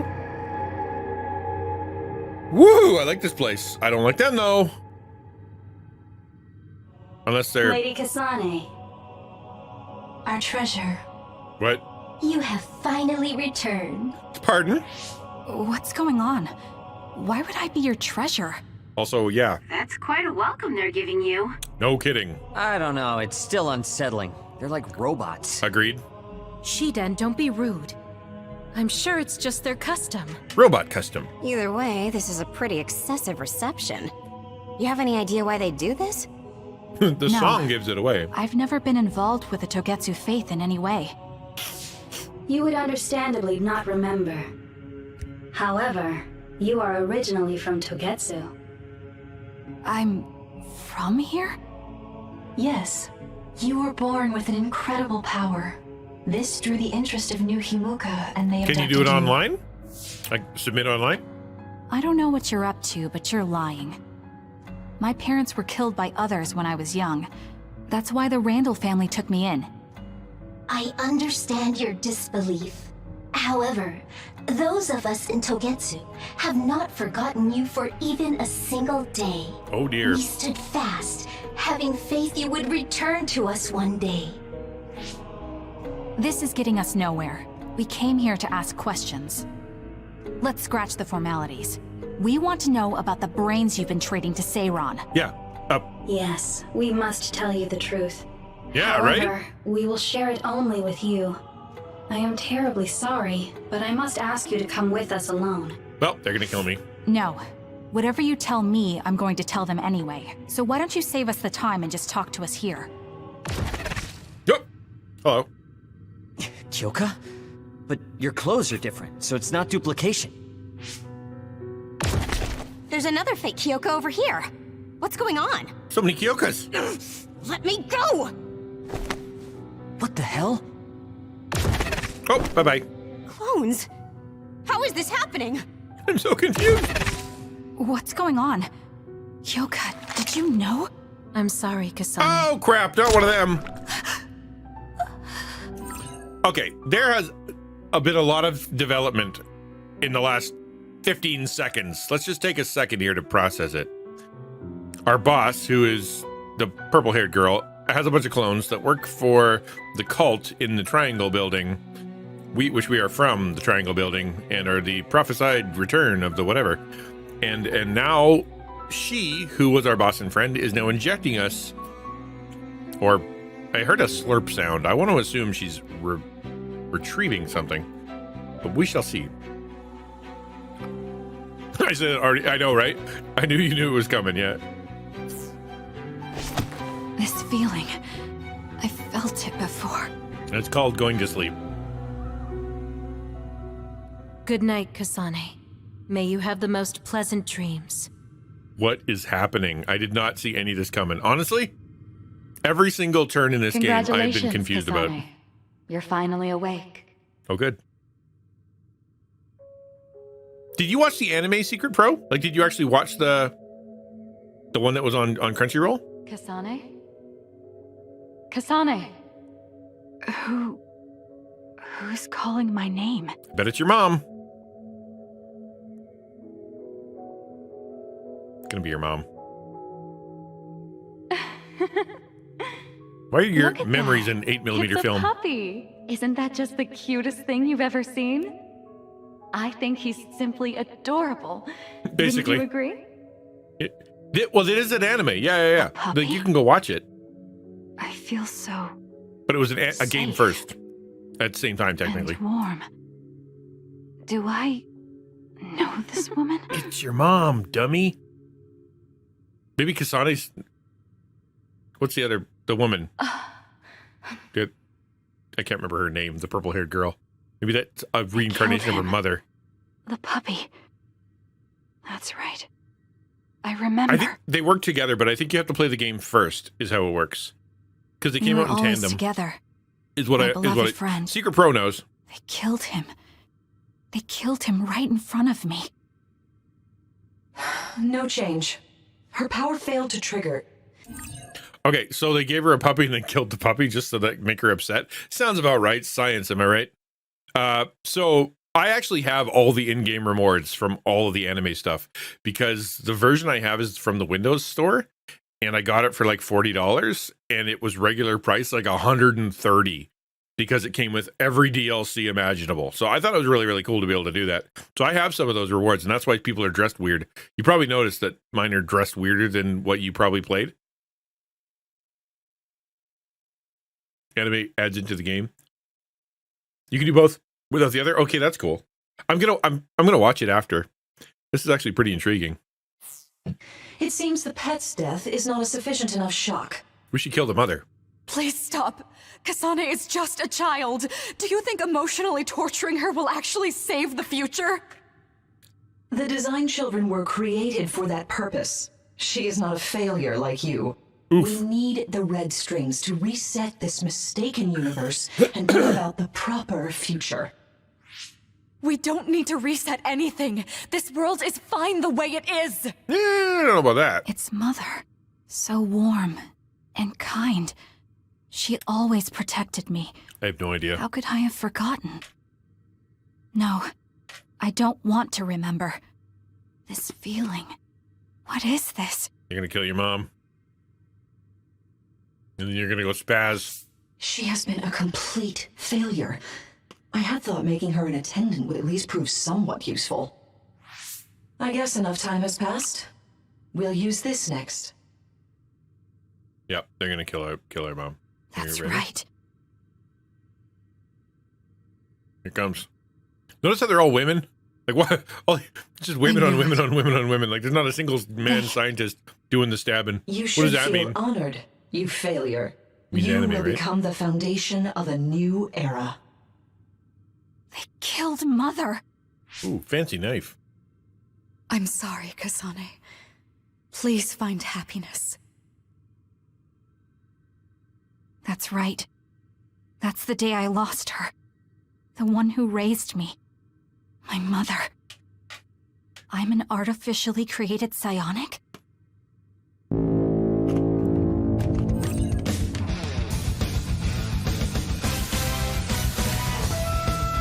Well, hello there! Checkpoint Church coming in. How you doing? Welcome to the stream!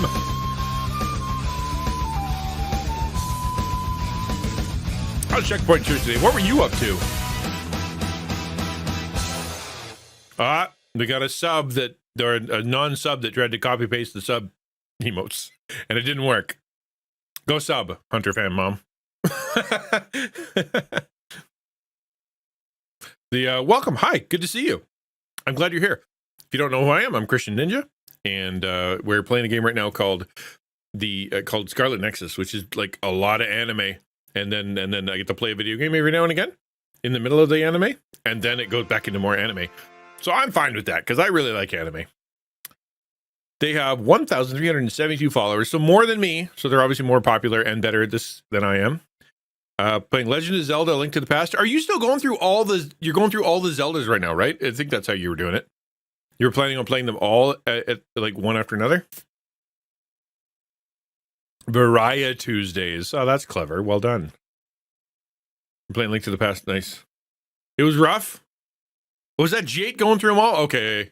That's cool. Well, that's fun, man. That's really neat. I like that you have that you were able to play some of the games from the past. I've often thought of trying to play the games from the past, and I've learned two important things about myself. One, I do not like frustration in video games. I like winning.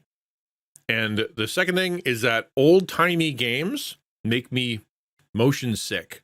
Max Payne almost killed me. Spyro did kill me. I am a dead person because of Spyro. I can't do it. I don't know what it is about the way they orient things, but it makes me so sick. So yeah, I have to. Link to the Past was rough. Oh man, I have the cartridge for it. Said Grandpa Dragon Daddy Bear. So thank you for coming in. I appreciate the raid. I hope you had a wonderful stream, and I hope you have a wonderful day. We're gonna get back into our little anime here, so please stick around. And if you don't want to stick around, that's fine. I'd love to lurk. And if you want to, and it really helps, is if you actually go to the top when you raid it in and you delete the little raid party of the URL, I'll actually get your view. It'll count towards my time. That would really help me out. We're in like big moments here, like big plot development moments. Red String's power. Thank you. My head. No, I don't trust you with it. Good boy. Am I? Was that a dream? No, that was a memory, my dear. That wasn't a dream. It was memories of a forgotten past. Where am I? Yeah, that looks like an uncomfortable they went room. through the trouble of drugging me. I knew it. They locked me in. Maybe I can break through somewhere. I want to break free. Who's there? Probably your mom. It's going to be her mom. Ready? It's her mom. Lady Kasane, Ah, dang it. I have brought you fresh clothing. Huh? Hey! What's going on? I think her head might have exploded. Whoa, chill. Don't get your panties in a bunch, Kasane. It's just me, good old Kagero. Yay! What kind of princess attacks their Prince Charming when he comes to rescue her? Your decision to run off just before we entered Togetsu was pretty suspicious. It really, really was. What do you know? Are you planning on betraying us like Kyoka? If I was going to betray you, I wouldn't be here to rescue you. Yeah. Why don't you calm down and use your head? I told you you'd regret coming here. Anyway, I'll explain later. This place is bad news. You should have It's way explained worse than the earlier. last time I was here. Also, and I haven't a clue as to why, but it seems like Yuito's here too. Yuito? That's not good. No. Where is it? They're after my red strings, which means they'll probably target him too because he has the same power. Then I guess we'll have to save him too. This really puts a damper on my plans. I still don't know what the red strings are. Sneak past their defenses, meet up with Arashi and the others, and also warn Yuito about the danger. Anyway, I have a theory though, because I watch Black Clover. In that game, red strings are the strings of fate, right? The strings of destiny. And so if she can see the red strings of fate and destiny and she can alter them, then she could change the fate and destiny of whatever the world is when they send her back in time. So if that's similar, then my guess is that her job is to change time. So they're gonna like change everybody's fate. That's my theory. I'm going to use my power to turn us invisible. They'll figure out you're gone right away, so we don't have much time. Let's go. There's someone behind them. Oh, we're gonna fight. Do you know where Yuito is?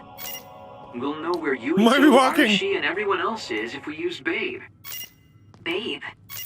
It's the city computer that integrates all information in Togetsu. It's like Arahabaki and Nuhimuka. That's a neat effect. Kasane? Thank God you're okay. I can't contact Arashi and the others. They might be closed in somewhere. It's not letting me We run. can unlock all these doors It's so from Babe's frustrating. terminal. Let's hurry. Okay, now we can run. Keepers. Where are we going? Okay, over there. Oh, I fell down a hole. Don't do that. Man, that's just unsafe. Guardrails, people.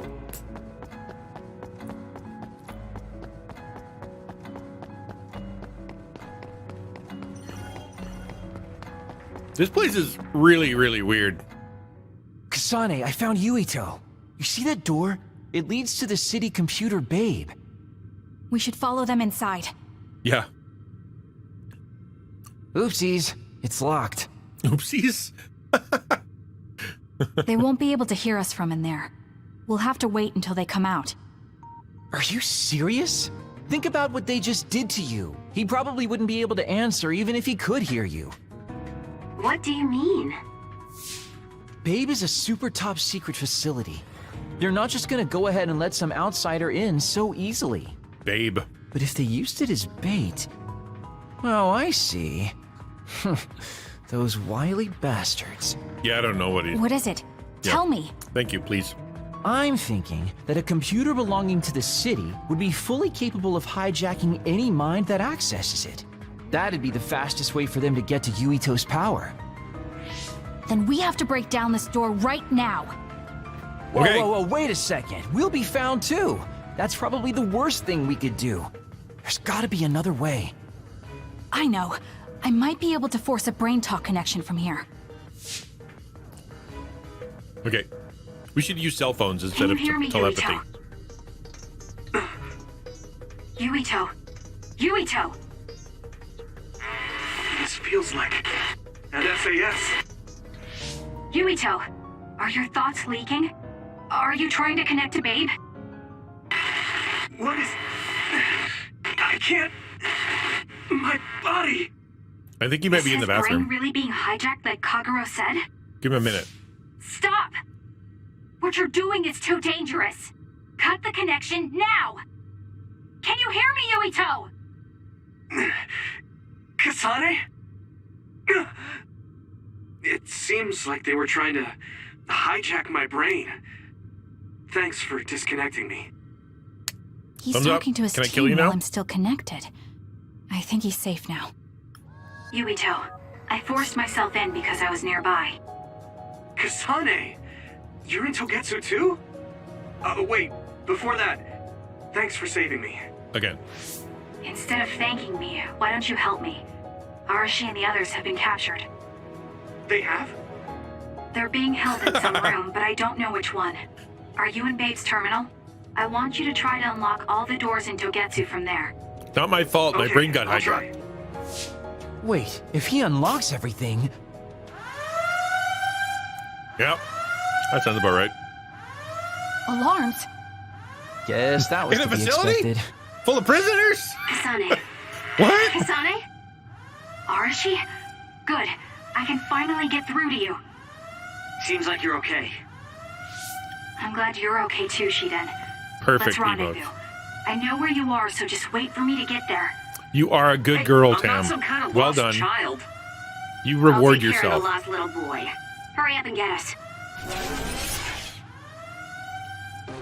Here we go. Rock music's playing. Alarms are going off. Let's roll. Who's that? I should probably not lollygag. Nope, we are looking at lollygag.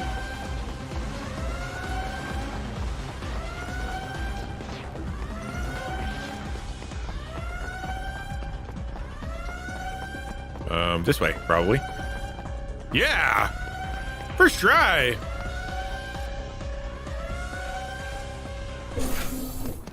Looks like you two aren't hurt. Of course not. I was more worried about you, but it looks like you're fine. Thanks to Kagero. I'd still be locked up if it wasn't for him. I guess it means your shady lone wolf nature came in handy. Guess so. Now, as much as I'd love to stick around for this touching, heartwarming reunion, time is of the essence here.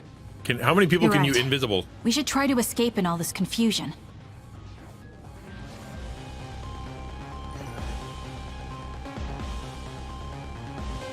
Okay.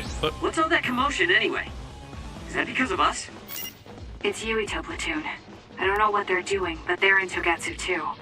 We were able to save you thanks to them, though. And I'd like to thank them. But I guess I can't unless we get out of here. Whoop. Cool building. Creepy though. Are we escaping? Like legit escaping now? I always thought Kyoka Eden was so innocent and didn't have a dishonest bone in her body. I can't believe she's a Togetsu spy. You didn't meet her before, Kagero? Think of it, Lurk. No, never. Residents of Togetsu almost never communicate with each other.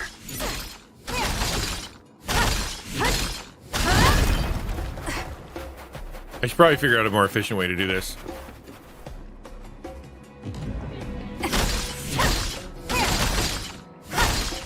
See, we're missing a character right now. Good. And notice We how on the managed to left break I don't in. have their power. It's pretty We'll be cool. able to go forward now. Forward. Yep, that's what I'm doing.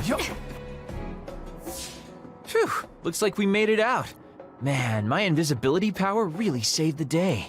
Okay, we're dead. I'll admit that invisibility is useful, but doesn't it make you uneasy to have nobody notice you? Right? You totally get me. That's why I like to shout after I use my power. Don't Damn do you that and right your now. impulses. We're still in enemy territory. What if someone finds us? No need to worry about that. They've already found us. Right, Kyoka? Oh. So you noticed me. So. What are you doing here, Kyoka? I was already on alert when Kagero disappeared. Unfortunately, an unexpected visitor caused me to fall behind. I can't let you leave. Oh, she's got two crossbows. We need you to reset this mistaken universe. Here she comes. Get ready. Okay, we'll do. Perfect dodge coming up. Wait a second. Explain what's going on. Thank me later. Right. Why did you betray us? It was all to undo past mistakes. That's why we need you, Kasane.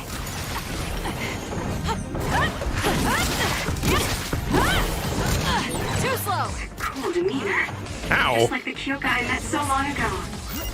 My mission always comes first. I'm not done yet.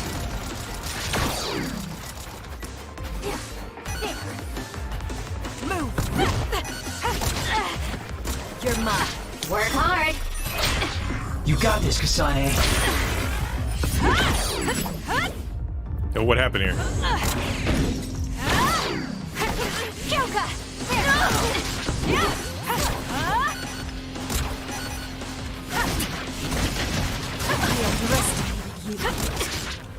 Make it good. I underestimate. Where there's life, there's hope. Move. Can you handle it? I need your help.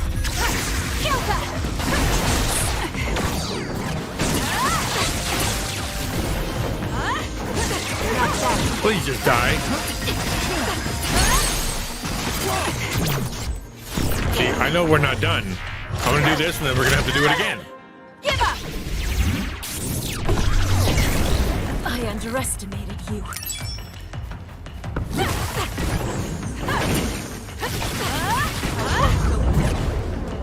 Uh-oh, crap.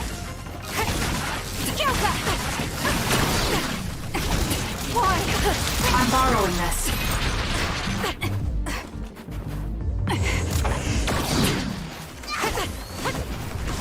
You got this, Kasane.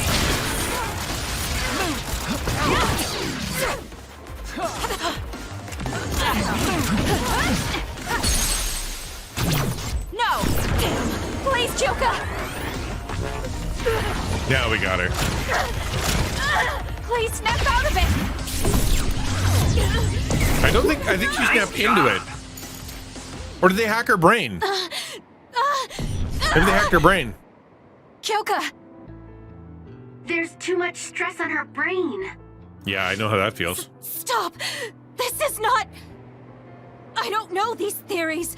Oh, These stop doubting memories yourself, aren't Cam. You're mine. fine. You did I'm good. not Pope. Thumbs up, pat on back. Enjoy What a are you treat. talking about? I did good today. Have your memories been manipulated? I wouldn't put something like that past Togetsu. Kyoka, you have to remember, you're Kyoka Eden, our teammate.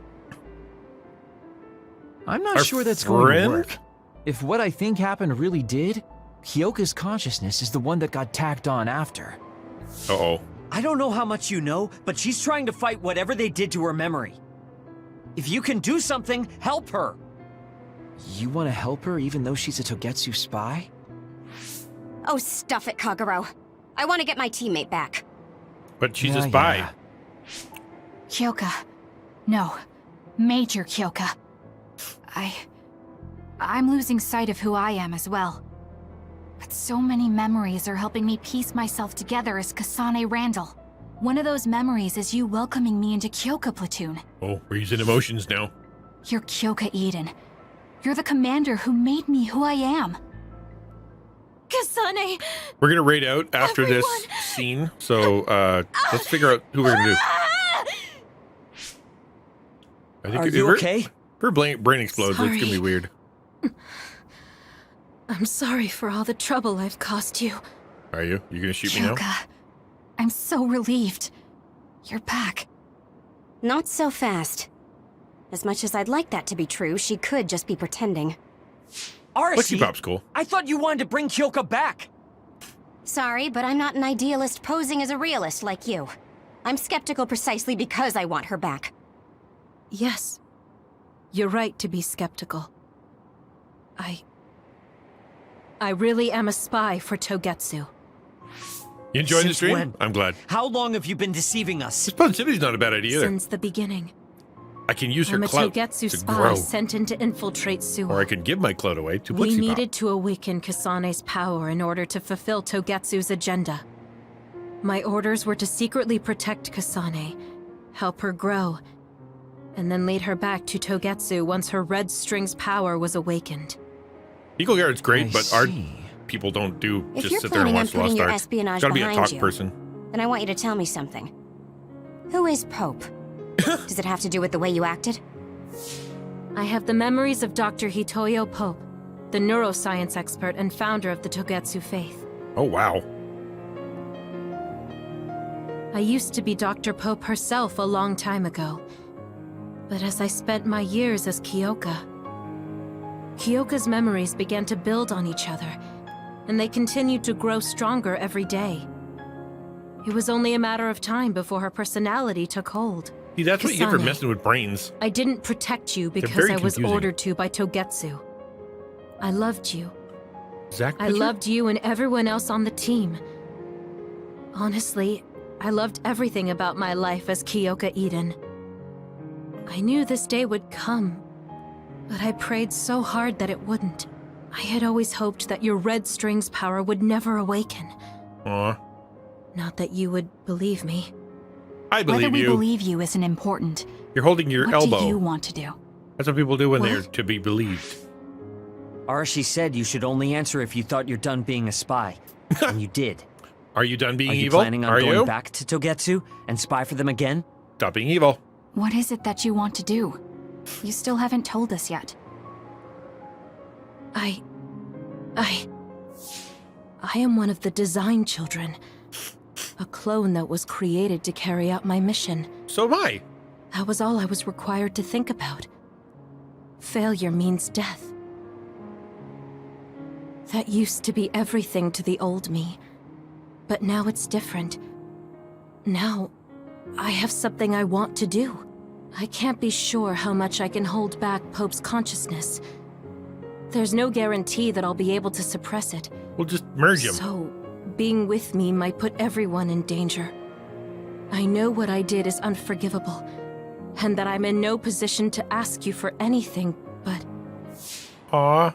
this Bad is where guys. I want to be, with all of you. Yay! We I made a want to friend. protect Kasane. I want to protect all of you, because you gave my life meaning. I believe Yeah. you. You're an evil clone. I Let's couldn't leave. imagine that the warmth and kindness I've witnessed from you were all lies. You may be a little nosy from time to time, but that's just who you are. That's the evil scientist Yeah. in her. That's the Kyoka I know. If that was an act, then we deserve to be tricked. And don't worry, if this Pope ever does come out, I'll put you out of your misery. You can be assured of that. So basically, you're saying you'll kill her if she betrays us. That's kind of scary. But yeah, we It's will. nice you could joke about it. But unlike Kyoka, who told us everything, you haven't done anything to earn our trust.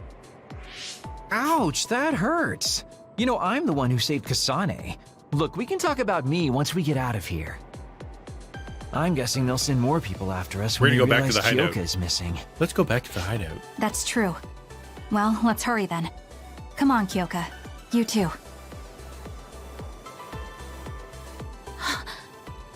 Nobody here objects, so obviously you're coming.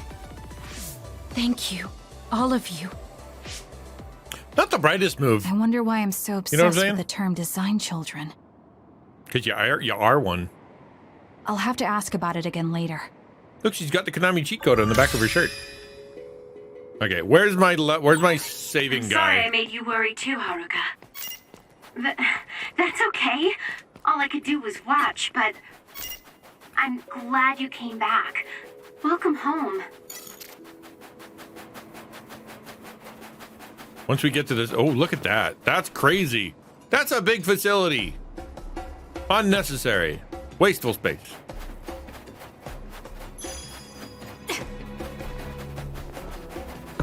Once I get to a save guy, we're good to go. Cool. Dun, dun. Oh, I don't want more cutscenes. Okay. Kasane, I'm getting multiple human readings some distance away. I believe it's Yuito platoon. Copy that. Seems like they made it out too. Would be nice if we could exchange information with them. Wouldn't it be nice if we Yuito, could can you and your exchange platoon hear me? information? Kasane! Oh, I'm glad you're okay. Are you near us? Yes. Blink, But little we're girl. closer to Togetsu than you, and we're still running. Let me make a suggestion. You learned something in there, right? Hi, Jovi. We're just talking about Zach Pitcher. Is he a friend of yours?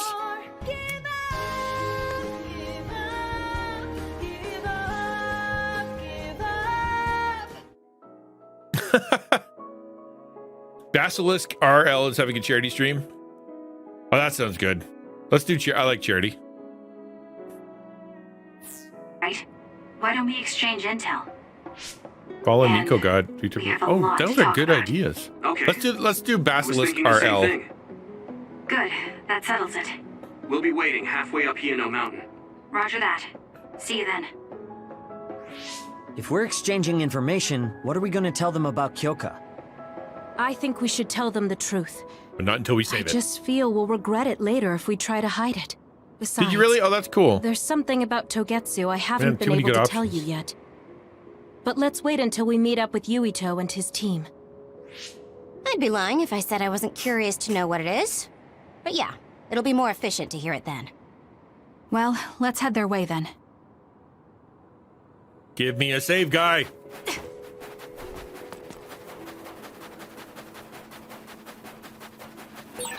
There are resource readings in the area. I'll leave the pickup to you. Ah, crud. All right, you know what? We're surfing. Let's fly. Keep your guard up. It's over. Next. Looks like it dropped something. Boop. Save guy. I'll kill you.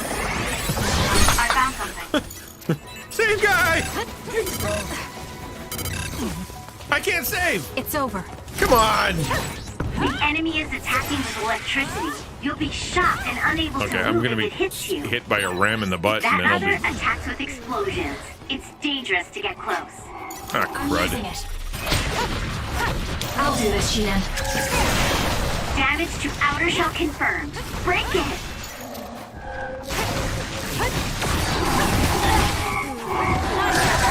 Scary seeing how much Let's I get evolved. out. Let's get out there. Nope. Kyoka's duplication should be useful. Please, Kyoka. I'm dead. Do something. Are you okay? Yes, Kyoka. Ow. Thanks to you. Give me the LT.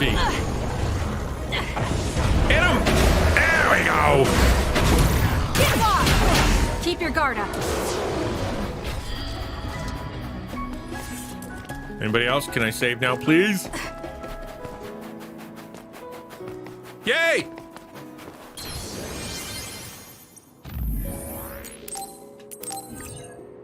We're good. Bad mutton. Well, if you've ever been hit by a front-end loader, and I mean we all have, you know it really does hurt.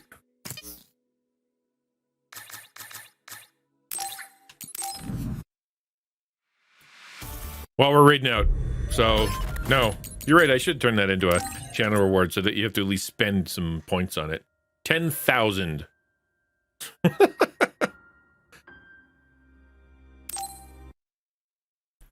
All right, here we go. But just chatting. Push the play button. Hit the raid /raid. What's his name? Basilisk. BASILISKRL.